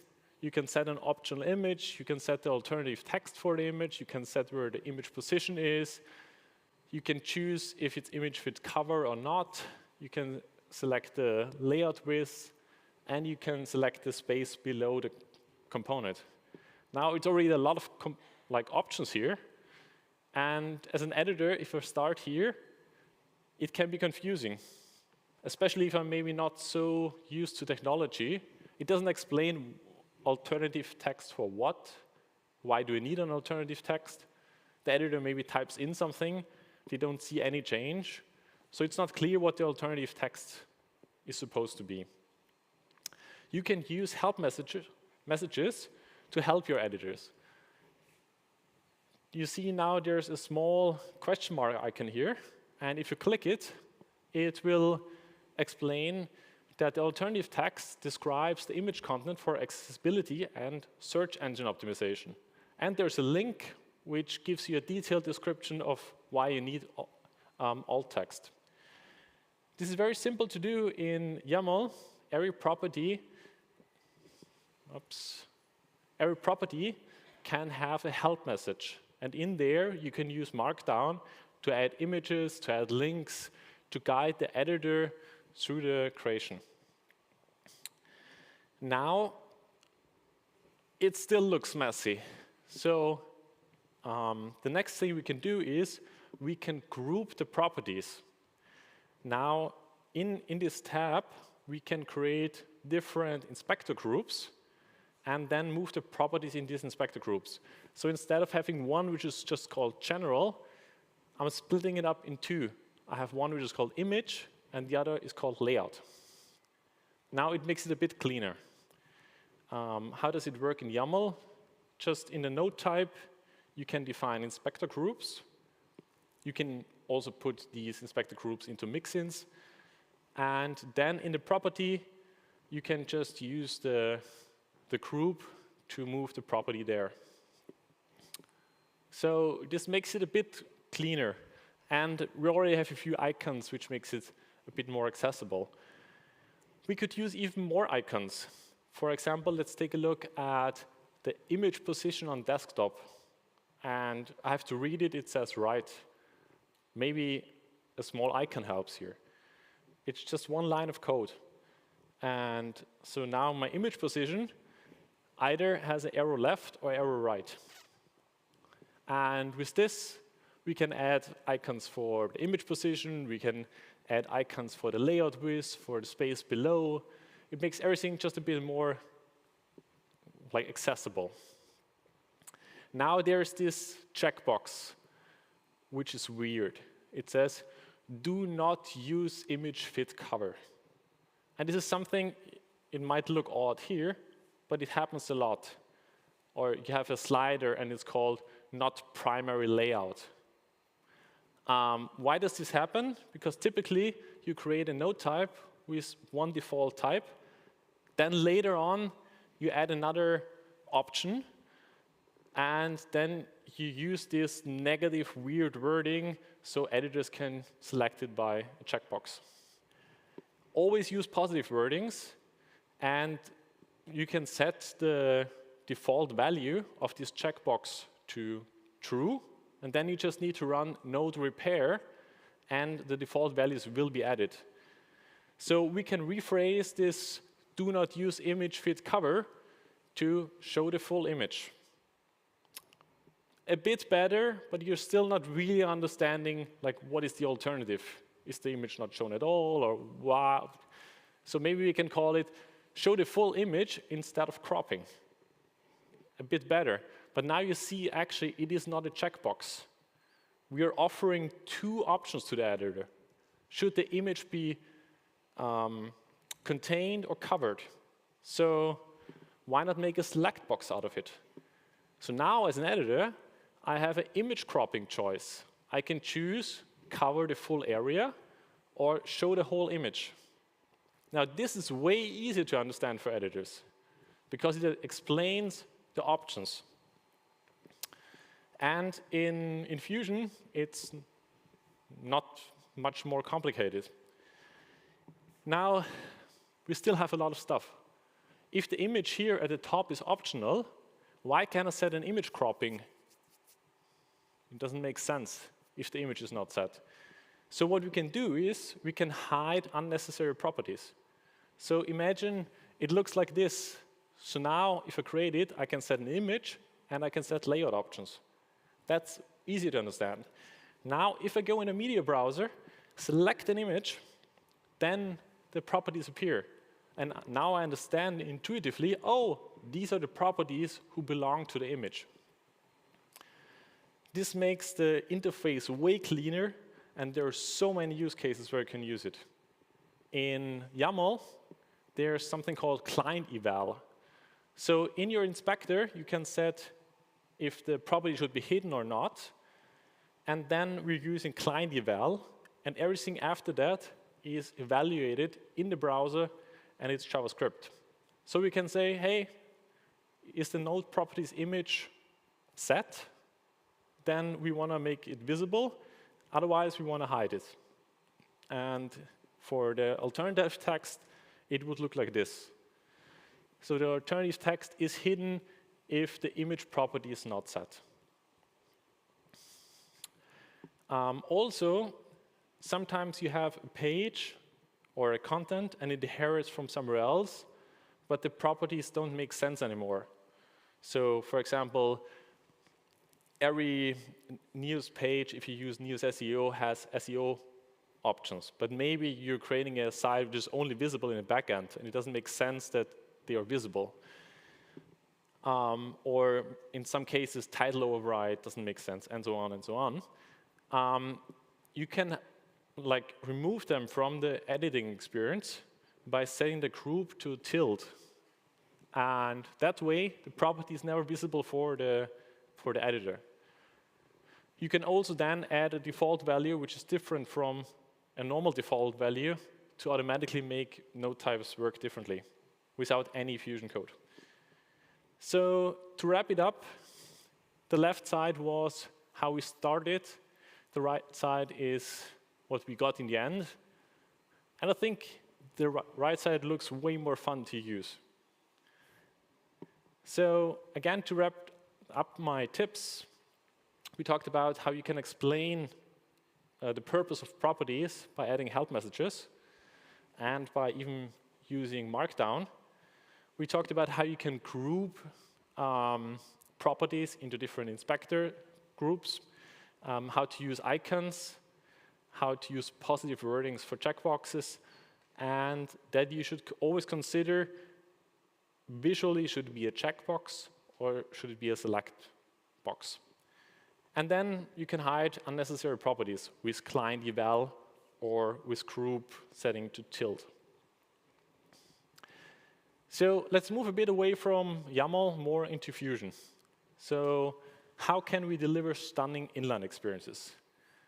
It always stresses me out, the title. But we'll have some very cool ideas here. So let's say your editor just started a new job and they want to create the first page in the CMS system. So their experience will look something like this. They are opening the editor, they're clicking the plus icon, they're creating a new page, and then this is the worst which can happen. As an editor, you're totally lost now. There's a gray area, there's a header, that's it. In most cases, the hero element, so is it a text hero, is it a hero image, is it a hero slider, should be part of the page node type.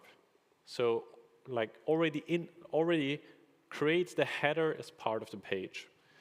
Then for the content area, if you really just have this plain content area, at least make it more accessible to editors. So it could look, for example, like this. So now I know where I can click and expect to be able to do something. That's a bit of a cheap hack by just adding a bit of JavaScript to make the main content collection bigger and having a before text. But you can do more than that. And as an editor, let's say I don't only have like page and shortcut, but I have something like this. I can create a page with a hero image, I can create a page with a text, or maybe even a whole landing page. And let's choose this one here. And let's say I click on landing page, and then I have this. Now as an editor, it's way easy to understand what's going on. It even tells me like, here I should write how it is changing your client's work, what does the client get from it, what is our offer. You give them a full structure of how a page could look like. And if you take a look at the content tree, you see this is not a hard-coded thing.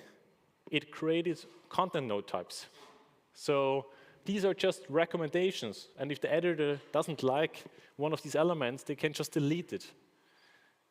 So what we're doing here is, in YAML, we are creating a new document node type called landing page. It inherits from page, so we are not doing anything special here. We are just using the normal page. We're giving it a new name, of course, and then we are setting different defaults. So the magic thing is here the options template. And what we can do, for example, here is directly on the document node, we can set different default properties. So if it's a landing page, it's typically for some kind of ad campaign or something, and it shouldn't appear in the Google search. So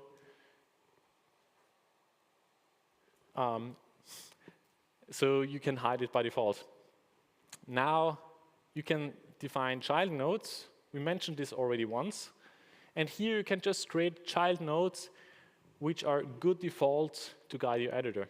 So here you can see inside the main content collection, I'm creating a content text, and it has some description of what the editor should write here. Now, apart from this one YAML template, there's not much code. I mentioned it already.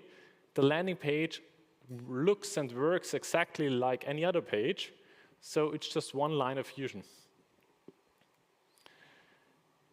Now that we have talked about how to create document node types, let's talk about how to make it more accessible to have content node types.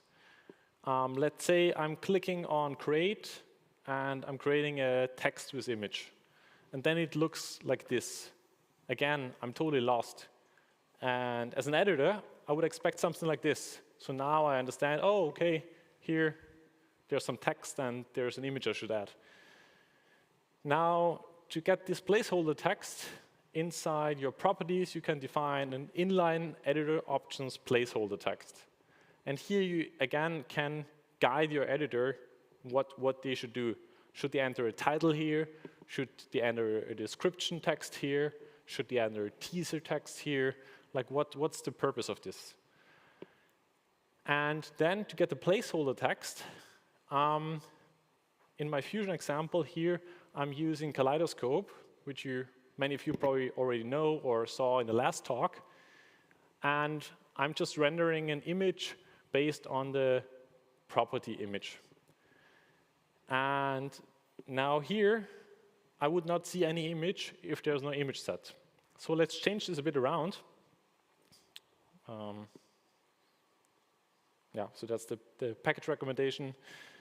By setting the image source to the properties image and then create a small helper, which I called image asset to source.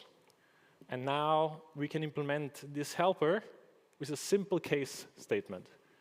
So what we're saying here, if there is a value set, which is the image property, then we're rendering the image. Otherwise, if we are in the back end, we are rendering a dummy image source. And if we're in the front end, there's no image set, we don't want to render anything. So now there are cases where the back end should look a bit different or work a bit different than the front end. And the thing which is like the most obvious are links. If you have a link in the front end, if you click it, you want to go to another page. In the back end, you probably want to change the link and you don't want to go to another page. So how can we do that? Let's say we start with something like this, where we're getting a link property from the inspector, and then we're getting a text property which we make inline editable. And then in our AFX, it's a link, and inside there's the text. Now, every time the editor clicks to change the inline text, it will follow the link. So instead, we can add this property here, where we're saying tag name, and in the back end, the tag name should be a span. In the front end, it should be a link. And then we're changing the rendering of the link tag here by using Neos Fusion tag, where we're setting the tag name. And with this, we can have a link which can be clicked in the back end to add the label, and it can be clicked in the front end to go to another page. Now, there's one important tip here. In your CSS code, you should do the styling not based on the A tag, but instead of classes, so that the button or the link looks the same in the back end and in the front end. And there's way more to consider about links. I made it simple here, but based on where you're leading the user, you might want to set the target blank to go for external pages. You want to set a rel attribute. You want to convert emails, telephone numbers, a lot of different use cases. And there's a package called CodeQLink, which helps you a lot with this, and is based on similar concept as Kaleidoscope, separating the presentation and the integration.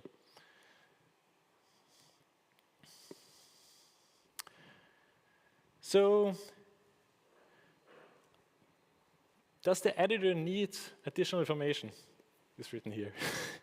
There are cases where the editor needs some kind of additional information, or editing could be simpler if it doesn't look like the front end. Simple cases are a slider, for example. A slider is easier to edit if you have a list of slides than if you have to click through the JavaScript integration. So for these cases, what you can do is you can just add some extra HTML, which is only rendered in the backend. So just by saying add if Neos context in backend, I can help the editor with some additional feature or information, and it's only visible for editors. So these are my tips on how to make the inline edit experience better. We want to guide the editor through the content creation. Hero element should be part of content node types.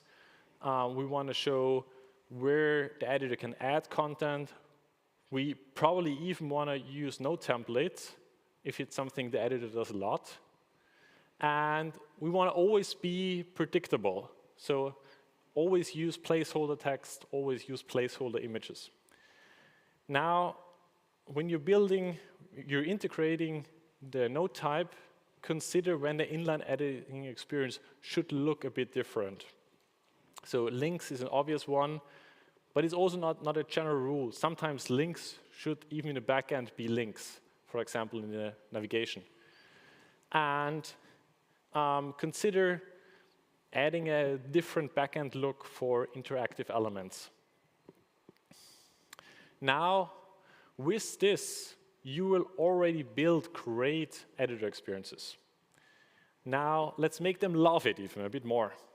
So, how can we achieve this? Yes, by adding a heart. That's the trick. Something which is very common is that pages use Neos SEO. And in Neos SEO, for every page, you, by default, need to manually define the open graph image. And that can be cumbersome. Now, the package was already built for extensibility. So if we look into the source code of Neos SEO, you see the image is not just implementation, but it's a case statement. So here, we can add our own cases. And for example, if you have a page with a hero image, it makes sense that the hero image is a good fallback for Neos SEO. Or if you have a blog post, and the blog post has a teaser element at the top, that image is probably a very good choice for open graph image. So we can do that by just augmenting our page rendering. So here I'm defining it for my abstract page, so all my pages. I'm extending the open graph meta tags, where I'm adding additional case statements. So I'm saying if the node has a property hero image and the value which is set there is of a type image interface, then we can use this as a good fallback. If not, maybe there's a property called image. That can often be also a good fallback. And now, maybe if you always want to have preview images and you don't have any other images, it can be a good fallback to say, oh, let's use the open graph image which is defined on the site. Now, we need to do exactly the same for the Twitter cards. It's basically the same content code. And now we are automatically setting social media default images for most pages. Now, I want to talk about how we can use data from the media browser. Let's say you're creating an image, and the image, of course, has an image itself, which is an asset. And then the image has an alternative text. And then the image also have a copyright information here. So in our Fusion code, we'll have our image source. We'll then have an alternative text, which we get from a property. And then we're getting the copyright, which is also a property. And then we're rendering it somehow. So the editor always has to enter these three properties. But you probably know the Neos Media Browser, and you have noticed there's something called title here, and there's even something called copyright notice here. So we can leverage that. So instead of having just the alternative text being a property, we can switch it to our own helper function, because it will be the same for every image you ever do. And now let's create this small helper. So I'm creating a small helper here, which I called image alt. And as an API, I'm getting the alternative text from the property. And then as a value, I'm rendering this out. So now it still does exactly the same which we did before. It's just more code. Of course, that's not the goal. So let's get an additional property, image. And since this above is considered API, if your property is not called image, but image2, you can just set it when using the helper. Now, if the alternative text is not set, we can say, let's get the title from the image. Now, if in a media browser the title is set, this is a very good choice as a fallback. Now, what if there's no title set? Now it gets a bit more tricky. But in many cases, the file name can also be helpful. And so we're adding the file name, and then we want to get rid of the file extension. And then maybe we also replace the underscores with spaces. And you see, that already does way more than we had before. And in many cases, so every time the editor defined on the image a title, they don't have to fill in the alternative text anymore. Now, back to the copyright. Does it make sense to set the copyright notice on a node? It doesn't belong there. A copyright notice is always the same based on the image, not on based where I'm using it. So the copyright notice should only be set in a media browser and then used in every place where a copyright notice needs to be set. So let's get rid of the property altogether, and let's just get the copyright notice from the image itself. So, and now I have one last topic, which is my favorite weekend topic. How can we build smarter layouts? Now, let's say we have a teaser grid. How can we build a smart layout for a teaser grid? I have a small demo here. So here, I want to create a teaser grid. I'm going to say I want to have it with 2 elements. And now I have a teaser grid with 2 elements. If I create a teaser grid with 3 elements, the 3 are in one line. Now, the magic is here on the right side. You see there's a property which is how many elements should there be in a row on desktop.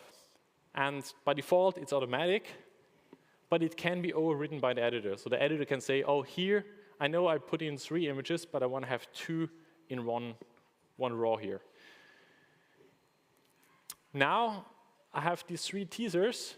Now, if I would create another teaser here, let's see what happens. I'm adding another teaser here. And now the layout changes to a 2-column layout. Now let's add another teaser. And now it changes to a 3-column again. So how can we do that? Actually, it's not a lot of code. It's just thinking of what would be a smart choice. So by default, we have a property desktop columns, and we're getting the desktop columns based on what the editor entered in the inspector. If they didn't enter something in the inspector, we want to figure out something automatically. So we are counting the number of childs of the node. So our teaser grid knows how many teasers are there. And then we could say if the count is less than 4, we are rendering everything in one row. And if there are, for example, 4, we're falling back to 3, because that's the maximum which normally looks good. Now, what we've seen here is, if I entered 4 teaser items, it was 2 in a row, because it makes sense, then it's a full grid. So you can play and extend that. We can check if the children count can be divided for example, by 3, and if it can be divided by 3, then we want to have a 3-column layout. If it can be divided by 2, we want to have a 2-column layout. And this really depends on your layout. But you can do a lot of things automatically. And this is the goal. The fewer clicks the editor has to do, the better. So what we mentioned here is how you can set social media images by default, how you can profit from using data from the image from the media browser, and how you can build smarter layouts.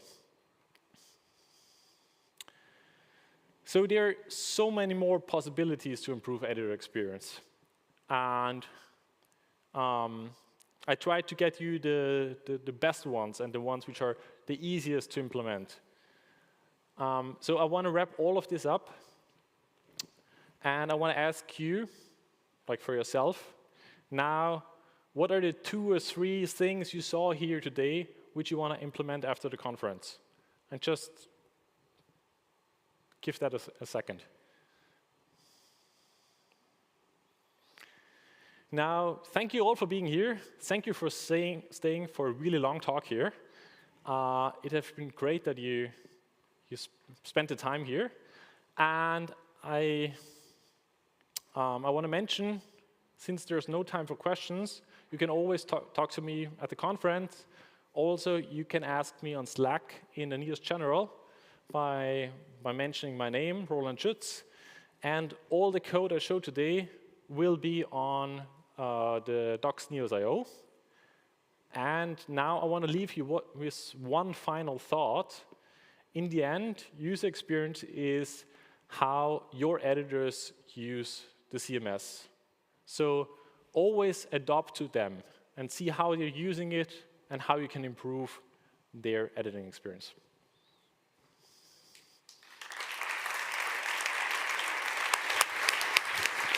Hey. Thank you, Roland. Yep.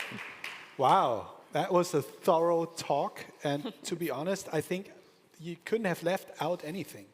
I mean, it's just a whole topic. And I saw how much effort and love you put into that presentation, and everything was beautiful and shining. So thank you very much. And as you said, there's not much time left for questions, so feel free to ask him via Slack if you like. Yes, and we had 3 questions we won't be able to answer now, but so please write them to Roland. Or just talk to me here. You're present. Thank you. So voilà. Oh, könnt ihr die Slides noch mal kurz drauf machen? Sorry. One last thing. I'll write a tutorial next week, and you can choose. Would you either like to learn more about automatic link labels? So if you're setting a link label, how we can take the name from the external page, and a few more of these things, or would you like to have a tutorial more on smart layouts? And there's a channel, in the NEOS channel, there's now a question, and you can vote there. Thank you so much. This one is to you.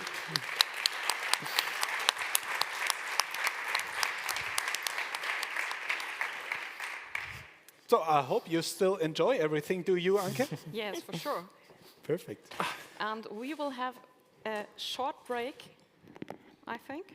Yeah. 5 minutes. We think we try to keep the schedule, but Carsten will be the next one on this stage, and he is used to doing twice the work in half the time, so that's not going to be a problem. Enjoy your break and come back soon.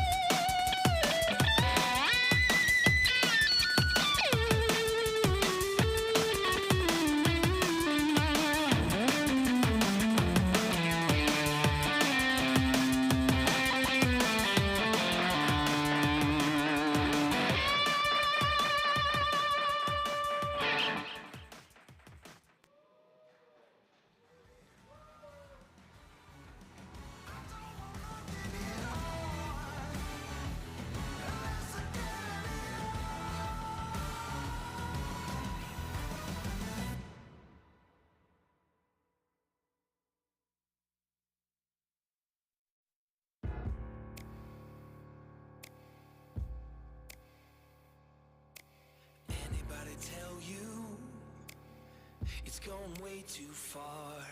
No, nothing gonna help you when it falls apart.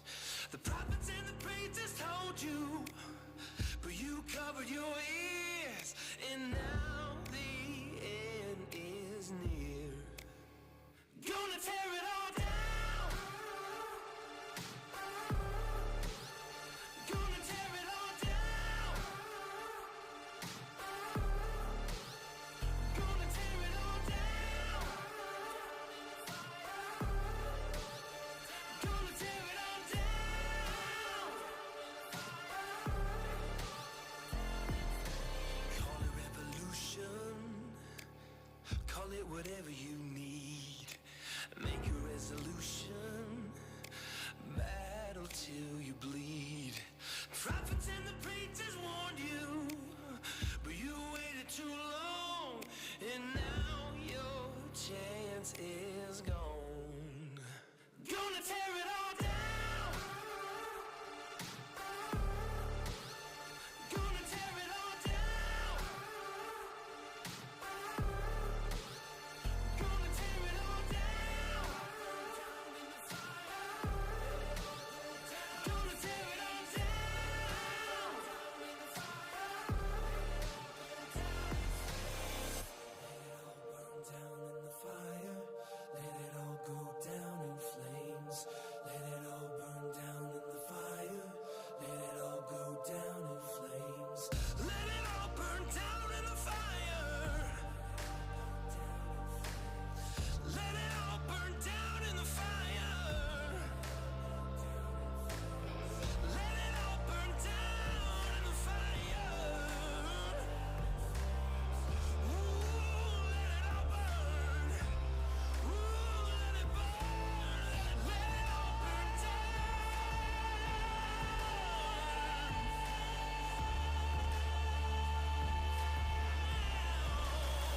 Gonna tear it all down. Gonna tear it all down. Gonna tear it all down. Gonna tear it all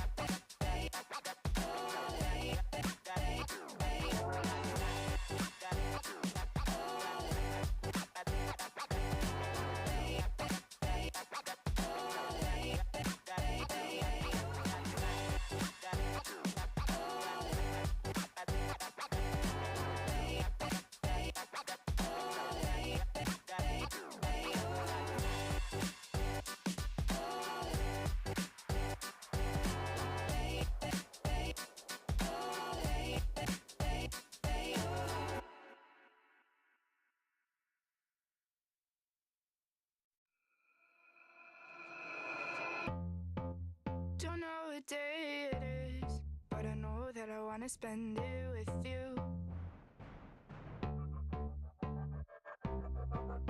One act so innocent. Be careful to know that I'm telling the truth.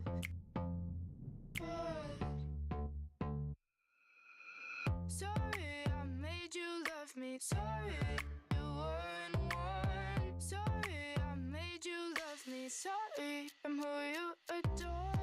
I was just bored. Bored. I was just bored. Bored. I was just bored. No, I was bored. It's ambiguous. Promise I'm not trying to make you a fool. Promise I'm not trying to make you a fool.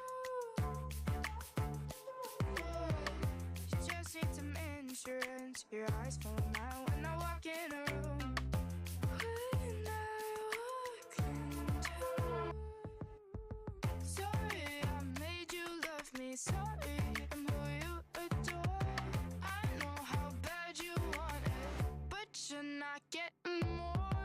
I was just bored. I was just bored. Bored. I was just bored. I don't wanna watch you take it too far, and I don't wanna see you leave you a scar. I don't wanna watch you run away, run away, run away. I'm so bored.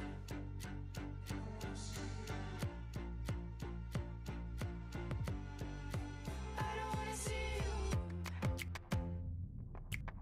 Sorry, you weren't one. I know how bad you want it, but you're not getting more. I was just bored. I was just bored. Bored. I was just bored. No, I was bored with you. No, I was bored. I know how bad you want it. Bored.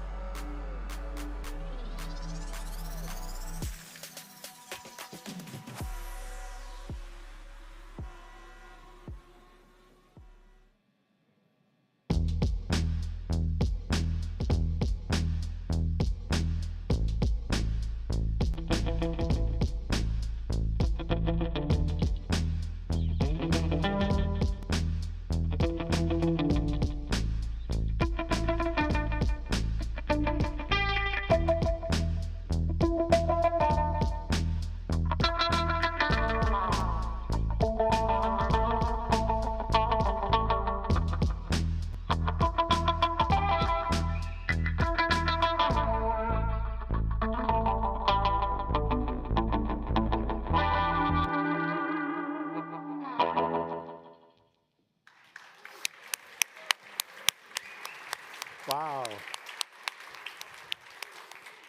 Thank you again. I'm getting used to having music at conferences. Yeah, it That's should be a standard. Yeah, I think so. So one little thing we have to mention here is you all have the app on your device, hopefully, and keep on rating the talks. And this app was being programmed by 2 students at Sandstorm. Yes, Johanna and Hanno. Hanno. So Give please, it up yeah. for both of them.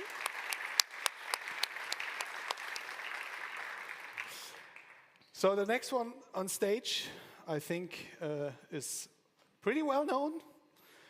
Here, a former colleague of mine, and we have worked together, we have partied together, and he will tell us something about updating Neos. Why, when, and how. So please welcome Carsten Dammekals.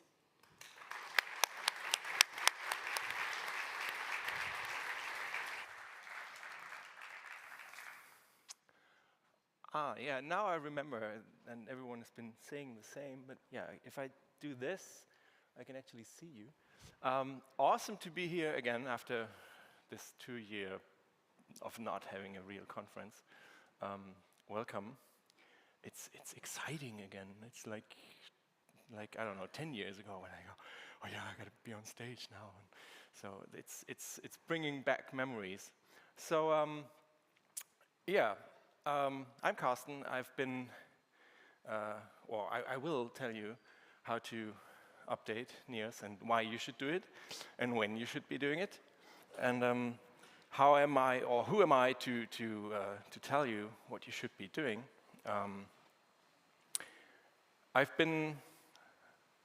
I work at Flow Native, as it's easy to see. And I've been around this project at a time when we didn't even have that name. We didn't even know that we actually wanted to create a completely new system. Robert showed you this refactoring session photo from 2005.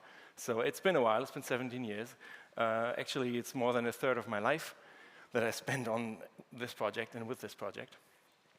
So that's why I dare to say that I have seen a lot of updates that went well and some that didn't, and so I will be hopefully able to tell you a bit about that.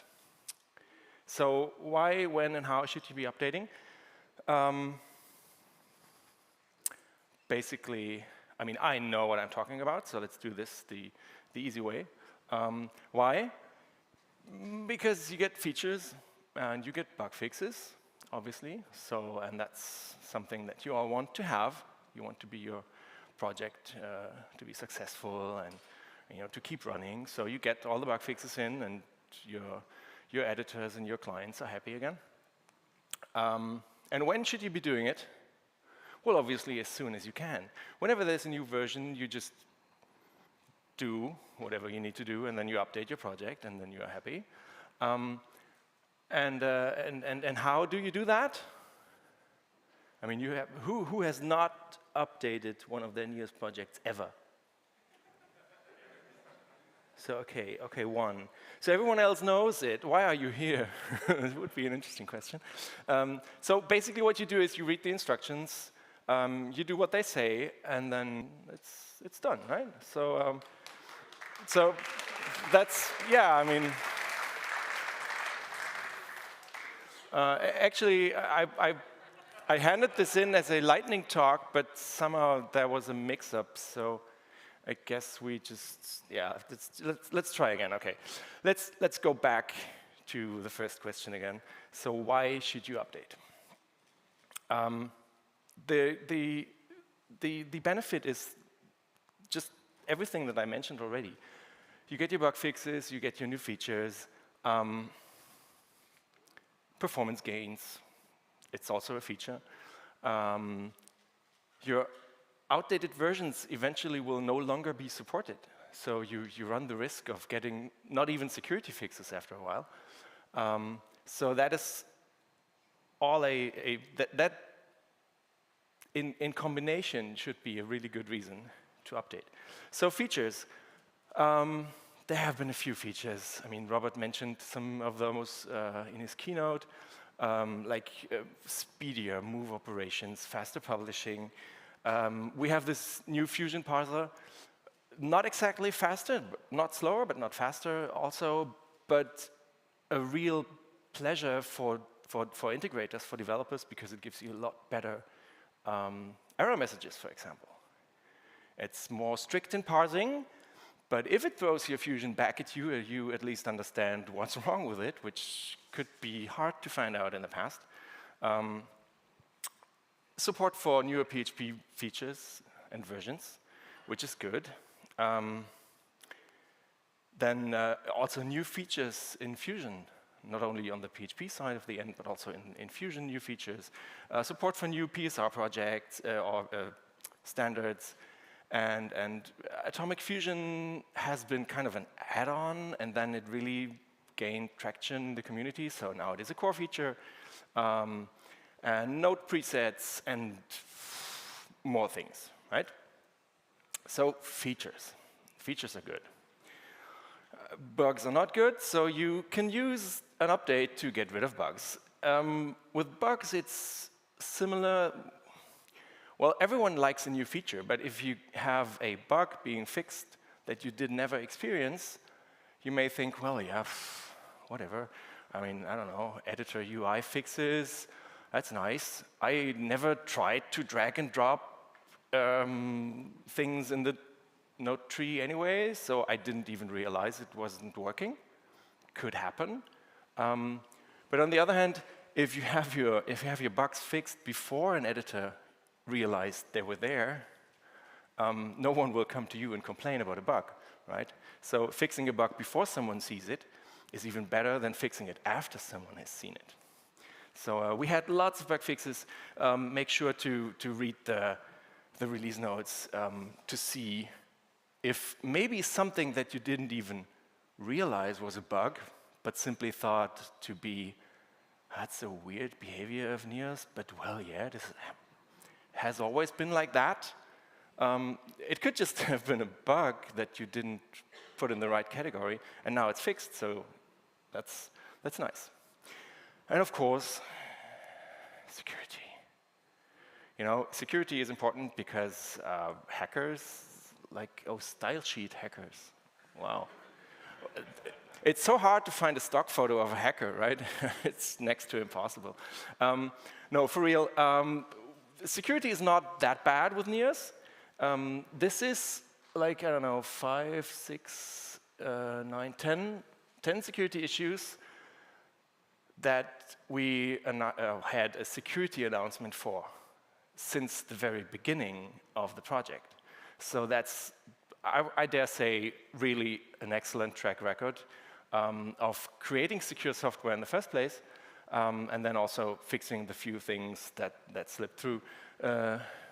In fact, one of those is more or less an advisory saying, yeah, we allow you to install a version that has an issue, so please update. So it's actually 9 issues that Neos itself had.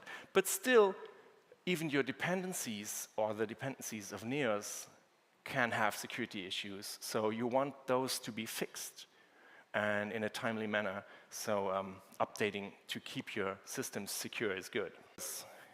Can be updated or should be updated.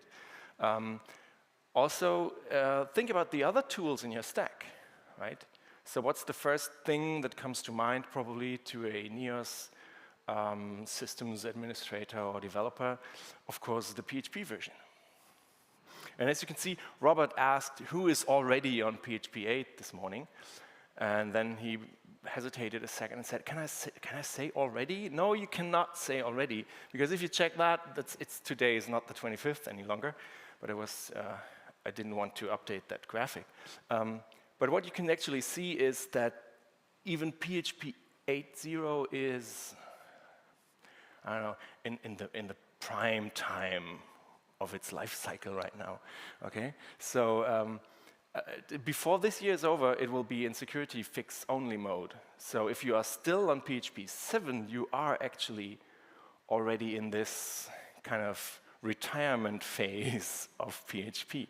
So also keep that in mind to update. And the same is true for example Elasticsearch. I was actually amazed at this, that they hide this end of life, I don't know, they call it end of life version list or whatever. It's relatively well hidden on their website. But they also list this, and if you are still using any Elasticsearch 6 dot something, you are already after the end of life for that. So update that. And then, of course, yeah, well, databases. Databases age very well. I mean, there's Postgres and MySQL both have pretty long release cycles. And then there are other things like, I don't know, Redis or whatever that you maybe don't even notice that they are being updated because that's just something that you install with your operating system or that your hosting provider has, and it's usually not a hassle to update that. But even that should be kept in mind. So why should you update? Fewer bugs, new features, better performance, improved security most of the time, and continued support for the things that you are using. So when should you be doing this?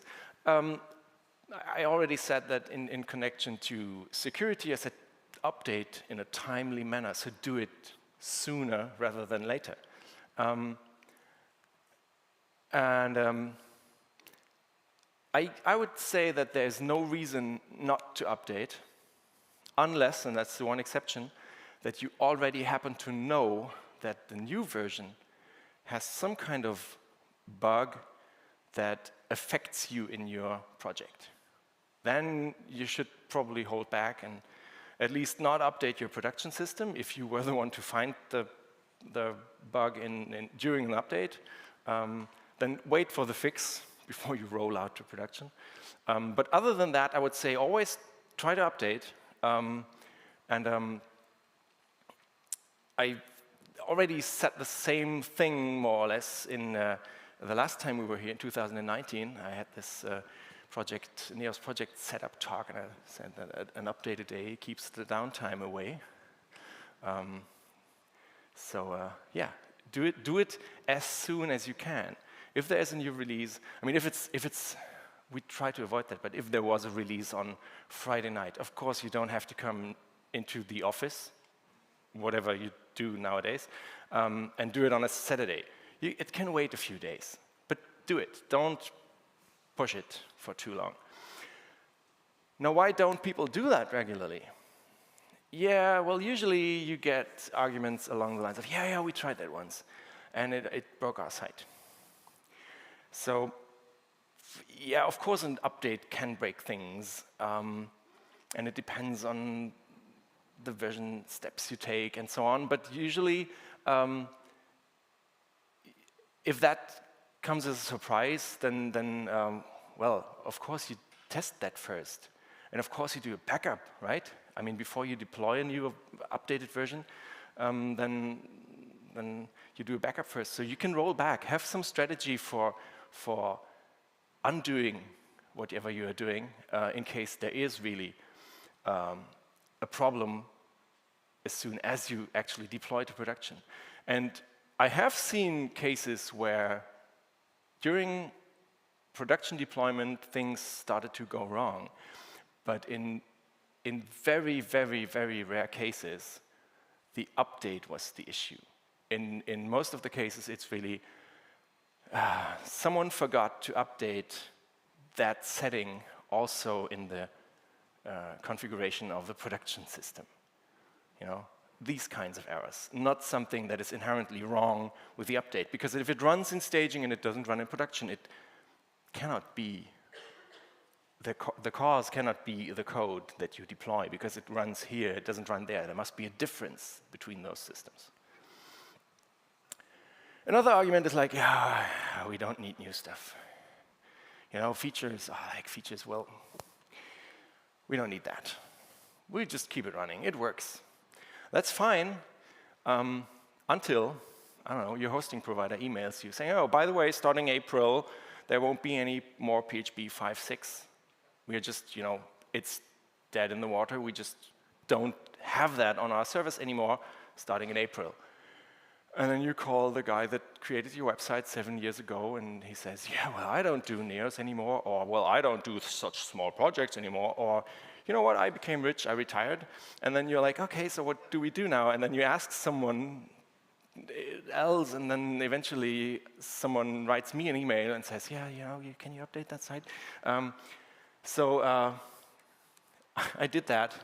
I actually had to update a NEOS 1.0 site for that precise reason. And that wasn't 5 years ago, that was November 2020. It was 7 years after the version that they were using was released. It was still, the site was still running, unchanged, and the site is still running, except now it's on NEOS 7. So that was 7 years later, NEOS 7, maybe that wasn't a coincidence at all. So what other reasons could pressure you to update even though you don't need any of these fancy new features? Well, security issues. If there is actually a security issue that can be exploited and it is known, and you can't update because you haven't done it for so long, it would be such a big step, then you have a problem.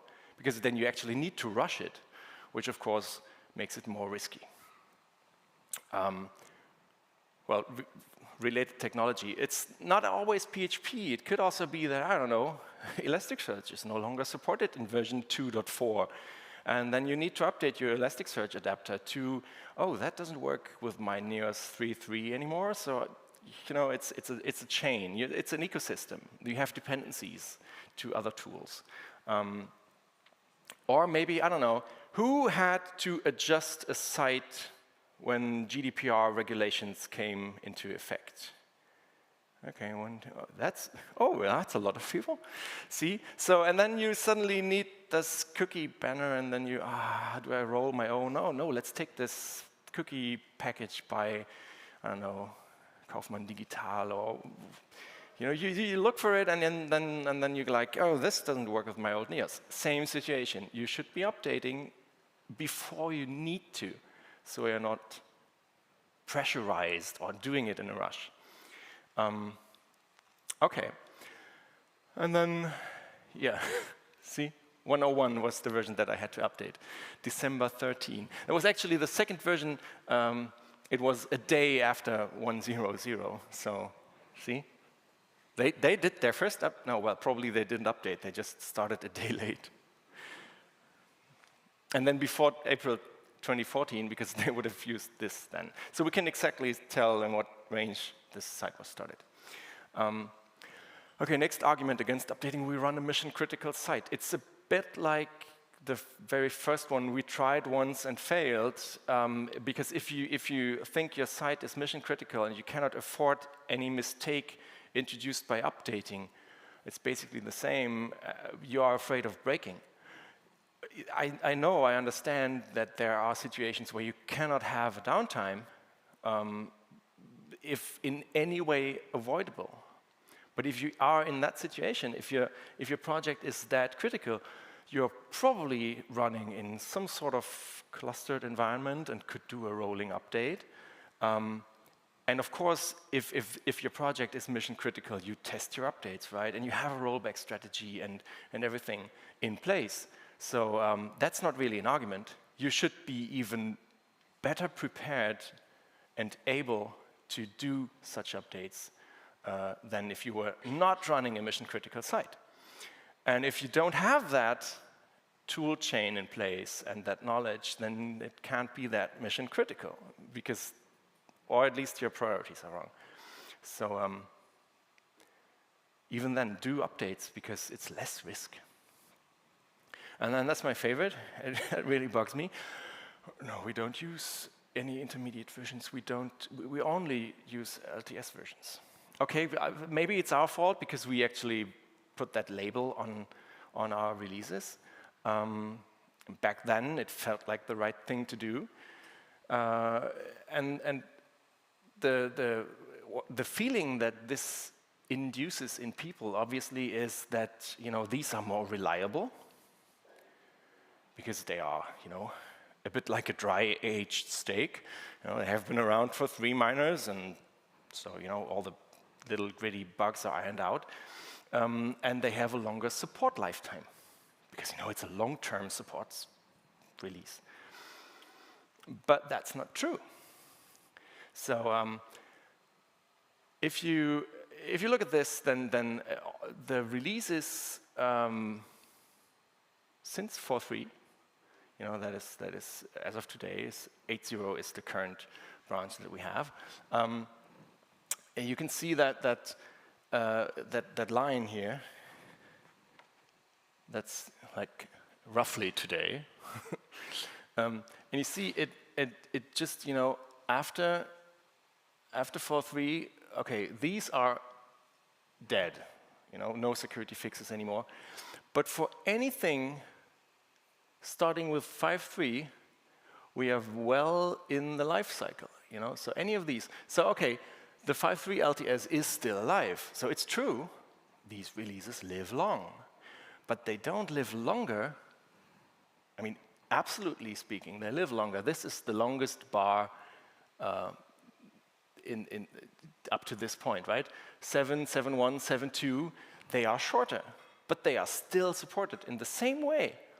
And that's simply, and it goes even further, because if you look at from now, so the most recent LTS, the 7.3, will be supported until, I don't know, when is that? 2025 or end of 2024. So there is an overlap from 7.3 to even the beginning of 9.3. And if you use any version in between, in this yellow rectangle here, if you now start a project and you say, well, no, we can't use 8.0, or if you start a project somewhere in July and you say, no, we can't use 8.1, we must use the LTS, the 7.3, then you are really missing out on things. And there's no reason to do so, because these will live as long as the most recent LTS. So keep that in mind. Not using, or only using an LTS version doesn't bring you a real benefit. It's just a labeling decision gone wrong, basically. Okay. This would be where I would say, any questions? So just write them in the app. So we do that later on. So now, how should you update? That's all fine. Okay, I get it. I should be updating regularly, and it's, yeah, probably he's right about the reasons, and there isn't really an excuse. So how should you be doing this?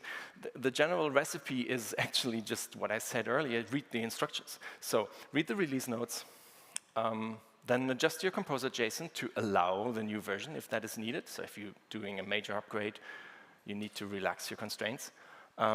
Then do a dry run of Composer Update.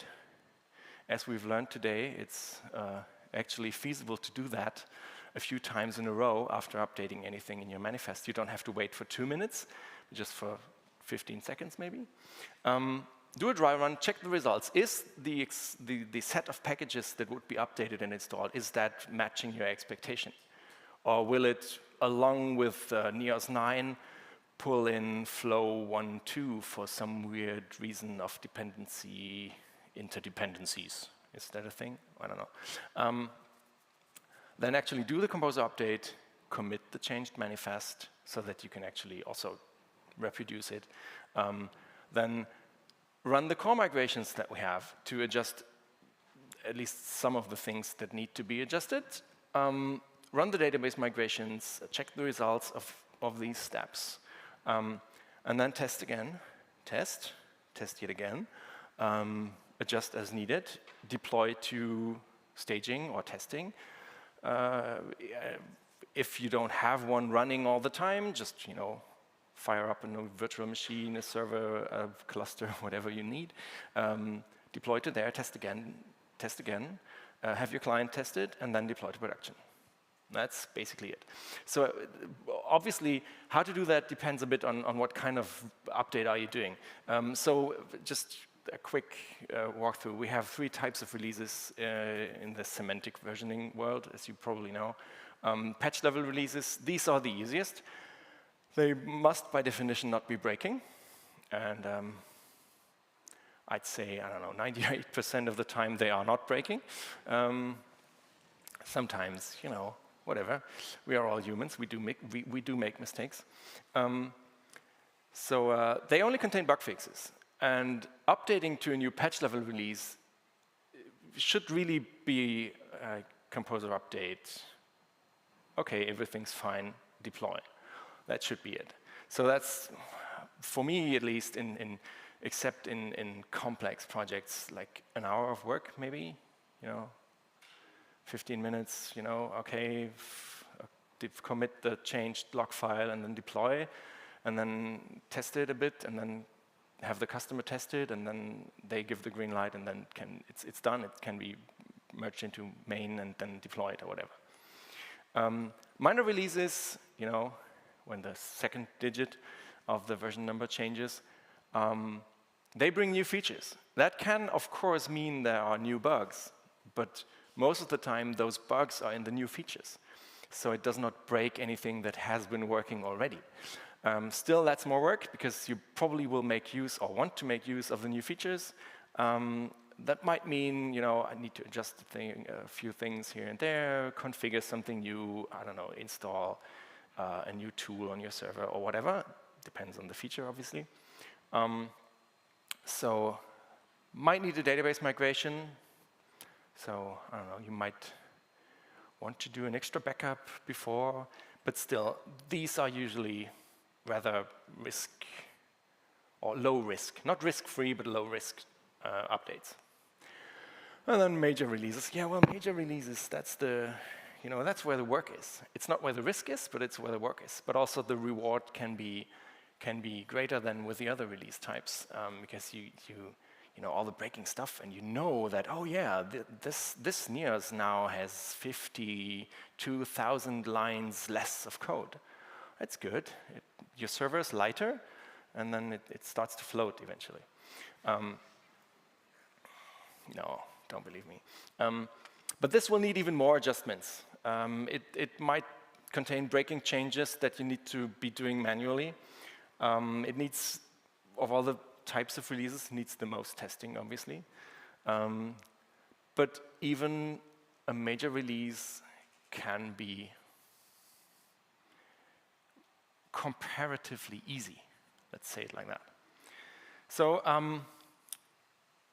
approaching an update, there's sometimes this question, so how do I need to do, from 2.3x to let's start with a more recent version. I have 7.0 now. Do I need to go to 7.1 and then to 7.2 and then to 7.3 and then to 8.0, or can I just do all in one go? Yes, you can do that in one go.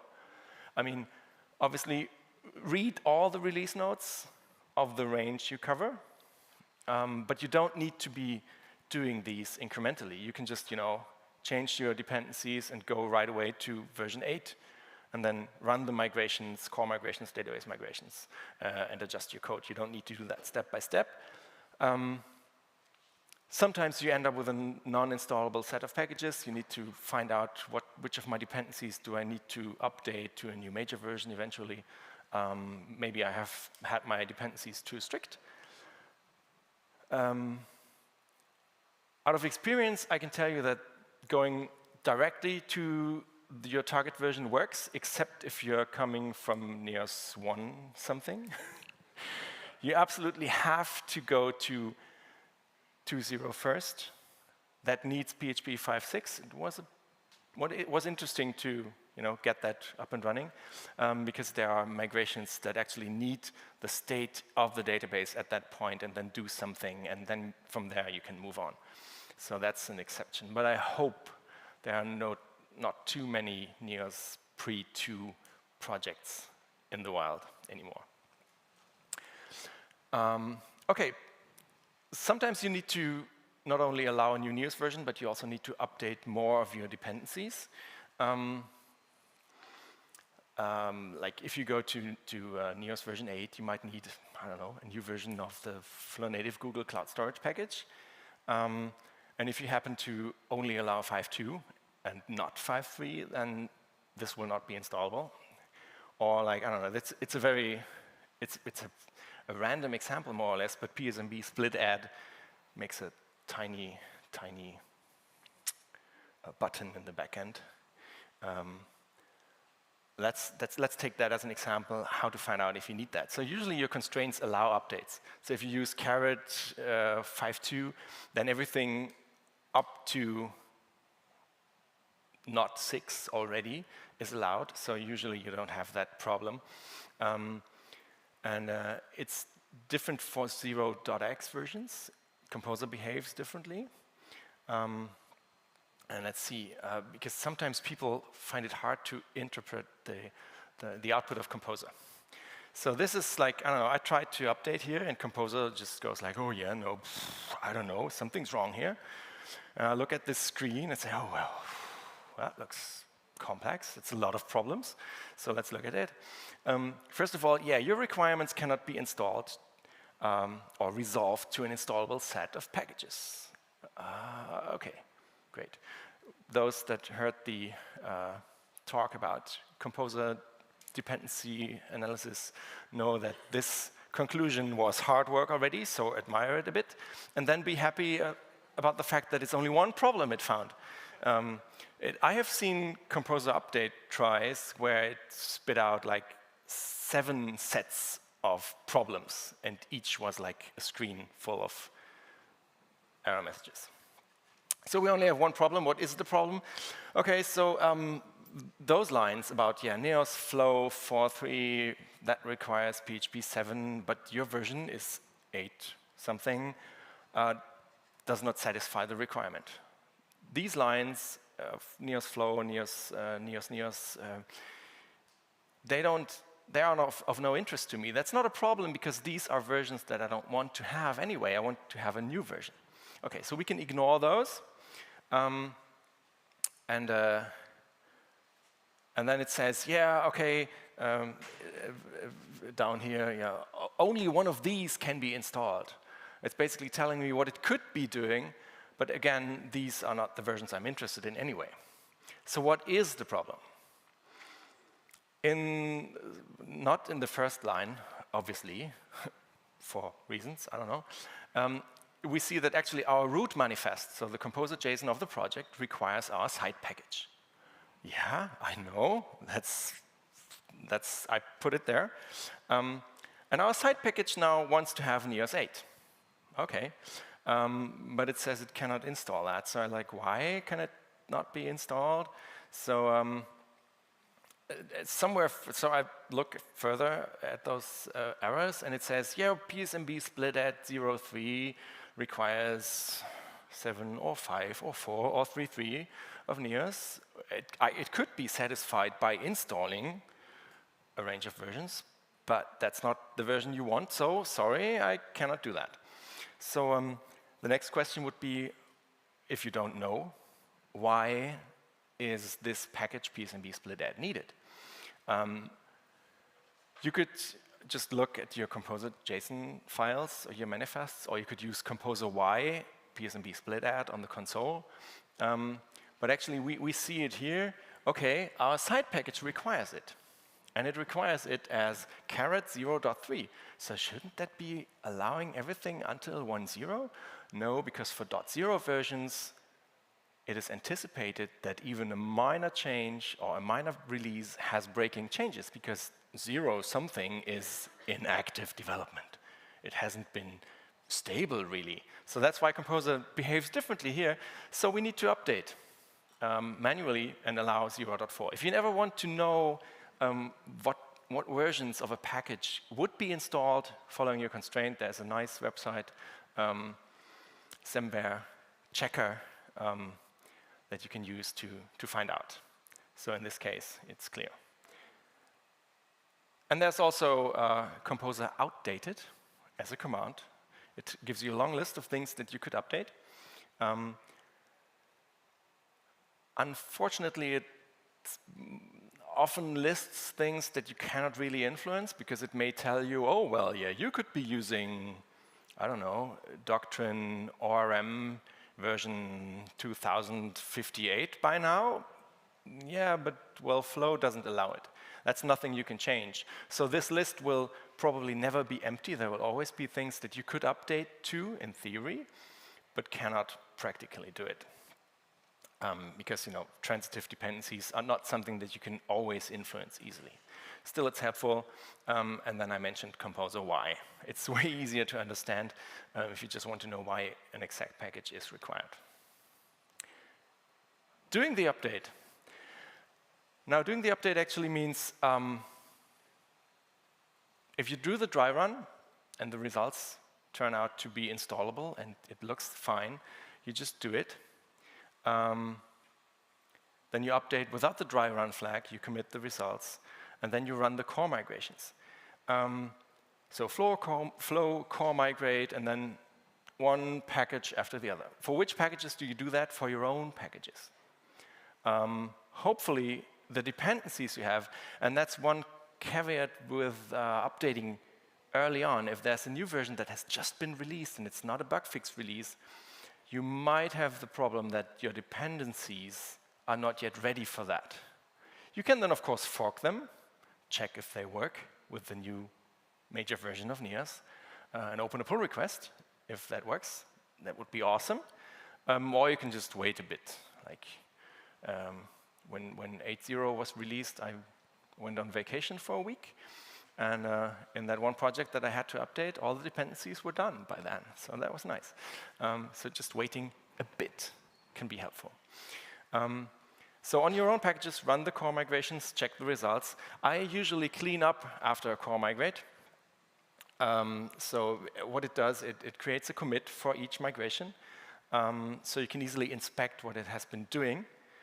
And what I do usually is I look at those commits and then I soft reset to the commit before, and I just make one commit out of these per my package that I want to update.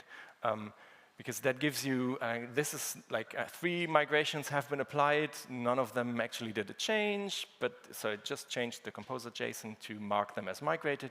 So what I do is I git rebase, and then instead of 3 commits, I just have 1. I rephrase it a bit, and so it keeps my, my Git history a bit cleaner. And now not all changes that you need to be doing are done automatically by the core migrations. There is things that cannot be really automated, where you must actually really understand the code at hand to judge if that needs to be renamed or if that needs to be fixed or how it needs to be rewritten to be still usable. So some examples are the removal of the Fusion prototype generator. If you need to adjust to that, that's manual work. Logging changes, there was some migration support for that, but not for everything, so that needed still manual work, which would at least make your code cleaner. Fluid view helpers, the render arguments were dropped.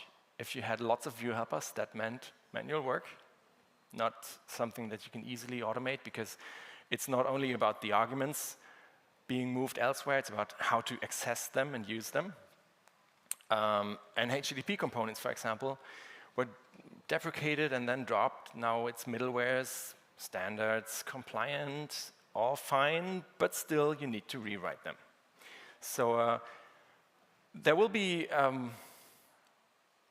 a list of links and resources for you to look at, so don't worry if you're missing some detail here. I'm just showing you an example of the fluid change that needed to be done, fusion change that needed to be done when the prototype generator was dropped.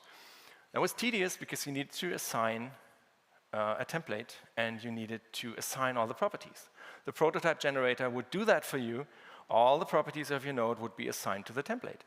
That was convenient, but it was neither very transparent nor very performant. So now you need to do it by hand, which means a lot of work. But it's also a good opportunity to clean up your templates. Are all those properties even used? Or can I maybe just switch to AFX while I'm at it anyway? And if you absolutely need to bail out on this one, well, just pull the prototype generator from the source. You can just put it in your own package and reactivate it. In this case, it's at least a workaround. Okay, yeah. The logging changes. Well, yeah, tedious. You need to adjust the injection. It's not the system logger interface anymore. It's just the PSR logger interface, and then the log calls are different now, but they have more meaning now. They have semantics, actually. You just say, okay, this logger warning, and not, oh, was it the first or the last argument for the log level? I got that wrong in a few cases, where I just put the log level first because I copied code from somewhere, and syslog has the level first and then the message, and we had it the other way around. So rather easy, but tedious, but you need to do it manually. And sometimes the login calls are wrong and you never notice because you never run into that exception. So sometimes you're lucky. The render arguments thing for view helpers, that was something, I had one particular project that I needed to update where I really spent, I don't know, hours that I split over multiple days, because after 15 view helpers, you're like, give me a break already. And then you say, okay, I can do the other folder with view helpers, I can do that tomorrow. But again, a great opportunity to also clean up, maybe make those view helpers, I don't know, compile static aware or whatever. So if you are at code, just do the refactoring along the way, clean up. So see this as an opportunity. And then this whole thing, components to middlewares, that seems complex because it involves multiple places where you need to adjust. But it's not too bad, so you need to adjust the settings. In this case, we had some component that was a component that wasn't component. Well, that doesn't make sense. Now it's a middleware. The settings are actually no longer in the place they used to be. They are elsewhere, and they are injected via objects, YAML, and whatever. So this is rather easy, and it's even cleaning things up a bit. Obviously, you need to rename and move the class. It's not a component anymore. It's a middleware now, and it implements a different interface, and it has a different way of handling its task. It's no longer handle component context, but it's a process function. But the business logic inside can probably be kept as is. So it's more or less, renovating the facade. And if you ever get stuck, you obviously have options. If you have an issue, search for it. We have, I don't know, Discuss and Slack, and well, you can just Google it or DuckDuckGo it, or I don't know, whatever your favorite search engine is.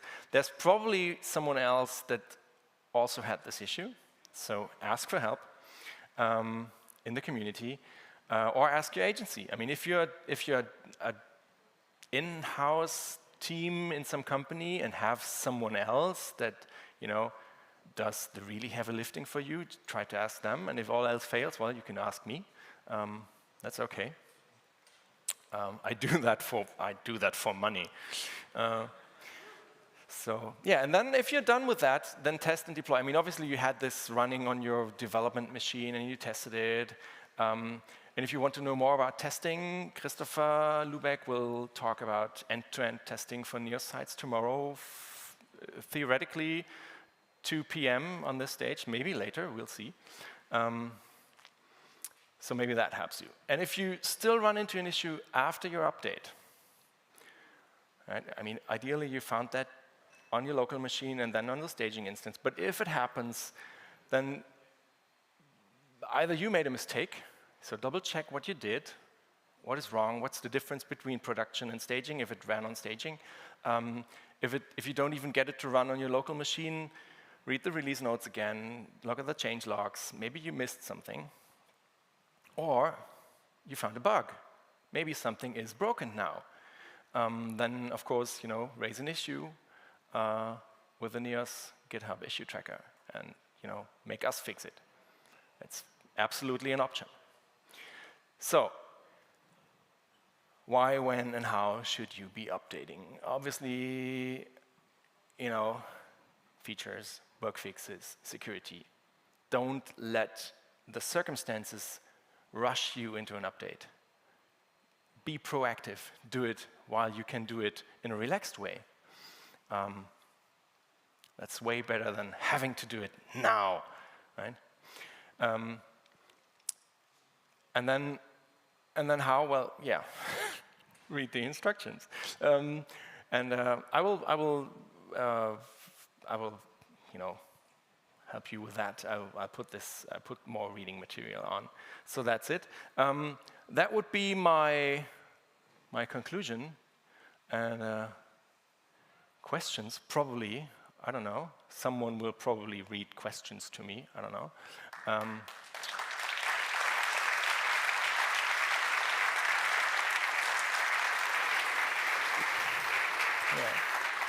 Thanks for listening already. There's this fancy QR code which leads you to a blog post, and if the time-based publishing of NEOS works, this blog post is live by now. If not, I will fix it afterwards, and it'll have the slides, and it'll have more links to documentation and code examples, and pull requests that did fancy updates to the public NEOS sites, and so on. Thank you, Carsten. You're welcome. Very good. Actually, the both of us just recently had a larger update that took longer than expected and should have been done much earlier. True, yeah, true. Sometimes it is just complex and big, and I know that, and it can really be frustrating. And we did, it's actually linked, the update to the NEOS IO site itself is a great example of things that stretch way longer than you expect them to, because more or less this one component of ours was, very reluctant to be updated. Let's put it like that. So, but we do have some questions from the audience that we will ask you. And keeping with older versions, we have a question: would you update really old NEOS versions like 3.3 or even older today?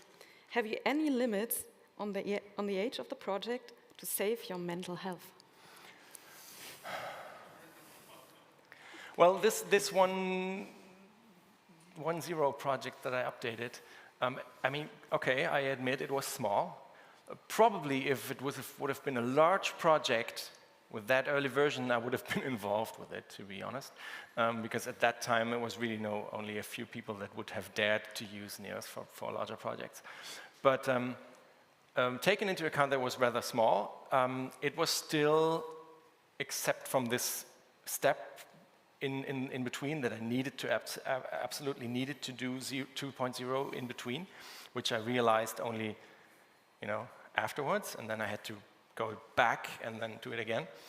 Aside from that, it was, well, not bad for my mental health. It was actually, it was pretty interesting to look at this old stuff, and it was surprisingly smooth to update that, even though it wasn't old. So, and I mean, in the end, it boils down to: do I update or do I go from scratch again? Mm-hmm. Because if you want to stay with NEOS and you want to keep your site, maybe you would be doing a redesign anyway. So, the graphics designers are already coming up with a new layout for your site, and, all the texts will be rewritten anyway.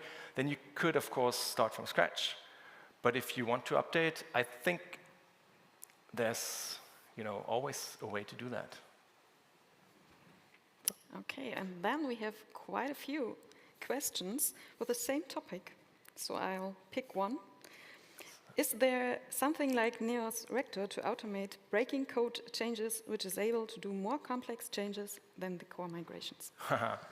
Yeah, we'd love to have that. Actually, when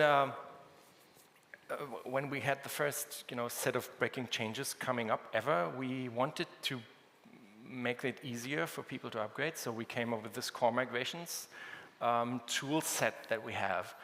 It is rather limited because it basically doesn't understand your code. You can say, do a certain replace, either straight away or based on regex, on certain types of files. So it's text-based. We have things in place that are more targeted, like fixing YAML settings somewhere. But something like Rector is definitely a topic that we want to look at. There are people experimenting with it in the NEOS community currently to ease the upgrade to state-of-the-art PHP 8.1 everything fancy code.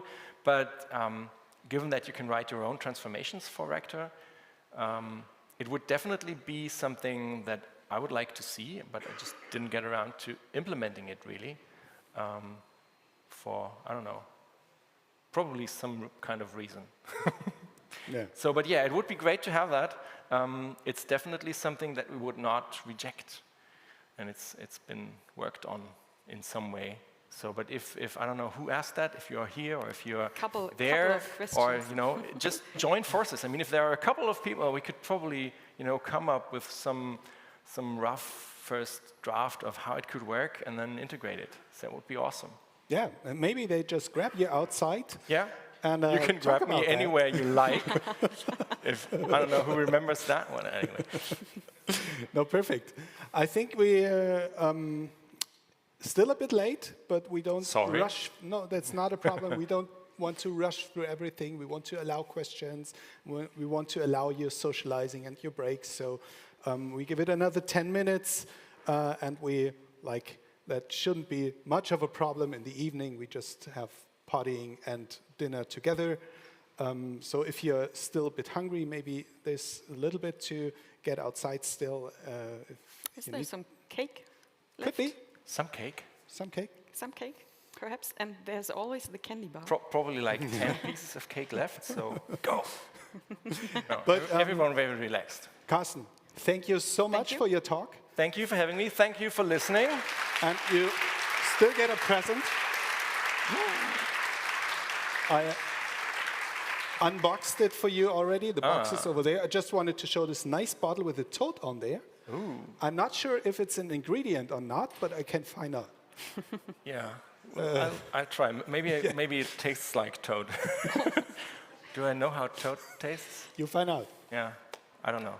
Okay, thanks again. Thank you so much, and some more music, and we see you again in 10 minutes.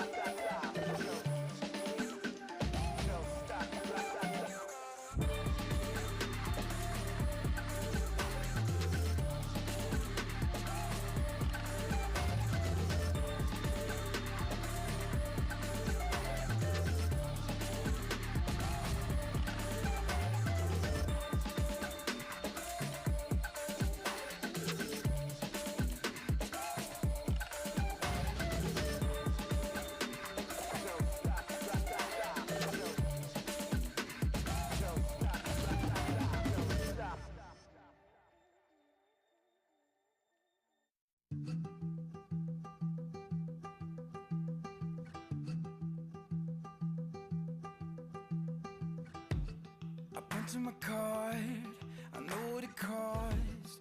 Yeah, I put in the work that you don't. Day after day, I work in the play. Yeah, I'll do all the things that you won't. Even when my feet get tired, I will keep on moving higher. I'm the story you don't speak of. I'm the one they call the underdog. 'Cause every time the push comes to shove, I'm climbing over you to reach the top. 'Cause I want everything and nothing at all. Yeah, I want everything and nothing at all. 'Cause I want everything and nothing, nothing, nothing, nothing at all. Don't care what you think or what you believe, 'cause I'm gonna turn the world upside down. If shot, just up in the ring. Yeah, I'ma shake your bones like thunder. Even when my feet get tired, I will keep on moving higher. I'm the story you don't speak of. I'm the one they call the underdog. 'Cause every time the push comes to shove, I'm climbing over you to reach the top. 'Cause I want everything and nothing at all. Yeah, I want everything and nothing at all. 'Cause I want everything and nothing, nothing, nothing, nothing at all. I don't want nothing at all, unless I can have it all. I don't want nothing, nothing at all. I don't want nothing at all, unless I can have it all.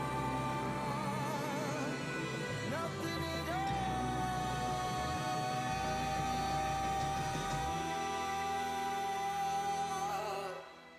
Yeah, I am not the favorite son, but I'm the one who's been here all along. 'Cause every time the push comes to shove, I'm climbing over you to reach the top. 'Cause I want everything and nothing at all. Yeah, I want everything and nothing at all. 'Cause I want everything and nothing, nothing, nothing, nothing at all.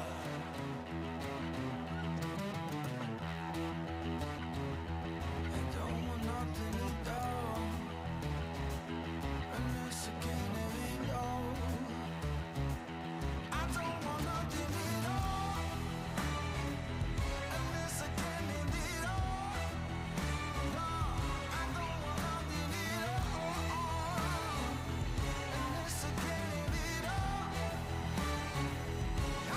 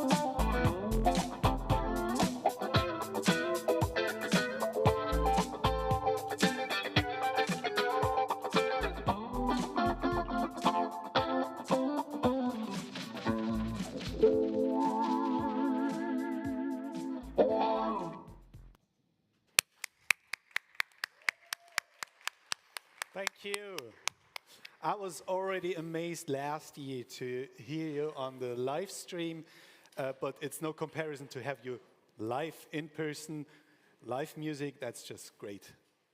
So our next guest is Ramona, and she is a very special guest today.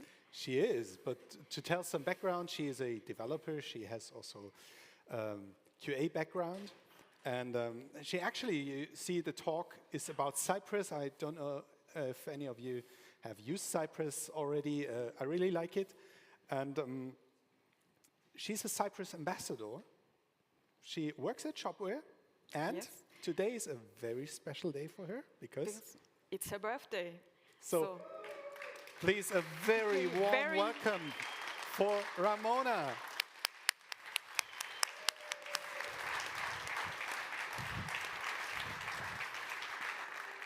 Hello, you there, and thank you so much for this warm welcome. It's not only my birthday today, it's really special to be here at an in-person conference, which I have not been like ages. Maybe you know that as well because of COVID and stuff. So it's really important for me, and it's really precious that you are sharing your time with me here and listening to me sharing my end-to-end journey, how it got to a good end. And if you help me pray with the live demo gods, we will have a little live demo, live coding. So please wish me luck that the fate is on my side just because I have birthday.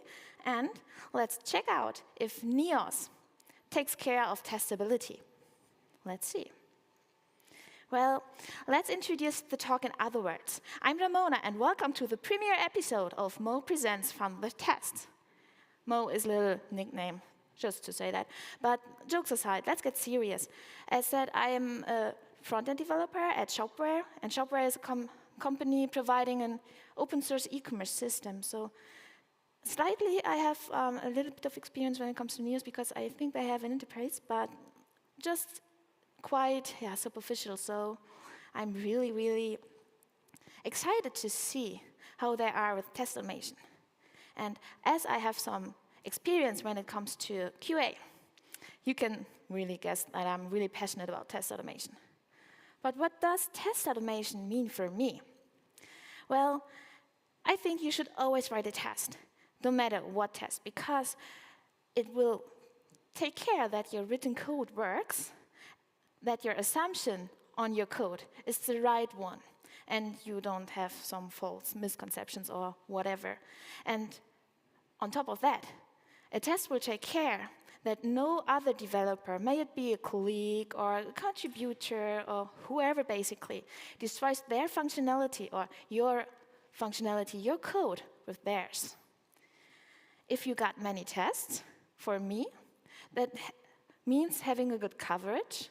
And this means, in my opinion, that you can be confident when it comes to deploying stable software without much need of automated or basic, that was a bit pun, but when it comes to additional manual testing, which I guess no one of us developer likes, and I didn't say that. But anyway, if you didn't start writing tests or didn't take care of it for a long time, like I did sometimes in my apprenticeship or something, it might be a bad idea to just starting out and saying, okay, I just will write some tests. I don't care. It could cause a mess. I know by experience. I have a talk about common pitfalls I did, so yeah, I really need. So we should take a quick look what test we should write.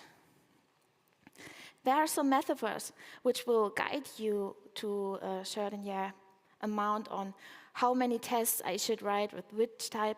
This one is quite classical. It's the test pyramid. It's by Mike Cohn, and it was further developed by, I guess, Fowler. And it shows you some guidance on how many tests you should write from which. And we will start with the lowest one, because this pyramid shape can indicate you already the amount of tests from a certain testing type. But just to make a quick definition on that one, if you are at the lowest step of the pyramid, the tests are fast and thus cost efficient. But if you rise to the top, like basically here, they will grow more and more slower and thus more expensive. But maybe they might be worth the cost, right? Yeah, the most interesting testing type when it comes to this one, I just briefly covered, is called unit test, because they will test the smallest unit possible. And that might be a function, that might be a class, an interface, a component. Yeah, we can discuss about that later on. I don't want to cover too much of the time, because components could be considered an integration test as well, which is slightly slower, depends on the way you write your integration test, because it will take some units and will test them in combination with each other. Basically, like, how are they working together? And then, when it comes to the top of the pyramid, the end-to-end test pyramid, top, they are quite slow. But as indicated, they might be worth the cost, because as farther as you progress to the top of the pyramid, the nearer you will come to the user. So you can be even more confident that your code or your functionality will work as intended. So, but wait, I'm talking about end-to-end, end-to-end, end-to-end testing. What do I mean with that one, right? Well, I like to use the term workflow-based testing to basically explain end-to-end tests to my fellow colleagues or apprentices, which I want to teach testing. Workflow-based means you take a workflow, you take a test case, and you test it from beginning to the end, the full stack, the full experience, like a user would do it. When it comes to QA or quality assurance theory, this is called system test. And that's basically what we want to do. And that means we want to teach the computer to behave like a person, like a real person, like clicking and interacting and waiting and doing basically everything we as a human would do. So they are really meaningful because of that fact, because how closer can you get to a user if you basically simulating one, right? But well, I can feel you. If you got some experience with end-to-end testing and some fellow teachers say they can be really difficult or even frightening because they have some certain drawbacks. I would even consider them pain points. The first one, we already covered it. They are slow. The computer clicks things, so it's a nature of things that those tests have a slow execution time. And people are impatient. I am impatient. I'm to blame as well. And so those waiting, especially if you want to have your pull request merged, this can really quickly frustrate people, quicker than the execution time. Well, but that's not all. A thing where I need to admit is bothering me as well is poor maintainability. In the worst case, you have only logs to see what happens if your test failed.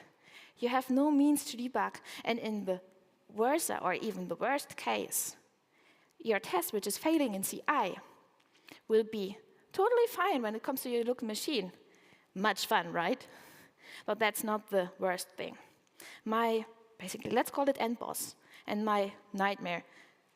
I'm really honest with you. I have a complete talk about this topic. It's called flakiness, flaky tests. So it's basically a test which lies to you. It passes, it fails, it passes, it fails, and nothing changes in between. It's such an essence, right? Well, it's like a Heisenberg bug, which is a bug which only occurs if you look away. So a Heisen fail will only occur if you don't debug, if you don't observe it. Make it even more tedious to debug. So why should we consider end-to-end testing? Should we be worried if we try it out? Don't worry, really don't worry. I found a way to make it better, at least, or even avoid or found a way to cure those pain points. So let me share with you how end-to-end testing is not that painful as this might indicate to you. How to make the most of the execution time so they will not be so expensive as you might think. And to basically get confident when it comes to your releases. So, well, I said we want to do some live coding. What should we test in NEOS? What could be a good idea?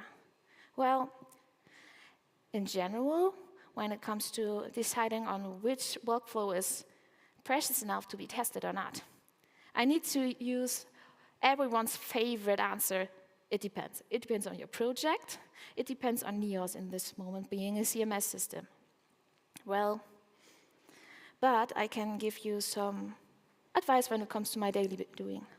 The first criteria I'm using to decide if I should write an end-to-end test or not is my workflow common enough? Is it something the user will experience a lot?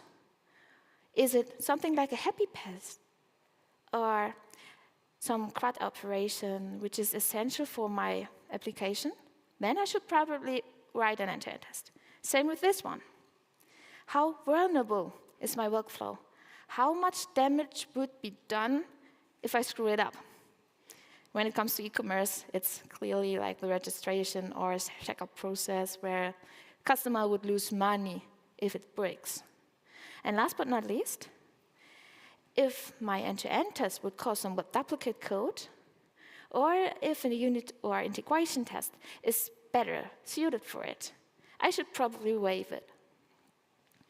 All right, so what does that mean for a content management system? What could be a good workflow which a user should be able to do all the time and which would cause a lot of damage when it's broken? Well, I guess it's this one. As a user, I want to be able to create a page. So yeah, I guess we have a little test case we can write together, right? All right, so let's do exactly that. In order to write my test, I want to use Cypress because it saved my back lots of time when it comes to maintainability and flakiness. In general, it's an all-in-one testing framework which is using Node.js to be built and enables you to write your test in JavaScript according to Mocha syntax. So if you have some experience with Jest or other frameworks, you might find yourself familiar with it. Cypress uses some own UI for running the tests. So it gives you some really neat features when it comes to debugging, to time travel. I will cover it in a bit. And yeah, basically help you with lots of things to debug, especially as it runs inside of the browser, not just outside remote controlling it like Selenium does a couple of times. And in this way, you can find yourself with your familiar tools like the Chrome or whatever browser you use, DevTools, which helps even more when it comes to debugging. Well, enough theory. Let's apply the reality filter to it. I talked about a hands-on experience, so I guess, yeah, we can try to start with live coding now. So give me a little minute to get ready when it comes to this one. So I will be quite soon because I guess you want to see my wonderful slides. I don't know if they're wonderful, but we figure that out. All righty. So, okay, I think we are ready. I'm just checking if it looks fine when it comes to this one. But I think we will not start with my mock project before. I will start from scratch. So let's create a little folder. Let's call it example without cats, unfortunately, because I forgot to insert cats inside my talk. Example without cats. Cats, there we are. Example without cats. Yeah, I'm not that creative sometimes when it comes to naming, because I don't like to discuss names. But if you like that, we can do that. So, when it comes to installing Cypress, I will use the npm command for that, but you aren't limited to that. So if you're not a fan of npm, you can use yarn as well. And if you like neither of those, you can use their zip file from their site. So you are quite free when it comes to that. And it's already done. So let me open this UI, this test run, so to say. You can, of course, write some npm scripts, aliases, or use the direct binary path if you like to. And then we need to wait a little bit. If you know Family Guy, please imagine this wonderful little Star Wars elevator music, because I don't know if I can play it because of copyright reasons, but I almost always imagine it if I'm waiting for things. All right, there we are. I'm sorry that I'm looking on the thing. I hope it's big enough. There we are. This is the test runner. Cypress includes some neat little examples to show their features, but we want to write our own one, so let's close them for now. And just take in mind this little integration test area here, because this is where the magic will happen in a second. But as I fortunately spoiled it a little bit, I actually prepared a little repository, which you can have later on in GitHub as well if you want to. And then we will get started again. So there we are. We open the test runner. We wait for a little second. But as long as we wait, let me give you a quick introduction to the folder structure to give you a first overview if the test runner is leaving me there. So go away, you're not yet there. It's not your turn yet. So the Cypress folder here in the root folder is the, basically almighty folder containing basically almost everything. We have this Cypress JSON file where I have some configuration, like environment variables, timeouts, the base URL, which will be important in a bit. I won't open it for now because it contains some password, even if it's just for the demo environment. Just so you know, you can hide your password later on inside of your log so nobody sees it quite quick. All right, if we open the old magic Cypress folder, we have 5 others. The download one is the one if you want to test the download, so the result of your download will be stored there. The fixture folder here is containing test fixtures like data you want to use, which is fixed, which won't change at all. Please take care that it's not changing like IDs which are generated in a build. I did this mistake. It was not that pleasant. Yeah, the plugin folder is quite self-explanatory because it contains plugins, so you can extend Cypress functionality with lots of plugins if you miss something. And the support one is some kind of extension as well. So it gives you the opportunity to use helpers or page objects or own commands if you have some steps inside of your test, which happens again and again, and you don't want to duplicate them. You can use them here and store them here. But last but not least, I didn't forget the integration folder, which will contain all of our tests. So I guess we should use it, right? Let's open it and create a new file. And I want to call our test create new page. Damn, am I creative, but it's the thing we want to do. I'm using the spec suffix, which is short for specification, which is a common pattern when it comes to modular tests. So let's keep it like that. You can use JavaScript, so I will use normal JavaScript, default JavaScript for the sake of simplicity, but if you want to, you have TypeScript support as well. All right, so yeah, we want to edit, and then we can start. The first thing we do if we write a test together is giving it a frame, a structure, something which we can use for that one, but also important when it comes to lifecycle hooks. This is by the describe method. So, how do we call our test frame? Page creation, something like that. Yeah, I removed the typo because I don't like typos. There we go. And then we continue. All right, so this is the test frame for the structure. The actual test will be defined by an init function. It should create a new page, because it should do that. This is the actual test. So, the further we do, what could be the first thing we need to do to test a website? Could it be navigating to it? Exactly. So we're using our first command ever. It's called Cypress Visit. A command is basically everything which Cypress can do to interact with your page. May it be visiting something, clicking something, all those kind of things. And as I defined the base URL beforehand in this little Cypress JSON here, I can just use the root folder and we're good to go. Let's quickly check our new little test. Where's my mouse? There we are. Having a black mouse is a good idea for a black template. So let's hide the examples and take a look. And we opened our demo instance. Wonderful! Congratulations! We wrote our first test. Okay, bye. Don't worry, I won't do that. So we will fill it with life now. So what should we do when it comes to creating a page? I guess we need to log in first. So we need to enter a username, it might be this one, and the password, and tip login. And now we need to teach Cypress exactly that.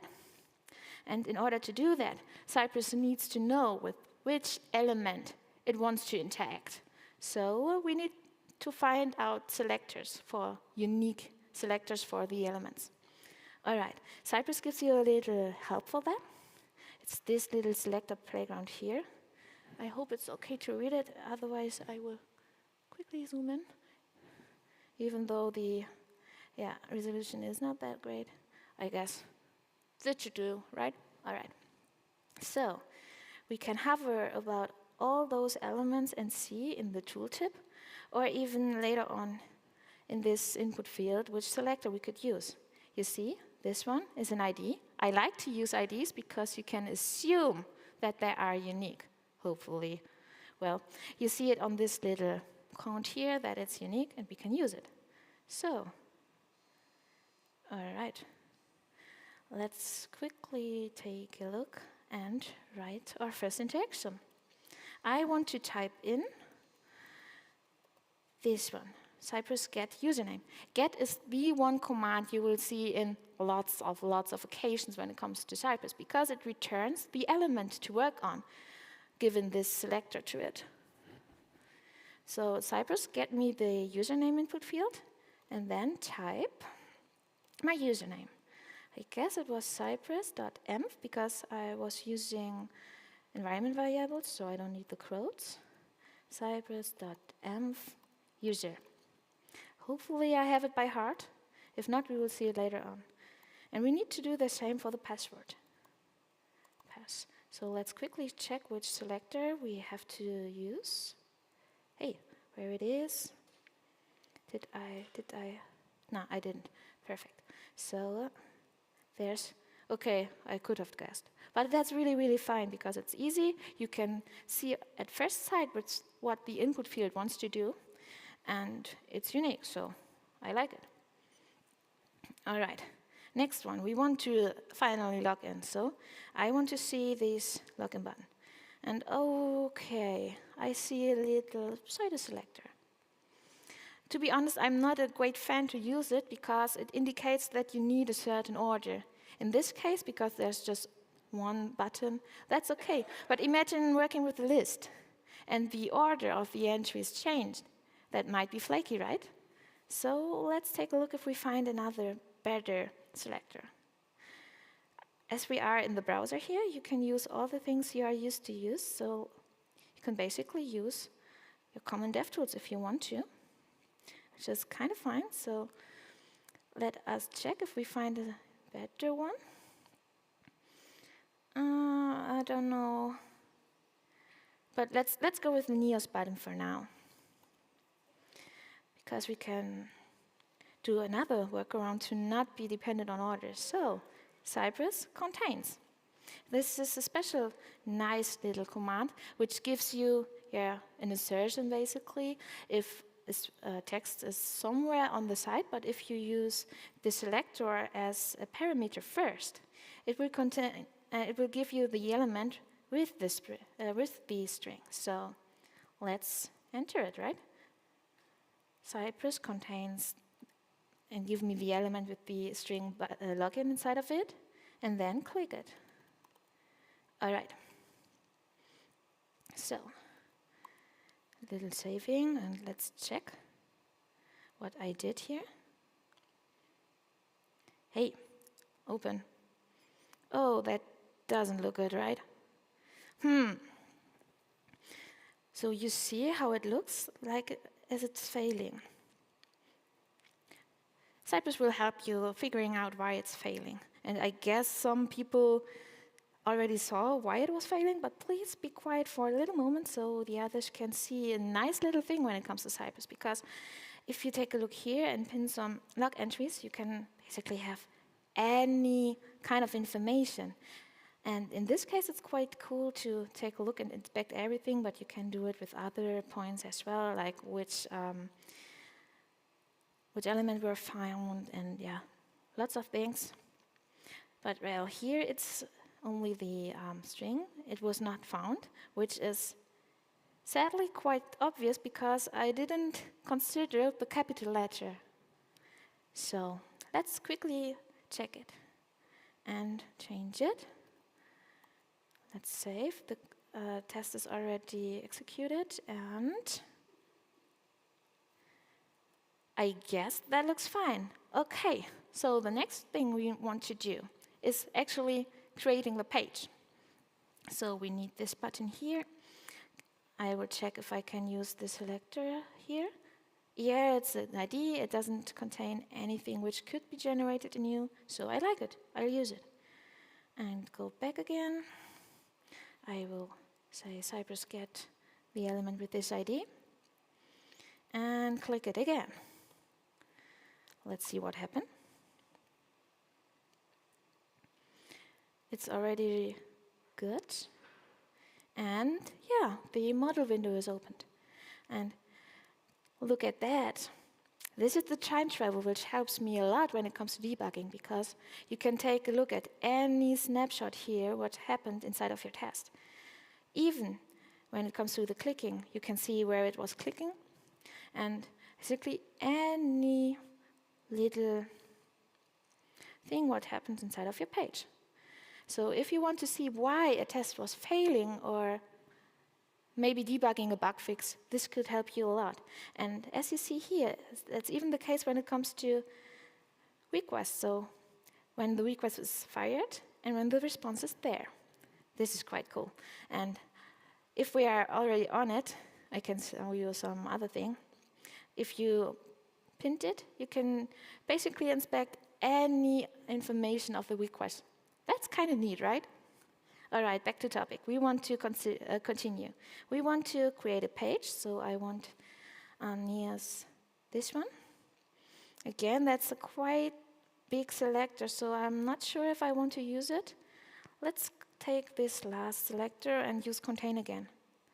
Did you see this one? I don't know if I like it. First point, it's a CSS selector, which might be prone to change. So imagine you are a developer refactoring the classes and renaming a class. Your test will fail without an actual error, which is the whole problem. So, but please, just leave it like that. When it comes to this maybe ID, I don't know, if it's generated anew, you shouldn't use the selector as well, but for the simplicity of things, we will use it for now. All right, so get it. I wanted to use contains because I want to use the string. It was like using a page. Yeah, Seite is the German word for page. So let's take it and click it. Yeah, and let's take a look how our test progresses.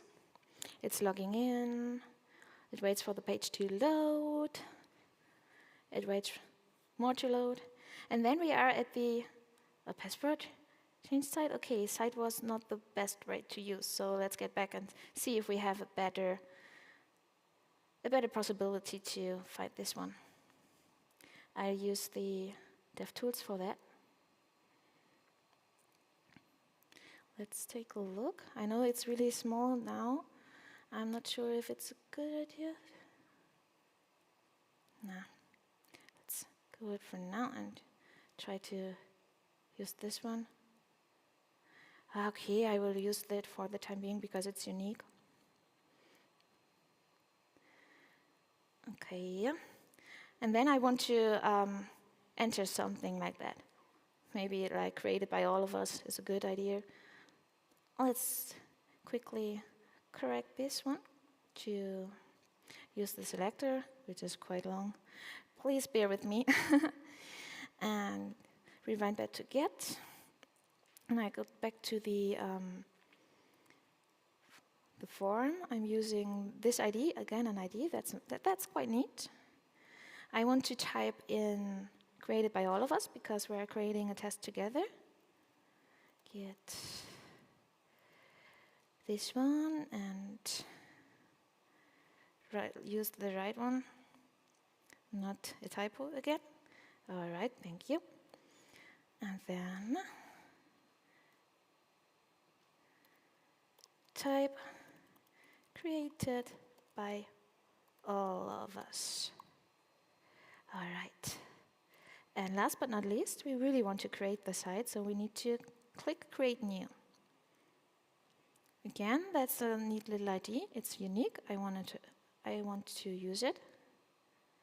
So let's get back to here. And Cypress, get this element and click. Alrighty then. Let's see if I was successful. And get back to the test runner. It's already logging in because it's auto-loading basically. And he doesn't like this. And I see right, because I have a point too much. All right, next try. Again, we're logging in, we're waiting for it, and yay, our test passes. We were able to create a complete page with Cypress.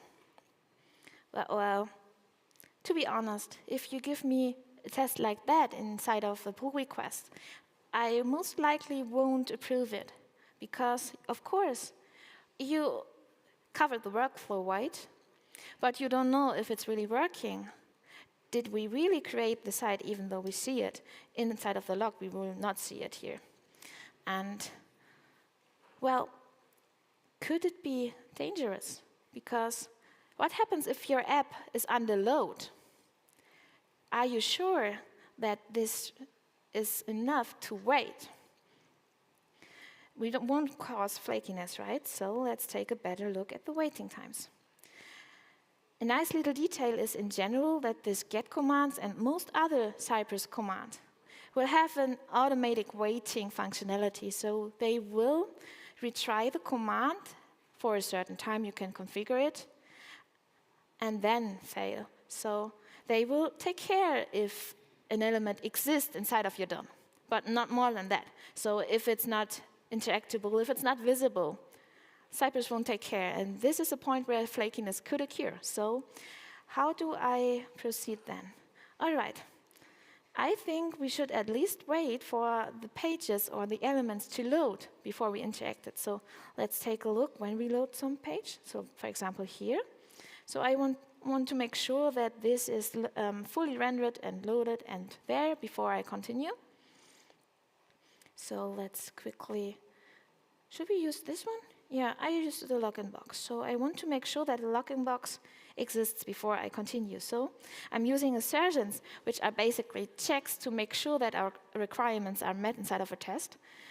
I'm using them to wait explicitly. So I want to be sure that the login box is visible. So I'm using should, and the chainer be visible. Okay, on which points should we do the same? I guess it's a good idea to make it if we are logged in. So basically after the page is loaded. So here, Cypress is quite obvious when a page is loaded. So here on this point. I guess we can be quite simple on that point, especially when it comes to the time, and use the button we want to use. Hey, get back. Thank you. So I'm using this one. It should be visible before we click it. Where do we do it? On this point. Cypress get my element. And again, it should be visible. Okie dokie. The same is for the two model windows. So I guess to get it a bit quick, I want to do the same with the field here. Should again be visible. Yeah, you might have guessed this is an assertion you will see a lot inside of my tests. All right, and last but not least, I want to make sure that we really created a page together. So let's check if the last one here, go away, was created by all of us. So again, I will fetch this selector, even though it has maybe an ID on it, I don't know, and make sure it's visible. But that's not the only thing we can do. We can even use a bit more things to wait for a really safe time. I know there will be some discussions about it if this is the scope of an end-to-end test. I think it's quite neat, but I'd love to hear your opinion on that one later on.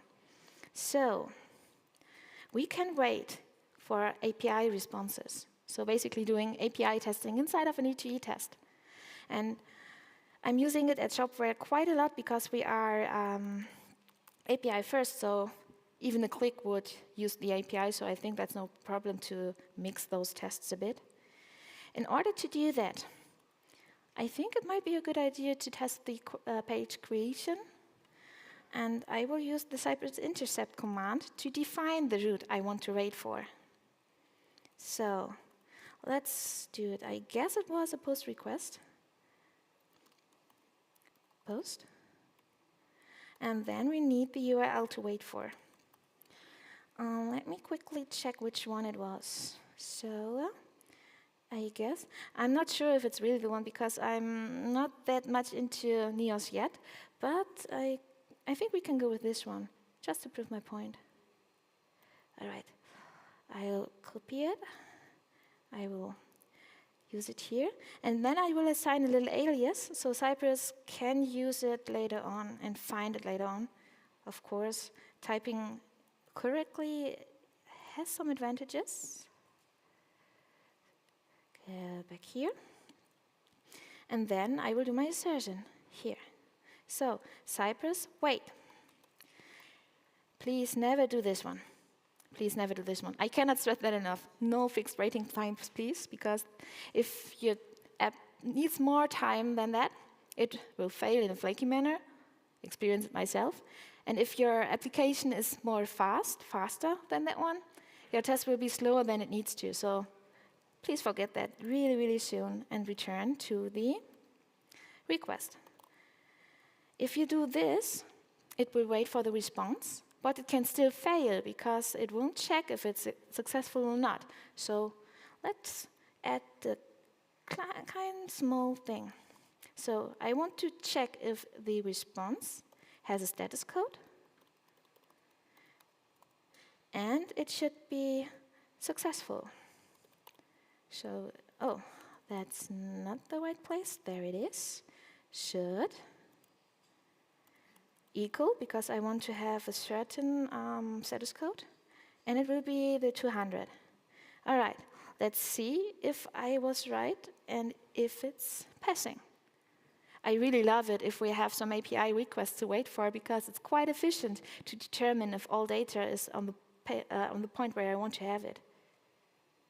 Okay, it's covered by another element, so maybe this assertion we used wasn't the best one. I'll quickly check again, because it's covered by another thing. Yeah, because we had a little problem, because as the computer is behaving like a real user, we need to scroll like a real user, right? And of course, it's no good idea that it's always the same name here. So yeah, let's keep that away for now. We can use a little command like Cypress scroll. And I saw that we didn't determine if it's the right one to get checked. So let's take this selector again.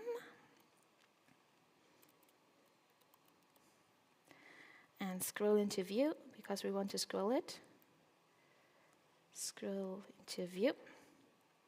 Perfect. And let's use another name because we were creating a lot of things. And I want to correct this and use our new name because I want to make sure that it's really the page we created and nothing other. So like this one. And rerun it again.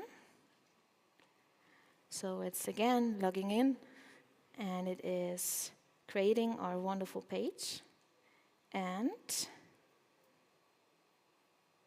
still, yeah, this is a little bit flakiness we should take into account. Alrighty, I'm using another name to make it quick. Let's call it 1, created by us. And run it again. So that's basically the way you can use Cypress to write a test. Alrighty. So maybe my assertion is just no good idea here. But you get the point. We know that it was created perfectly because we saw it and we have the change thingy here, and because of the time, I think I should still continue, but if you want to take a look later on with me together, that's still a good idea. And let's remove those for now, and use it like this. To not waste too much time to search for the right selector. So maybe IDs and selectors aren't that a good idea? I don't know. And scroll down. Yeah, perfect. So finally, I can congratulate you. We wrote our first test together. Yay!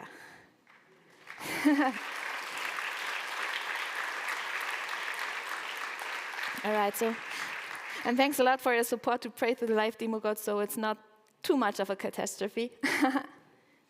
Yeah. If you see it like that, you don't have such a steep learning curve.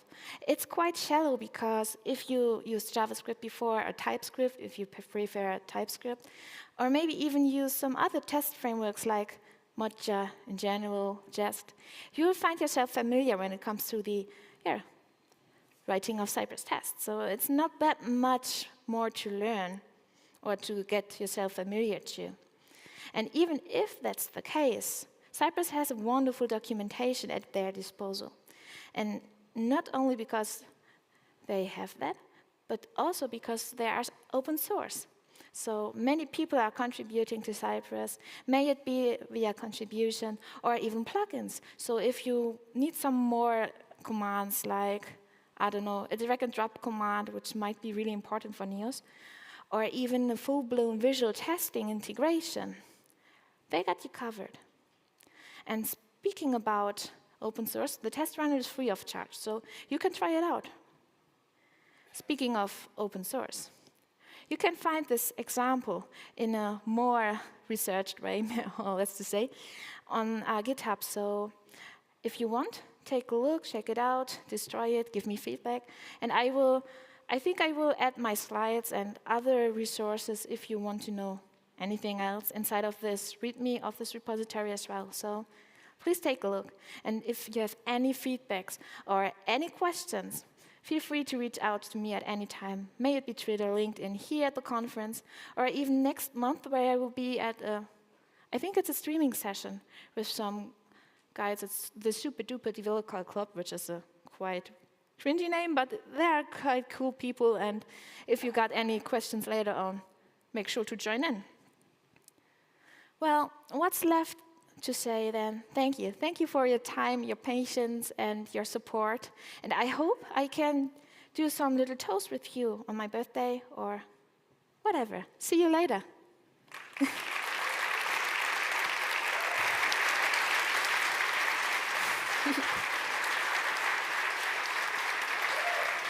Thank you so much, Ramona. Thank you.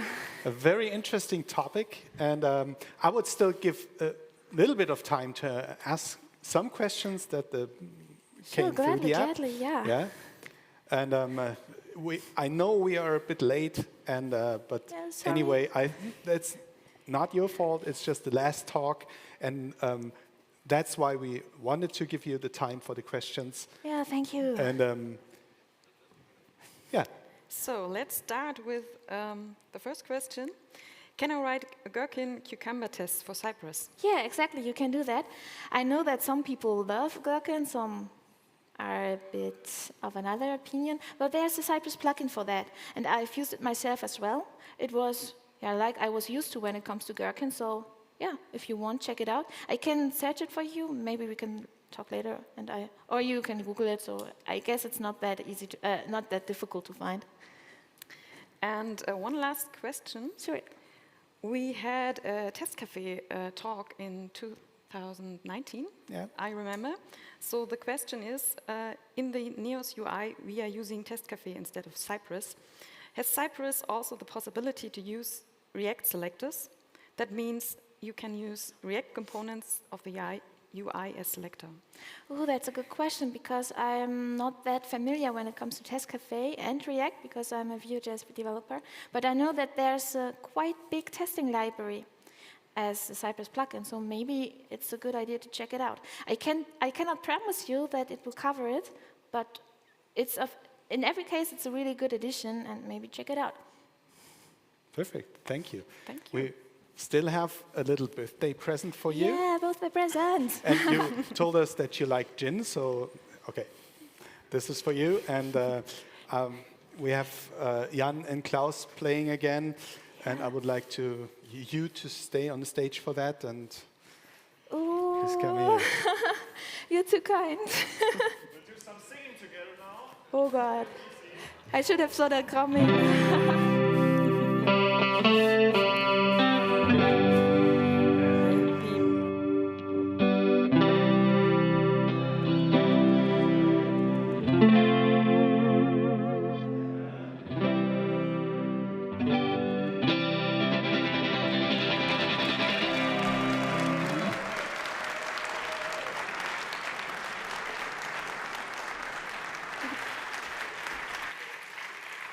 Oh, you're too kind, you're too kind.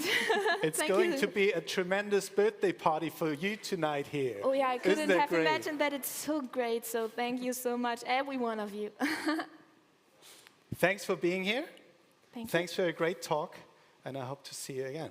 Yeah, hopefully quite soon, right? Perfect. Goodbye.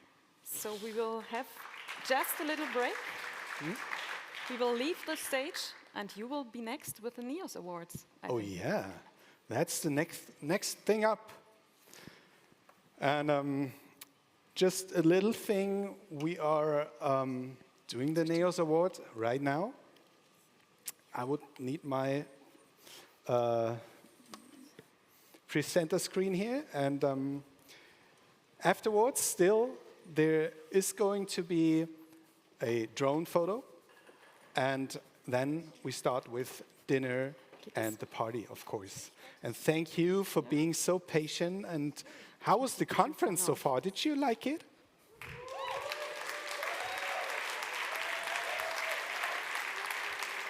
Amazing. So good to have you all here. Thank you for being here.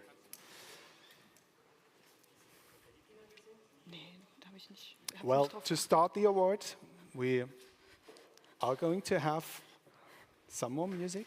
And I hope everyone's here. I cannot really see from up here if we have everybody ready for the evening and for the Neos Award 2022.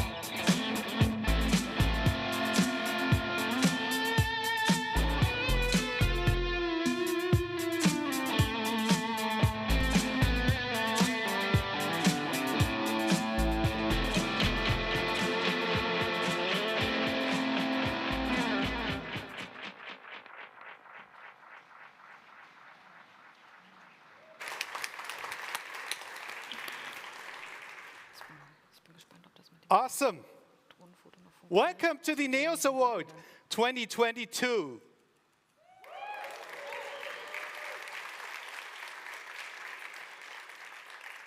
We are live on stage again.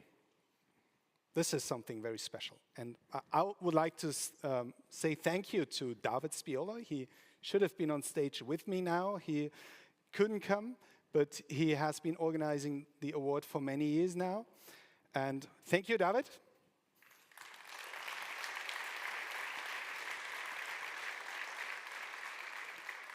The award would be nothing without a jury. The jury should be diverse in many ways, different backgrounds, different expertise, different viewpoints.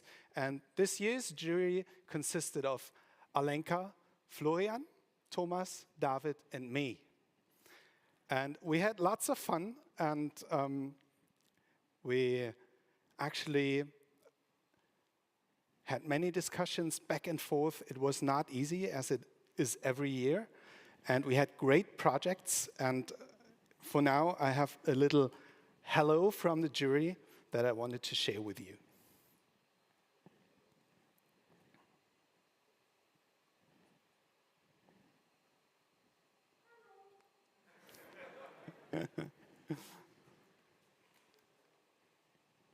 Well, do they? I'm not sure. Hi NEOS community, my name is Thomas. I'm a core team member of the Zulu open source CMS, and I had the pleasure to be one of the NEOS Award jury members this year. First of all, thanks for having me. I really love the exchange between different open source projects and communities. We definitely can learn a lot from each other. We had a lot of fun digging into all those submissions, discussing them and taking them apart from different points of view. In the end, it was a tough decision, and I want to congratulate all the attendees. The overall quality and passion which went into the project and contributions is really outstanding. Keep the open source spirit alive, learn from each other, and enjoy the conference. Hi there, I'm Flo, without the W, just FLO. And this year I was part of the jury for the NEOS Award 2022. For me, it was a great pleasure and a new experience. We checked cool projects and finally we have found some winners. But I don't have to tell you yet. So I hope you enjoy this con, and maybe I can tell you one winner. Yes, psst, but it's a secret, okay? You are all winners if you use NEOS for your cool projects. Okay, so stay there, have fun, enjoy the con, and we'll see you. Bye. Hello everybody, my name is David and I'm welcoming you from the NEOS space station. It was my pleasure to be part of the award jury this year and take a look at all those nice projects you guys have been working on. If you take a look into the past, you can truly tell that the NEOS project has evolved and we're getting more and better projects for assessment every year. But one thing really stood out this year, and that is collaboration. Collaboration between community members and companies to make the best NEOS project possible. Congratulations to all nominees and winners. You truly deserved it. And I'd like to welcome everybody to be on the jury next year. Have an awesome NEOS conference and see you next year. Bye-bye. So thank you. And I should also say hello from Alenka, who wasn't able to send us a video, but she was a great member of the jury. So we did something different this year. We had two submission forms. The one wasn't used too frequently, but that's why I wanted to explain it a bit. Maybe people didn't really understand, but it is a suggestion form. If you know of a great project, but you know maybe the person who did it wouldn't ever submit it, or you would help them in submitting it, just suggest them. You can stay anonymous, you can if you want or not. So this is going to be also there next year. And the question we asked ourselves last year especially is, what do we want to award? It is a NEOS award. It is not a design award in special. It is not a system award in special or an infrastructure award. It is a NEOS award. So what do we want to award? And we came up with 3 things, which is impact, innovation, and contribution. Technical details is very important and it is a baseline. It is where you can lose points, but this is where you can win points. And this is what's really important for us, something that has a positive impact for NEOS, something that is pushing the boundaries of what can be done with the system, and contribution. Contribution is very important for an open source community, of course. And even if there's, you might say there's paid contribution, it's maybe not as much worth, but contribution is always paid, even if you paid with your spare time. And that is why we wanted to especially honor these 3 attributes. Dedication is another thing. There's the Dedication Award, and this is wholly upon jury decision. Dedication sometimes is about the hard and nasty work and the little tidbits and everything that needs to be done, and maybe it's not that shiny and great, but there are people behind the scenes who are working on things continuously, and we want to honor them especially. And at the last point, before we really come to the award, I wanted to talk a little bit about the spirit. This is what I like so much about the NEOS community, and this reflects in the NEOS Award in special, because I have never had any discussion on, oh, why didn't you take us, and why was this project first and we not?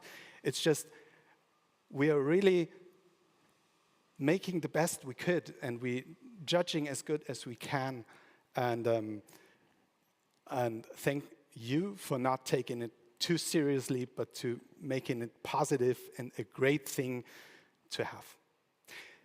So we are going to start with the award. And for that, I would ask my fellow hosts to join me on stage.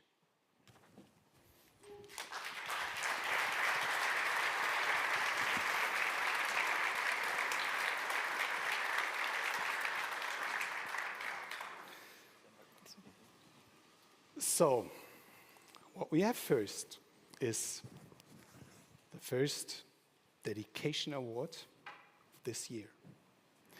And for the first Dedication Award, I would like to have a little envelope on stage. You don't know what's in there, I know. Thank you, Lisa. Check, check. So, the first Dedication Award goes to Code Q plus Zeitgeist for Lost in Translation. Woo!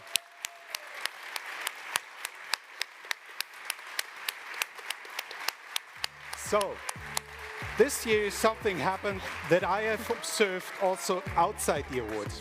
Many submissions were filed not by one person or agency, but by a corporation. So the first award goes to a very handy tool for the NEOS editor of a multi-language site. A DeepL integration directly into the NEOS backend with a Zeitgeist-flavored name, Lost in Translation. Integrating DeepL is a great help, even if you need to review translations from many sites. This is a great feature. If you want to install it right away, you find it on GitHub, and please give a warm applause to Zeitgeist and CodeQ.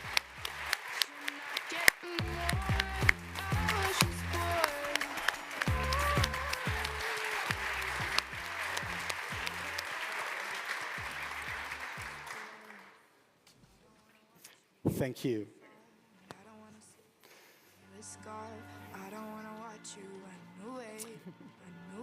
The next Dedication Award winner of 2022. I'm sorry, I hate to read out my own company, but this is Sandstorm Media and Network Team for the Flowpack P-Runner and the Decoupled Content Store. Give them, this is for you. This one goes out to large-scale projects with high expectations. If you need to really separate front-end and back-end, these are the tools to decouple them.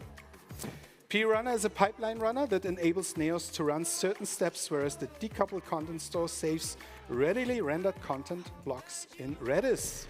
Thank you, network team and Sandstorm. This is for you.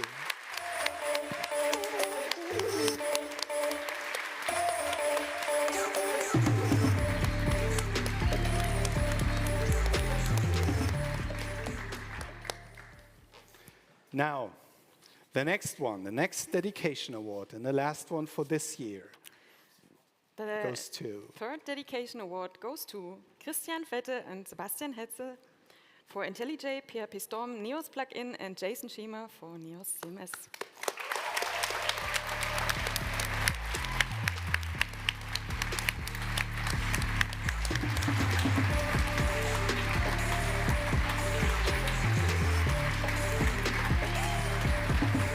This one. Now, this one hasn't actually been a cooperation, but we made it one.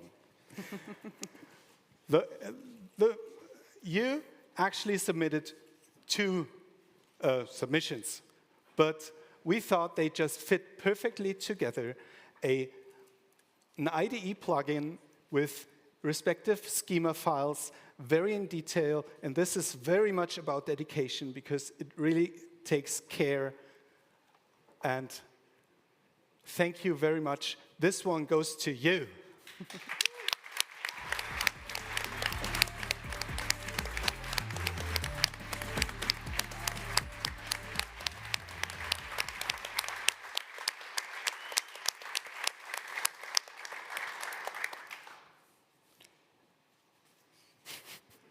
Now,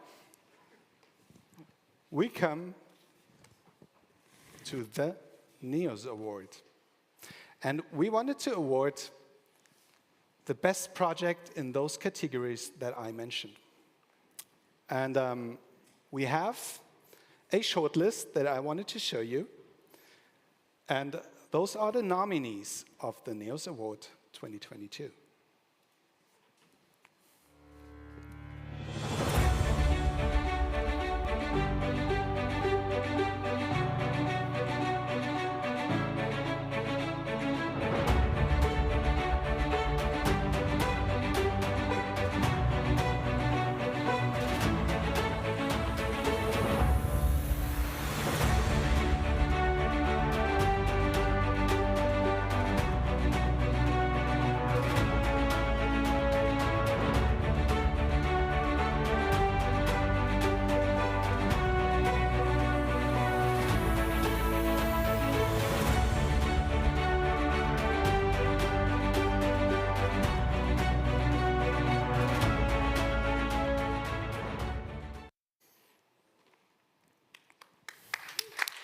Wow.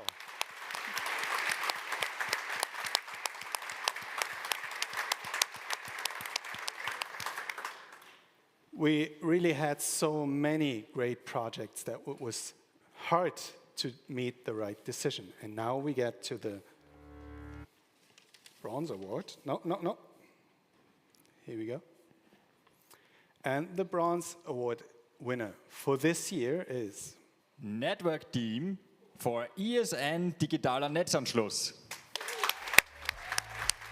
I guess you need some more people on stage.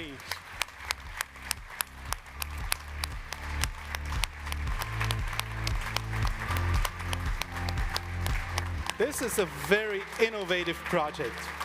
It uses Neos as a content application platform par excellence. There is not a single website, but it is a solution that is being used for network connections for utility companies. If you need to request a new grid connection for gas, water, electricity, fiber, etc., you might be ending up here. The forms and processes are defined in the Neos backend, and they connect customers with service providers and installation companies. This is a huge digitalization project, and please give a great applause to Network Team.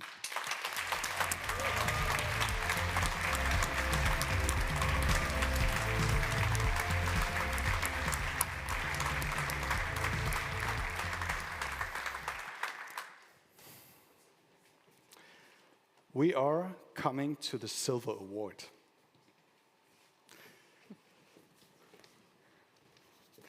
The Silver Award 2022 goes out to .de and Kaufmann Digital for CGM Compute Group Medical.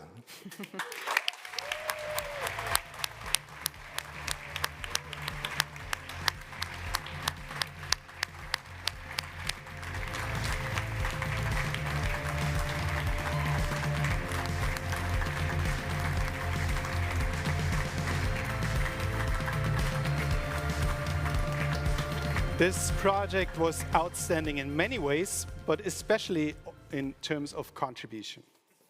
It has a Silius and an SAP integration, and more than 200 editors are working with the system.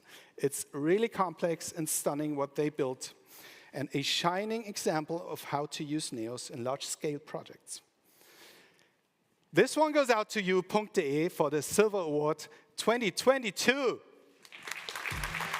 Into my car, I know the cause. Yeah, I put in the work that you don't. Day after day, I work in the play. I'm sorry, of course, .de and Kaufmann Digital.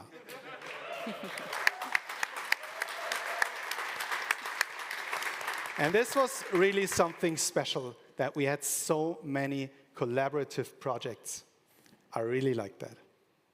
Thank you. And now, it's the last one for tonight.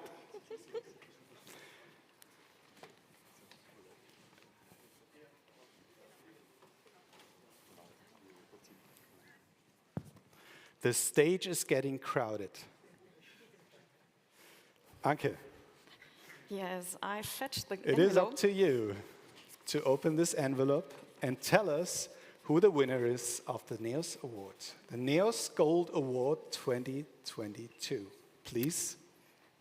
The Gold Award goes to Brandung GmbH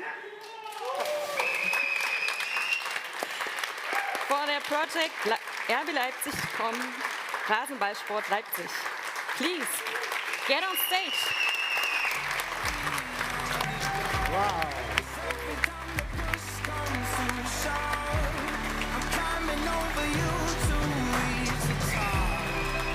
Cause I want everything and nothing at all.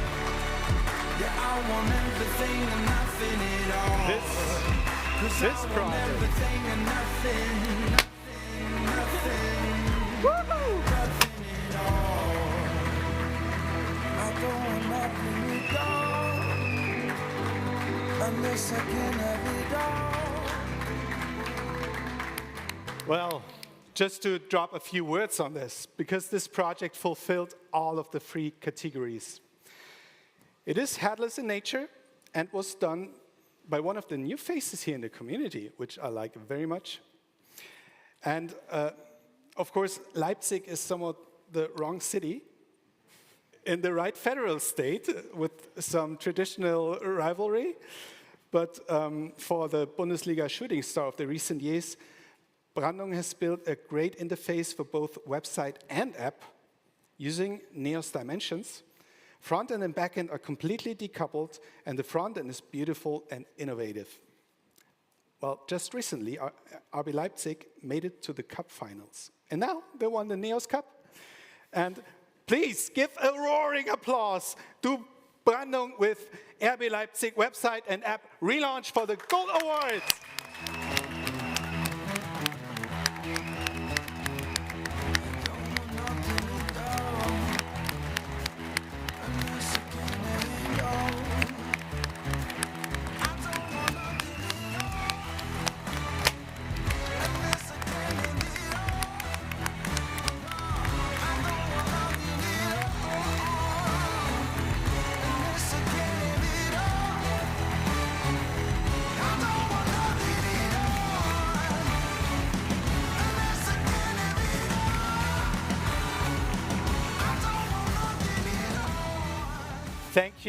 Thank you so much. Thanks to everyone who submitted a project. If you didn't win this year, you might be winning next year. So please keep submitting. Keep the spirit, and please give a last and wonderful applause to all of our winners, and let's get the party started. Go outside to the drone photo, help with the tables, and then we see each other at the social event at the dinner. Please, this is your applause.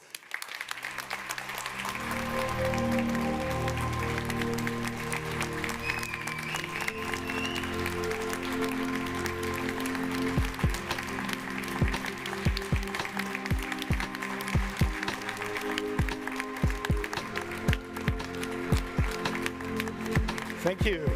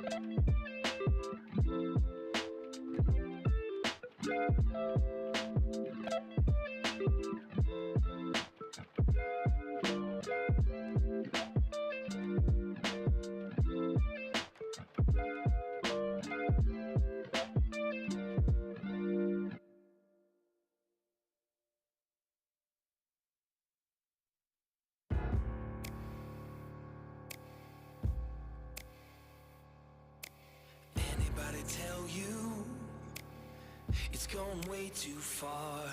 No, nothing gonna help you when it falls apart. The prophets and the preachers told you, but you covered your ears, and now the end is near. Gonna take